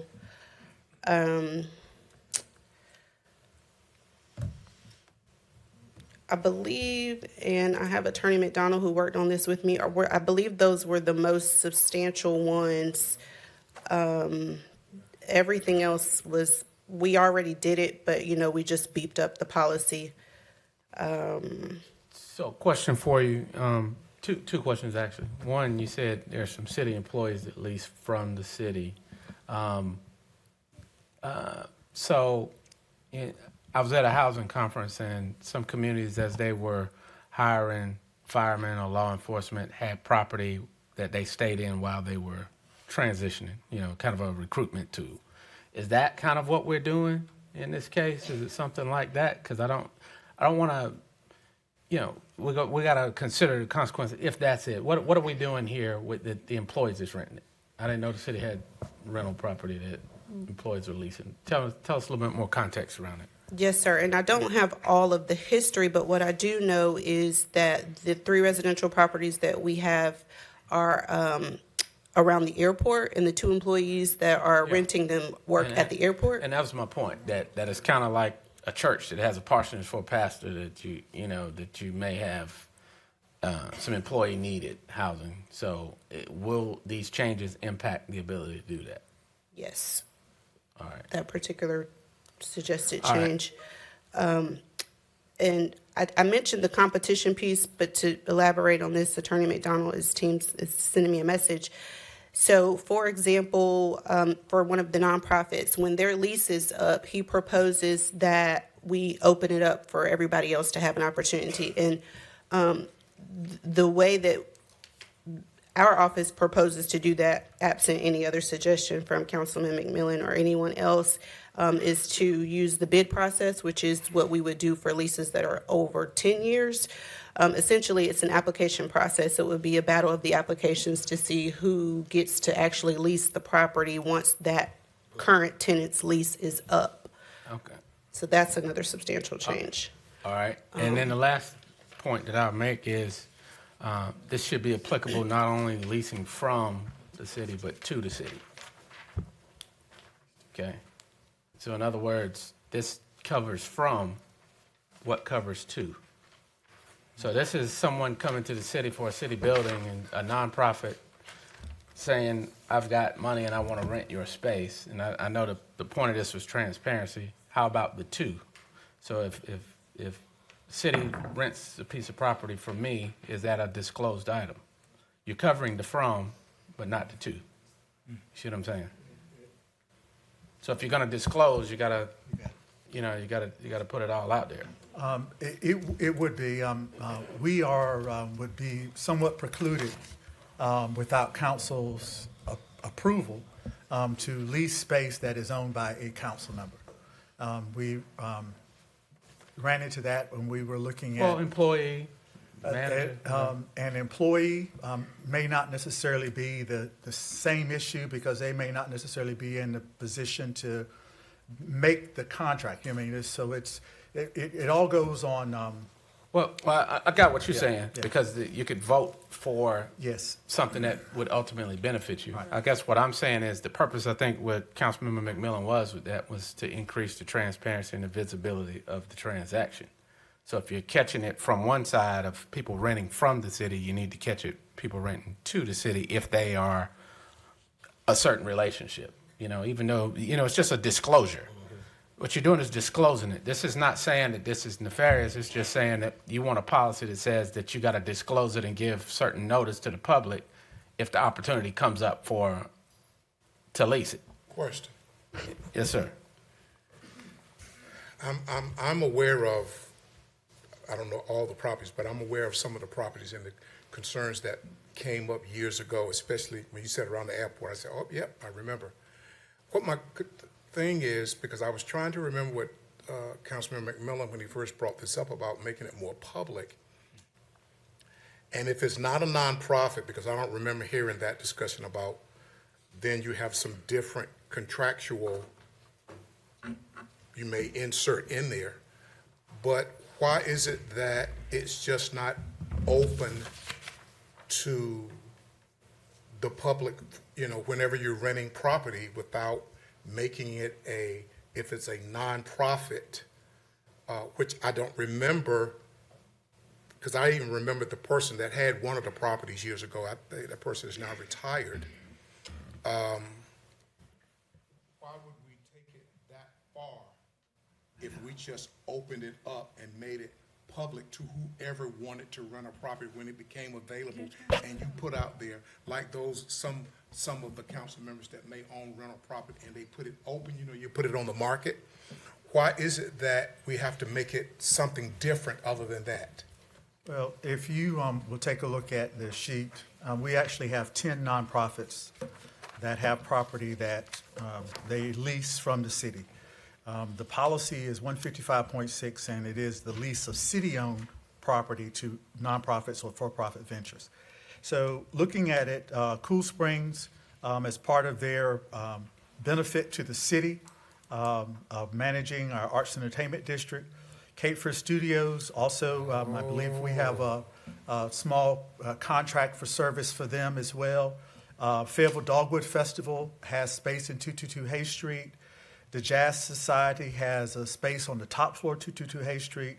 Rape Crisis Center and Action Pathways, those are in the Arts Council and Manor Church Dream Center for those. They are actually not only renting space, leasing space from us, but also providing services for us consistent with that as well. Yeah, now, but I understand all of that, and gosh, I didn't realize all of this until I looked at the list there. No, but I understand that, and I do appreciate that, and I'm thankful for the services that they provide. But I was just saying, why is it that we just, if making it open to the public was council members' goal, what is wrong with it just being a property that becomes vacant and we put it on the market? Well, and that's really what's the difference? It's your choice, sir. No, It's, I'm just asking, okay. because does it have to be that type of contractual 5-year, 10-year, whatever? Why it's just, okay, we got a vacant unit? And the only reason I'm saying, because I was wondering if we were trying to meet the goal of the transparency and open it to the public. That was all I was asking. Well, I think what you're saying, if I hear you right, is that the specifics of the terms, you're saying that why does that need to be disclosed? Because anything the city does. See, but that would depend on who the person, who is it that gets the property. Let's just say I have a property. Yeah. Okay, I'm going to put that property becomes vacant. I'm going to put it on the market. Yeah. All right, I put that property on the market. Well, that property is available to Doug Hewitt, Mitch Colvin, or Johnson Johnson nonprofit company. I mean, it's open to the public. Right, but I guess what his point is that there's a process to make sure that the public knows when that happens. See, if you've got a piece of property and you tell me, hey, man, I got it. But you're making that property aware to its vacancy like any rental real estate if it's company posted in the city of Fayetteville. If it's posted. Right. Yeah, if it's posted. Right, but there may be a situation where, these guys over here wanted to lease some parking space, and they came to the city and said, I want to lease, PCH said, I want to lease, 50 parking spaces, which is on here. That didn't need to be posted because they made the solicitation to the city. So I think he's just wanting to make sure, as well as all of us, that it can be easily disclosed. To me, again, whether you rent to or from, it's the same. If there's a link, it's easy that you can see what it is. The public has an appreciation for being able to see that, and you're done with it. So I guess, Councilman McMillan, I know we've got a motion on the floor. I know we're discussing it, but I think because there are some nuances in here, this may need to be, I know when we move this to a work session, if there's an opportunity to go through this, if council wants to make some changes. But right now, you got a motion that's on the floor to adopt it as is. And so without some modifications, I don't know that I'll be able to support it as is. If I may, Yes, could I sir. amend my movement? Yes, sir. Right on. Could I amend the movement to, and if I could direct everybody to line 2.3, the end of line 2.3, and I'll read the whole thing. All conflict of interest laws as provided by the city's code of ethics. There is a little bit at the end of that says, except that no city council member or city employee may lease from the city. And not to. I think that is my amendment, is to abide by our code of ethics, which I'm glad you directed us to, because it talks about disclosure and it talks about who can and cannot. What was that last line? It's 2.3. Councilman. All conflicts of interest. We want to keep the beginning of it. Interest laws as provided by the city's code of ethics, What I would amend this to is that the council move to accept this with the exclusion of the phrase, except that no city council member or city employee may lease from the city. And I have some comments for discussion. You said exclude that part? Exclude that last part. If I may. So, Help him explain. So basically, he's amending that section to say just follow the code of ethics. Because as it's written, it's still excluding employees and council members from being able to rent. Because under the code, you could, like you said, so long as you don't have a benefit and et cetera, et cetera. There are exceptions to the rules as it relates to conflicts. So he's just saying just follow the code of ethics. Thank you for clarifying that. So I move that we accept all of the all of the changes with the exception of that. That's a huge pivot. Then I have some other points that I've been wanting to make this whole discussion, if I may. Okay. Oh, yeah. Go ahead. Thank you. No, this is what it's about, y'all. Yeah. It's about transparency. This sheet right here, I just got it today. You've been here for many decades, a couple of decades, and we're not aware of what's on here. And what came to mind to me in reading this initial policy was, how does anybody know what's up for lease? How would we prevent nepotism in a way that only allows people who are in the know to take advantage of this or to participate in this? And the fact that we're having this conversation and hearing about the gaps in understanding of this body even, based on this, is exactly why I brought up the need for those changes. So I am even open to making sure that it comes under more scrutiny and goes through more editing in order to make sure that we're on the same page in terms of providing transparency and accountability. In my opinion, the public should be able to see this online. I shouldn't have to wait 2 weeks to see this as a council member, and the public shouldn't have to wait a second to see this and know what's available. And that's what we're driving for. And I appreciate the opportunity to say that. Yeah, appreciate it. So you got a couple council members. I see Councilmember Green and Davis and Jones. Thank you. Thank you, Mr. Mayor. I just have one question, and it might be in this thing somewhere. I didn't see it, but, and I just want to be clear in my head. Maybe somebody else has got the same questions. So in a lease, a lot of commercial leases, there is a end date, but then there is an option to continue. Is that allowable under this? So what I'm thinking about is I'm looking at some of these things at the airport because they are more specialized, and it's not easy to acquire a hangar, an airplane hangar. So there are limited spaces, and then you wouldn't want to see somebody leave because their lease ran out and somebody else decided to come in and take over their space. So my concern would be if you were in there and you had a continuation of the lease. So in other words, you and I have an agreement, and then it says but on such and such a date, this lease ends, and then there's a 5%, 3% increase for cost of living built in, and it goes to the new amount, then is that allowable under this, or in your thought process, is that not something? Because to me, I deal with that every day, and I know Councilmember Hondros does as well. So it would be a concern that somebody would lose their lease because we had a policy in place that could negate that. Yes, ma'am. And as I understand it, any new leases will not include options. We're doing them just 1-year leases on the fiscal year. Okay. That's what I needed to know. Thank you. Could I also add to that? Part of the discovery process in that is learning that a lot of these are over 20 years old. A lot of these leases, and one of the things I've requested from the staff is an additional column that says when the lease is started, like that initial date. And I think we'll find there's a lot of long-term leases on here that we should remain aware of, because anything over 10 years has a different set of rules.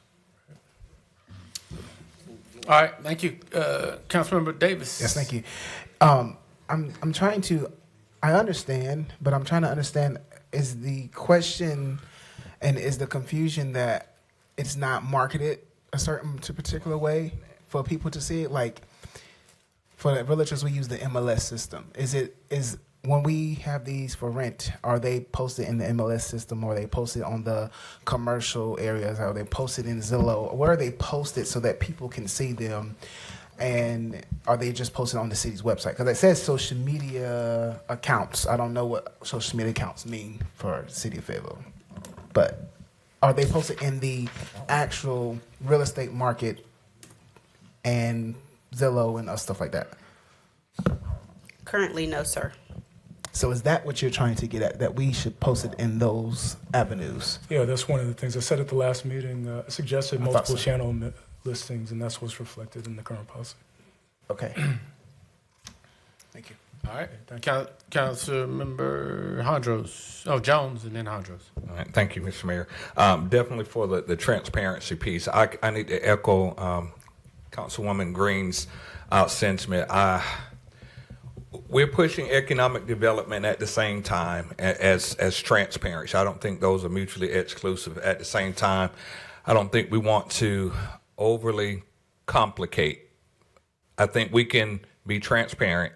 Like you said, I like the aspect of adding the publication methods. I think that's Councilman Hare said it very, very simply.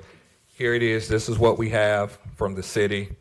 Everyone can see it. So I think even the addition on the website and the additional spaces, I think that definitely lends itself to the transparency piece, because you can see it as well. One of the things that I can't help but think about is if we have some, and it may happen. I mean, it happens in outside of purview of government.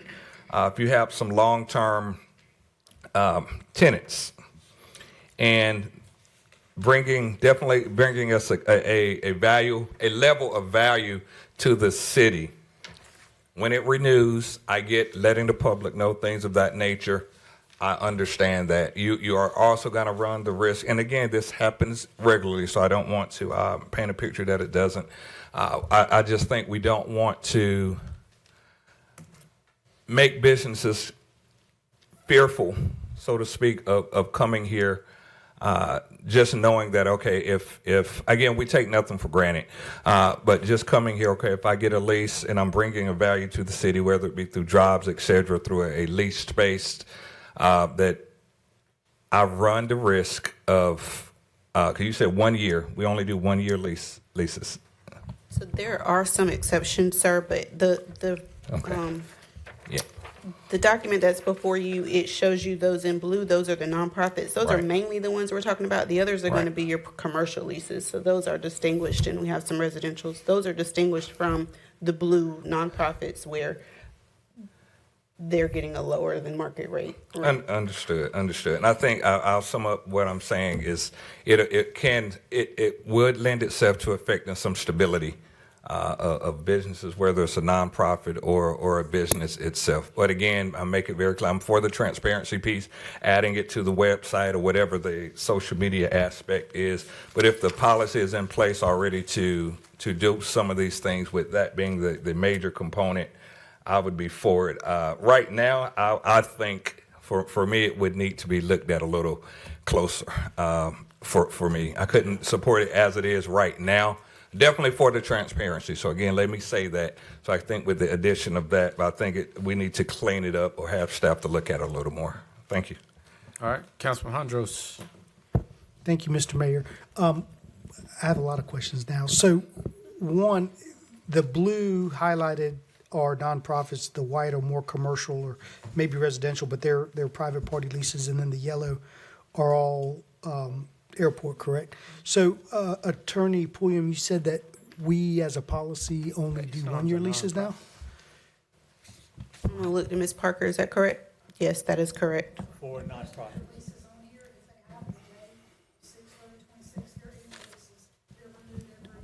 Would you mind coming to the podium, please, so the public can hear you? Thank you. Yeah, I think there's a couple here. ASOM, I'm assuming that's through the foundation, or is that through, it's under, in the white, I think that would be a nonprofit, right? Same thing with FTCC, aren't they kind of a governmental nonprofit? FTCC and ASOM? FTCC is, the ASOM I'm not as familiar with, actually, because that one was done through a different entity. That one I didn't handle. Yeah, and there's a couple on here, even though they're nonprofits, they don't have a dollar amount. I think, and this is a legal question, isn't it supposed to have like $1 or $10 to make it, there's supposed to be some kind of consideration? The consideration for those will be the services they provide to the city. My challenge is the 1-year leases. So some of the leases, like there's a restaurant on here.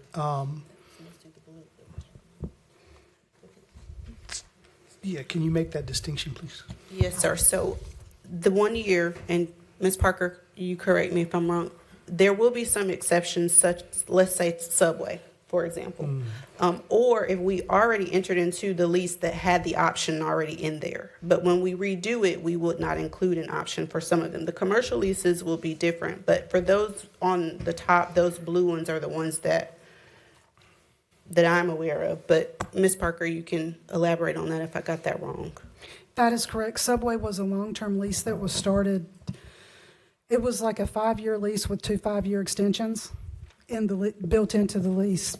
Right, years ago. and that's the thing. If I don't know if council made the policy to do only 1-year leases, but I know from experience that That's a lot of time. when you're converting a space, a shell space into a restaurant or something, is a considerable investment up front, and almost no tenant is going to do that. No business owner is going to do that without having a leasehold estate where they know they got 5 years, 10 years, 15 years, 20 years to recoup that initial investment. That comes into play a lot at the airport. Yeah. Because the airport is so specialized and also is dictated a lot by FAA, the way the properties were acquired. So if I'm not mistaken, the way the policy is written, or the way it has been written, is that there are certain instances where we might not be able to follow the 1-year lease, like you're saying. Come back. Yeah, and quite frankly, a lot of these that are over, they were presented to council and council approved them.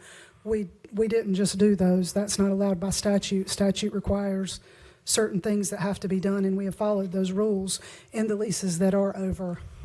Right. It's just not uncommon. Matter of fact, it's very common to have multi-year leases with sometimes multiple renewal options. So I just don't want to speak to that. cut our I'm nose sorry to off to interrupt you, spite but our I do face. want to speak to that. Actually, the history of that is years ago, council decided that they did not want the leases to be multi-year. They preferred them to be annual leases that went along with our fiscal budget year. And so that is why the majority are on the term of July 1 to June 30 every year. Yeah, I mean, I get that piece, and sometimes instead of doing a 12-month lease or a 36-month lease, you do a 30-month lease, or you do an odd, 43 months to get it to line up with the fiscal year. So I'm okay with lining it up with the fiscal year. My reservation is, because we don't want to cut our nose off to spite our face, we could be negatively impacting our ability as a city, as an owner, to lease the space if we're not wanting to do multi-year leases. That part doesn't really make sense to me. The transparency piece, if we want to have a page on the website where you click on it, or a tab, and it has this list, I'm all for it. I think our surplus property, any property the city owns, should be readily available. So having a tab, I guess for this agenda item, for me, it's kind of two pieces. There's the transparency piece, and my other colleague mentioned, we partner with FCEDC. They're members of like CoStar. CoStar and LoopNet's one of the biggest kind of listing services that commercial realtors use. I'm sure through them, we could list all of this stuff for lease or for sale that we have through their membership. So one piece was the advertising, marketing, transparency piece, and then the other piece was just, the revisions on the stuff. I thought that legal had already kind of reviewed these proposed revisions, so I didn't see an issue with it, but whatever. I don't know if we need to send it back to staff, I guess is where I'm getting at, or what we want to do. Yeah, so we got a motion to dispose of, and I'll come back to you. I still got got a couple of, got Councilman McNair, I have a question, then I'll come back to you, Councilman McMillan, so we can see where we're going with this. Yes, ma'am, it's your turn. Thank you. Transparency, Mr. McMillan, is key for me as well. But however, this item seems a little complex, and I feel that it needs to come back, and we need to talk about it a little bit more. Because look, my brain is everywhere right now, so I'm sorry. It's on about hour 6 right now. Yeah. All right, and so, Council, just before I go back to Councilman McMillan to kind of see where we are on this motion, it's been a proper motion and it's seconded by Hondros. I think we've had adequate discussion. Again, I want to emphasize this and I want to ask this question. So in the white section, we see PCH Development, Prince Charles Holdings, $4,500 and $12,500. Mr. Hewitt, how much do we pay? I heard it earlier today that you had staff redesigning some office space because we were trying to get folks out of Festival Park. How much we rent that property for? How much we rent what? Festival Park. The offices we occupy, it was $30,000 a month, $25,000, $30,000. I don't know how much we Something. spend on Festival Park, no. But it was. You know, Keisha, right off. He's the right figure. It's about 30 grand a month. Wouldn't you like to know that? Do you think the public deserves to know that? That they lease from us at $4,500 a month or a year, Yeah. and we rent at $35,000 a month. I mean, so that's the to and from conversation I'm talking about.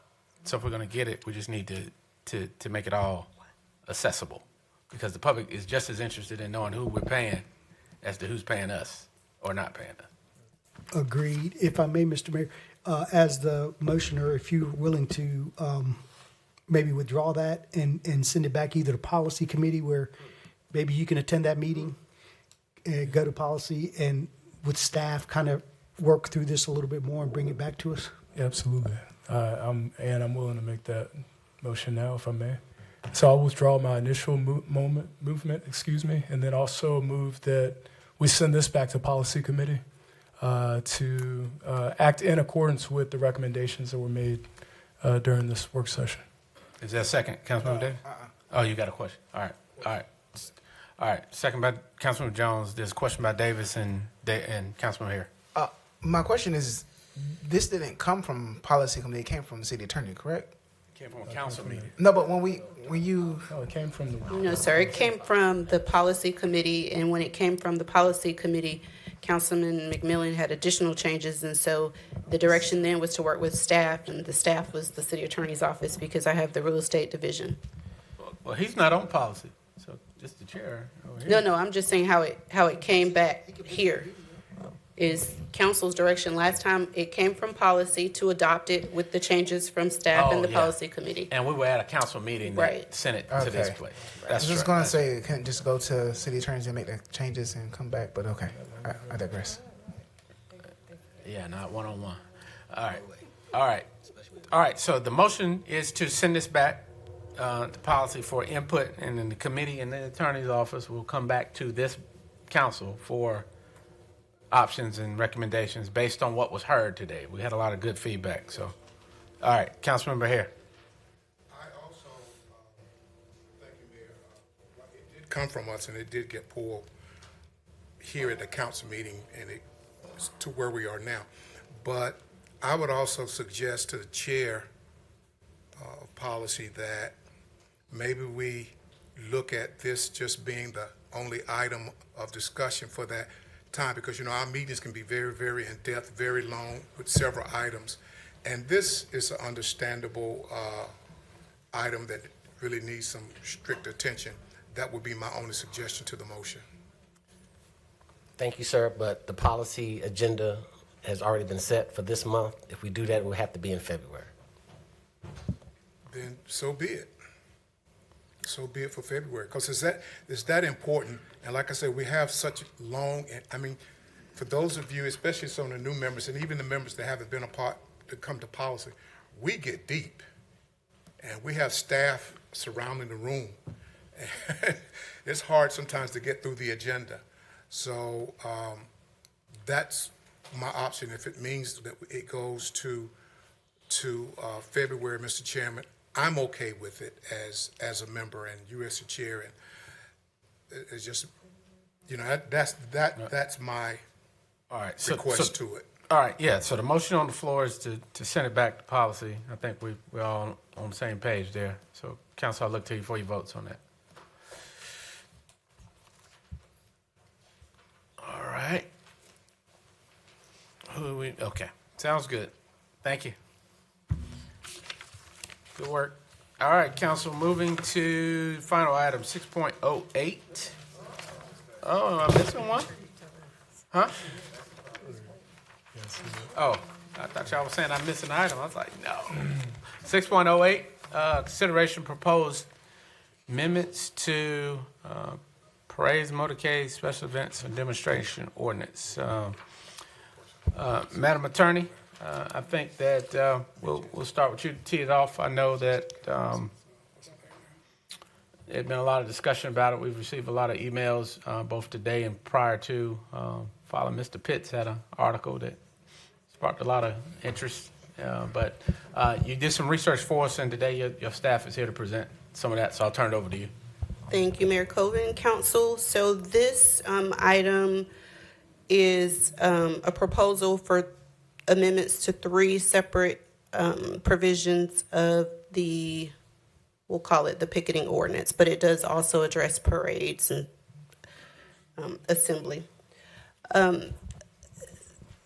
I want to start with just giving council some background as to constitutional law, because when you're talking about regulating speech, you are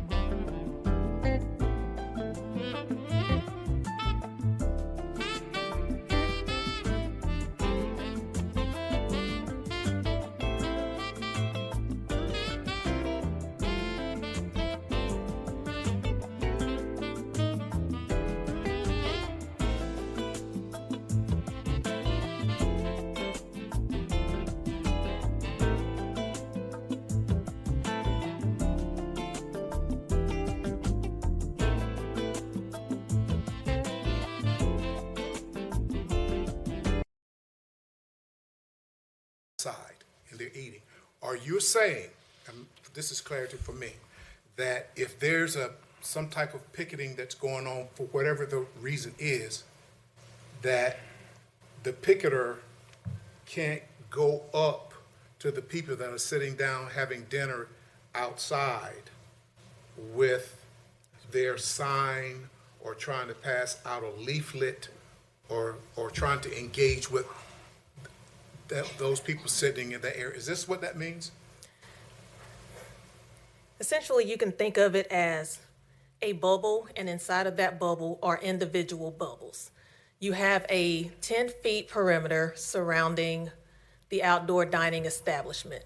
You are free to be inside that perimeter and you're free to spread your message. However, when you wish to speak with individual people, if you are within that 10-foot perimeter, to speak with those individuals, you would need to be 8 feet away unless you have their consent. Okay, just going back to what I said, because just for Darrell, I'm trying to understand. So if I'm in this area, sitting down, having dinner in an outdoor square area like I see downtown, you're saying that if there is a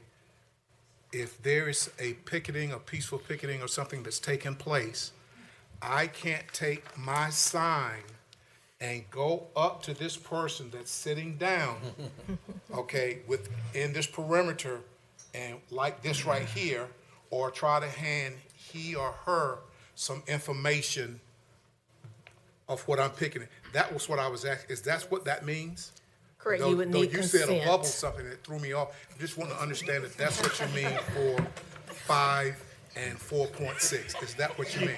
Yes. Okay, that was all. You didn't say yes the first time. You took me to a bubble, so I was just trying to understand. I tried to use easily understandable language. I got it now. All right, Mr. Hughes. Yes, she's ready. She can answer any questions you have, but the bubble within the bubble is where I think that it's really important to understand. You and I are about 12 feet apart. Okay. Okay, so I could stand about almost halfway between us. Right. And I could still have dialogue with you. So, Correct. But it's with consent or without consent. So that's the part that you would say about the bubble in the bubble. Could you expound on that a little bit more? Yes. If you are within the 10 feet of the outdoor dining establishment and you wish to engage with an individual that is dining at the establishment, for you to approach, you would need their consent. That consent could be, "Hello, Mr. Manager, can I talk to you about my position?"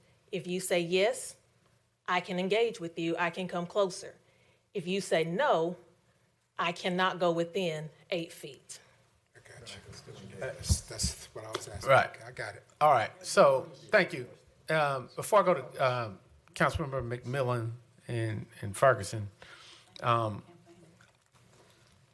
think as we talk about this, and you know, I get calls about everything, you know, from mail not being delivered to everything. So, all right, but I think what happens is, and I am 100%. I think it gets very complicated to try to regulate what people say and to regulate, you know, whether you support what their actual causes are or not.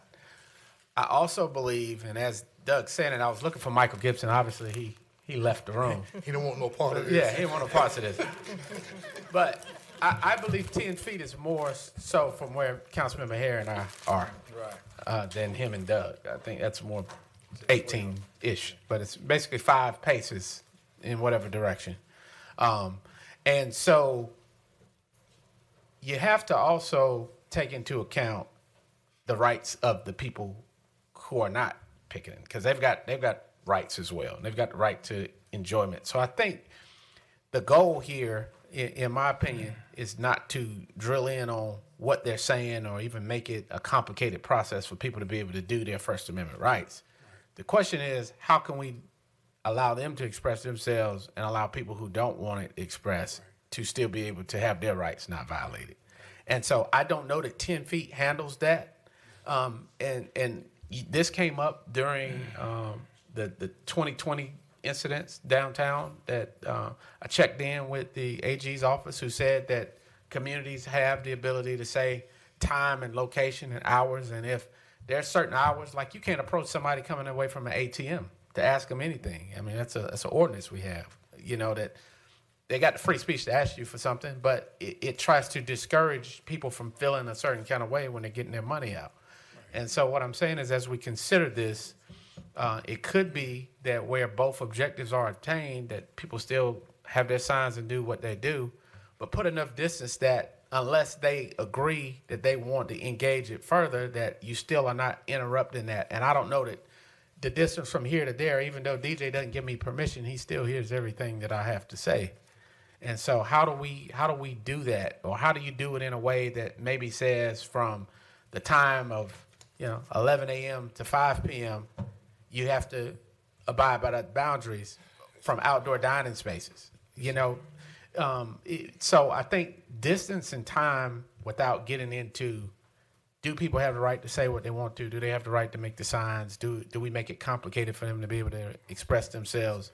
But I think distance and time can do it to where the people who don't want to receive what you have to say are not feeling that you're up on them. And I think 8 to 10 feet doesn't really address it. I know you were bringing that example from case law, but I think that only makes it complicated. 8 to 10 feet, a little bit more than that. You put certain distances in between churches and alcohol license recipients. Some distance that you have, but you're not violating anybody's rights. What you're doing is, you don't want to go down the right of religion, and you don't want to go down the right of people to have their rights, but you still have separation there so that both of them can coexist. So I think that's the balance that I'm hoping that the council can get to today. I appreciate you. All right. Councilmember Ferguson. Thank you, Mr. Mayor. My question is, first of all, protests, pickets, is that interchangeable with protests? I know a picket is a form of protest, but not all protests are pickets. So I didn't know what the language, when it says pickets, does that include protest? Do you have that, Aaron? Yes, I do. Okay. Pickets can include protests. Right. Based off our ordinance under 24-271, a picket is a public display or demonstration of sentiment for or against a person or cause, which can include protesting. So I would say, even though they are used interchangeably, there is a difference. There is a difference, but this is relating to Picketing. either or. Yes. Well, picketing specifically, yes. If it falls under picketing. No, I got what you're saying. That's a form of a protest. But if it was a protest and not a picket, would that be? Okay, same thing in that language. Okay, gotcha. It also says on number 5, it says within a radius of 10 feet, which you just explained, but then it says to engage within 8 feet. But if the perimeter is 10, how can you even get 8 feet? I don't even get that. I know I don't want to get caught up in the bubble.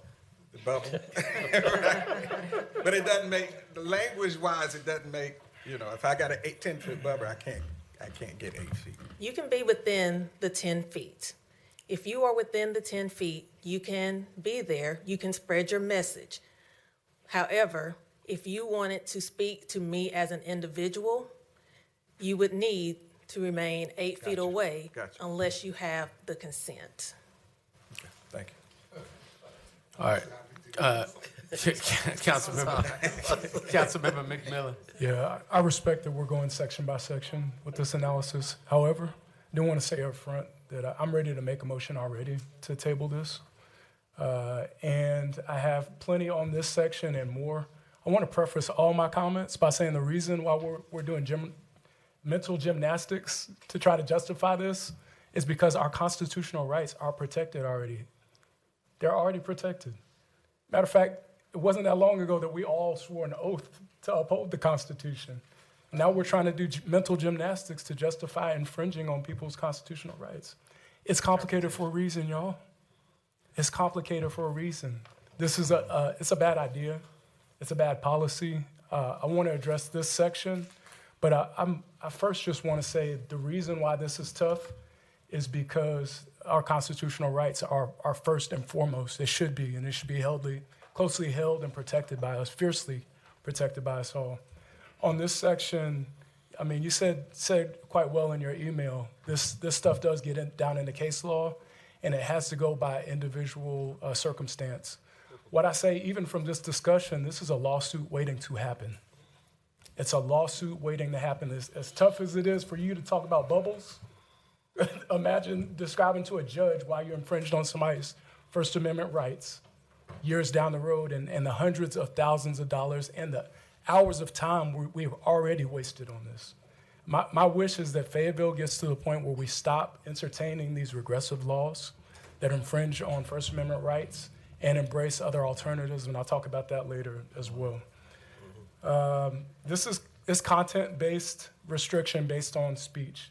Councilmember Hare, already from your description, the events or what you're anticipating, you're already leaning towards protest. You're already leaning towards very likely social justice protesters who will be targeted as a result of this. We're not talking about Girl Scouts. We're not talking about religious people telling you that to come love Jesus and come to church, because this will, in fact, and y'all know the way things play out, in fact, with de facto exercises and policies, this will be an infringement on the First Amendment rights of specific content-based speech. I do appreciate, Councilmember, what you were stating. That was not my regard at all of what you just stated. I was just trying to get some clarity to understand what it meant. So I was asking really personally for myself exactly what it meant. Once I had a few discussions, then I do now understand. That's okay. I appreciate that. But you see how our ingrained biases and our prejudices that already exist will ensure that this does become content-based in its enforcement. I mean, you saw that. I'm not saying you did that on purpose, sir, but that is an example of how this will be implemented and how this will infringe on people's rights. You mentioned Attorney Sweeney, and I appreciate the time that you've taken to put this together, and appreciate the conversation this morning. Hill versus Colorado. Again, we're going case by case. We're going statute by statute. It did uphold 8-foot bubble around persons entering healthcare facilities. It was based on patient privacy and psychological well-being at medical facilities. It does not apply to commercial dining establishments with no privacy interest. And that's how tricky this gets. That's why this is going to be complicated. That's why we need to avoid court, right? And infringing on people's rights. I also mentioned this this morning, McCullen versus Coakley, 2014. It struck down a 35-foot barrier buffer zone around abortion clinics. It found less restrictive alternatives exist and targeted harassment laws and traffic management. It said that outdoor dining has even less compelling interest than abortion access. Reed versus Town of Gilbert, 2015. Content-based restrictions face strict scrutiny and are presumptively unconstitutional. They must be narrowly tailored to a compelling government interest. And that leads to a question for you, which y'all explained to me this morning, but I want everybody to hear that government interest. And before you answer that question about what our compelling government interest is to tailor this, I want to point out that if you claim that it is to protect business operations, well, commercial interests do not equal a compelling government interest. If you claim that it presents harassment of diners, I want you to reference North Carolina General Statute 14-288.4 that already prohibits harassment. So what we're doing is going overboard.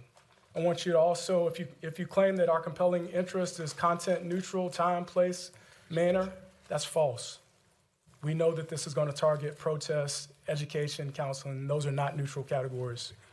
And then if you claim that our compelling government interest is public safety, there's no evidence that outdoor dining creates unique safety risk requiring speech suppression. So with that, that's my analysis of just this first section. But overall, this is wrought with bad ideas And I'm ready to make a motion to table this soon, maybe sometime after. So we'll circle back to you. I got Mayor Pro Tem. Thank you, Mr. Mayor.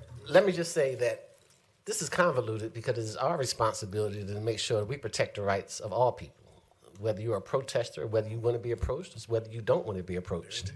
We're talking about case law. There's different case laws in different cities and different states that will argue both sides. That's why we're here as a government body, to make the case for Fayetteville. Not the case for Denver, Colorado, not the case for Texas, but the case for Fayetteville, to make our city a better city for all.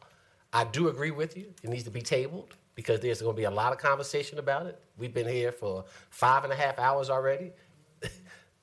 So this is something that can be brought back to policy, where we can probably ask in group sessions, or 5 or more, 5 or less, to discuss this matter, to bring it back to another work session. Thank you, Mr. Mayor. All right. Thank you, Mayor Pro Tem. And before I go back to Hare and Ferguson. No, you got me, sir. Oh, Ferguson, you, okay. So this is great discussion. You know, and Councilman McMillan, I think, you know, you hit some legal points, but there's some you left off as well, that buffer zones are looked on in a balanced way, that they're not unreasonable with the amount of space that it allows to be considered. And there are a number of cases that cite that, so I'll leave that to the legal professionals. But I think you have an argument both ways, that buffer zones are able to be done, and particularly in cases where not only just health related, but where areas of intimidation, like we were talking about with the ATM, that you feel a certain feeling if people walk up to you in an aggressive way when you're getting your money, and you're not violating their rights for you to feel safe. So there's a balance here that the courts have taken into account time and time again. Now, what I do think is that this is such an important issue that we put on the last item of a 7-hour, 6-hour day back. I know we covered a lot of ground, but we're not at our best. I do think this is important, but I would like to figure out if this could come back to a work session without a real packed agenda where we can spend the time on it, because if it goes to policy, they've got to spend time along with the 3 other things that we've sent them tonight. Then they've got to bring it back for us to then try to hash out our questions as one of 5 items on a work session, where we can just designate the time, whether it's this or a special meeting, to do it. But it's important enough that we can reach a balance, which we're required to do. It's tough work because it's tough work. Creating public policy is tough work. You're always going to have half of the people who agree with it, and you're going to have half of the people who disagree with everything, just about. And so, you know, if you all are inclined to it, let's make it to February. Let's be mindful to the manager to tell him that we need to keep that meeting light, or we can do a special meeting to deal with it. But it's important enough for us to deal with it and get it right. And I think that's what I heard from all 10 unanimously tonight. Is there interest and any benefit in just getting through the presentation? I think we're, 1/3 there, just get through the other 2. Just tells you what kind of 2/3 questions we're going to have. But absolutely, I agree, so, Madam Attorney. But there's a motion that he had on the floor, so. Oh, he didn't make it yet. He just threatened to make it. I got you. All right. Thank you. So go ahead, Madam Attorney. Well, briefly, if I could just respond to the concerns. Hill versus Colorado did involve medical facilities. However, the language in there still remains the same. And in that language, the court found that it was content neutral. It was not content-based speech. The only language change the only change made in regards to the city of Fayetteville would be the outdoor dining area rather than the healthcare facility.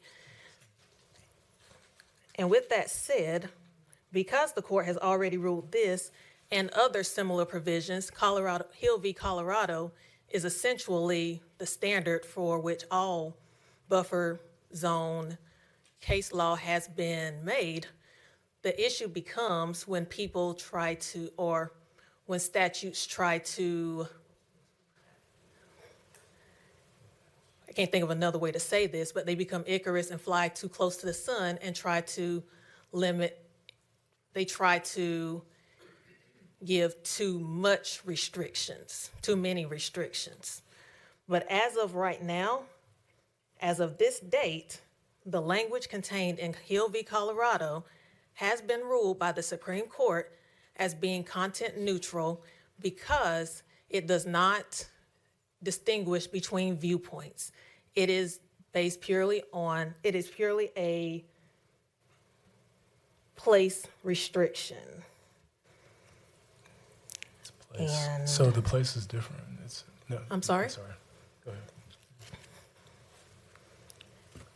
And in regards to the healthcare facility part of it, that is only a portion of the analysis.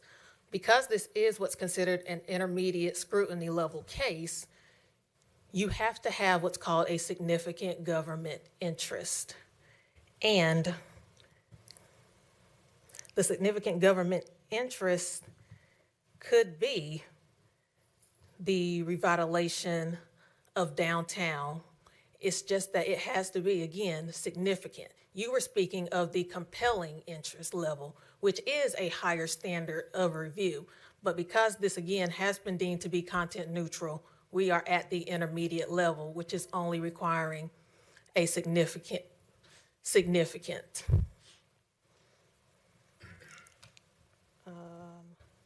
I cannot remember off the top of my head your other points, and I apologize about that, but it was just that part that stuck into my mind specifically. That's the end of it? Or you still got more? If you give me 5 minutes, I can breeze go through ahead. this. I'm just trying. Mayor I'm just trying to make sure you got it. I know we'll do whatever council says, but if we're bringing it back, I wonder if it would be more beneficial if we just do it all at that time instead of I finish think so, this especially when and- your brain is actually working like after 5 hours. Yes, sir. And Aaron also had court today, and that's why we made it last and why we may be a little fatigued as well. I understand. So, council, y'all have a heart and want to bring this back, like we said. Councilman McMillan? Yeah, I move that the council table proposed amendments to the Fayetteville City Code, Chapter 24, Streets and Sidewalks, Article 8. That staff be given 30 to 90 days to consider alternative policies, including but not limited to those discussed tonight, and address questions of constitutionality. 30 to 90 days? Yeah, I think we were trying to get it done a little quicker than that. Is there a second to that? All right, second by Councilmember Green. Discussion, council, I think this is important. It's been a lot of interesting points tonight, but I don't know that it takes 90 days for us to figure it out. We can, if they're able to accommodate this in February, I think they should bring it back.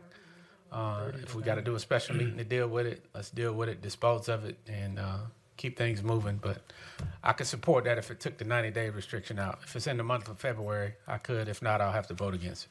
Thank you. Councilman Davis, you had a question, comment? All right, any other discussion? All right, so the motion, repeat the motion. Yes. I move that the council table the proposed amendments to Fayetteville City Code, Chapter 24, Streets and Sidewalks, Article 8. The staff be given 30 to 90 days to consider alternative policies, including but not limited to those discussed tonight, and address questions of constitutionality. All right. Yes, sir. Councilman Jones. Yes, Councilman, would you welcome a friendly amendment to make it 30 to 60 so that we can get it addressed to take off the 90? Yeah, let's say 30 to 60. Is that Yes, sufficient? I'll make that friendly amendment. That way it'll give staff time to, All right. to do what they need. All right, so is it a friendly amendment? Seconded? Question on the motion, Mr. Mayor. All right. Yes. Can we also address this at a special meeting, not a work session, so we have time to discuss it in detail? Councilman Davis? Mr. Hewitt, the motion is 30 to 60 days, but we would like this as soon as possible. I'm sorry, whomever. We're ready at council's pleasure. I believe the manager mentioned we have January 14th strategic planning meeting. We could tag it on there, or we could do a special meeting, whatever is council's interest within 60 days. Yeah, so maybe it needs, it's something that's important enough it needs an item by itself, so I wouldn't tag it because we're going to end up in the same situation. So, all right. So, everybody in agreement? 30 to 60, special meeting, no, between 30 and 60 days, special meeting, and then we'll plan accordingly. Yeah. All right, council, no further discussion. Look to you for your votes for that. All right. Who are we missing? Oh, Honduras voted against it? All right. All right. Motion to adjourn. Good job, council.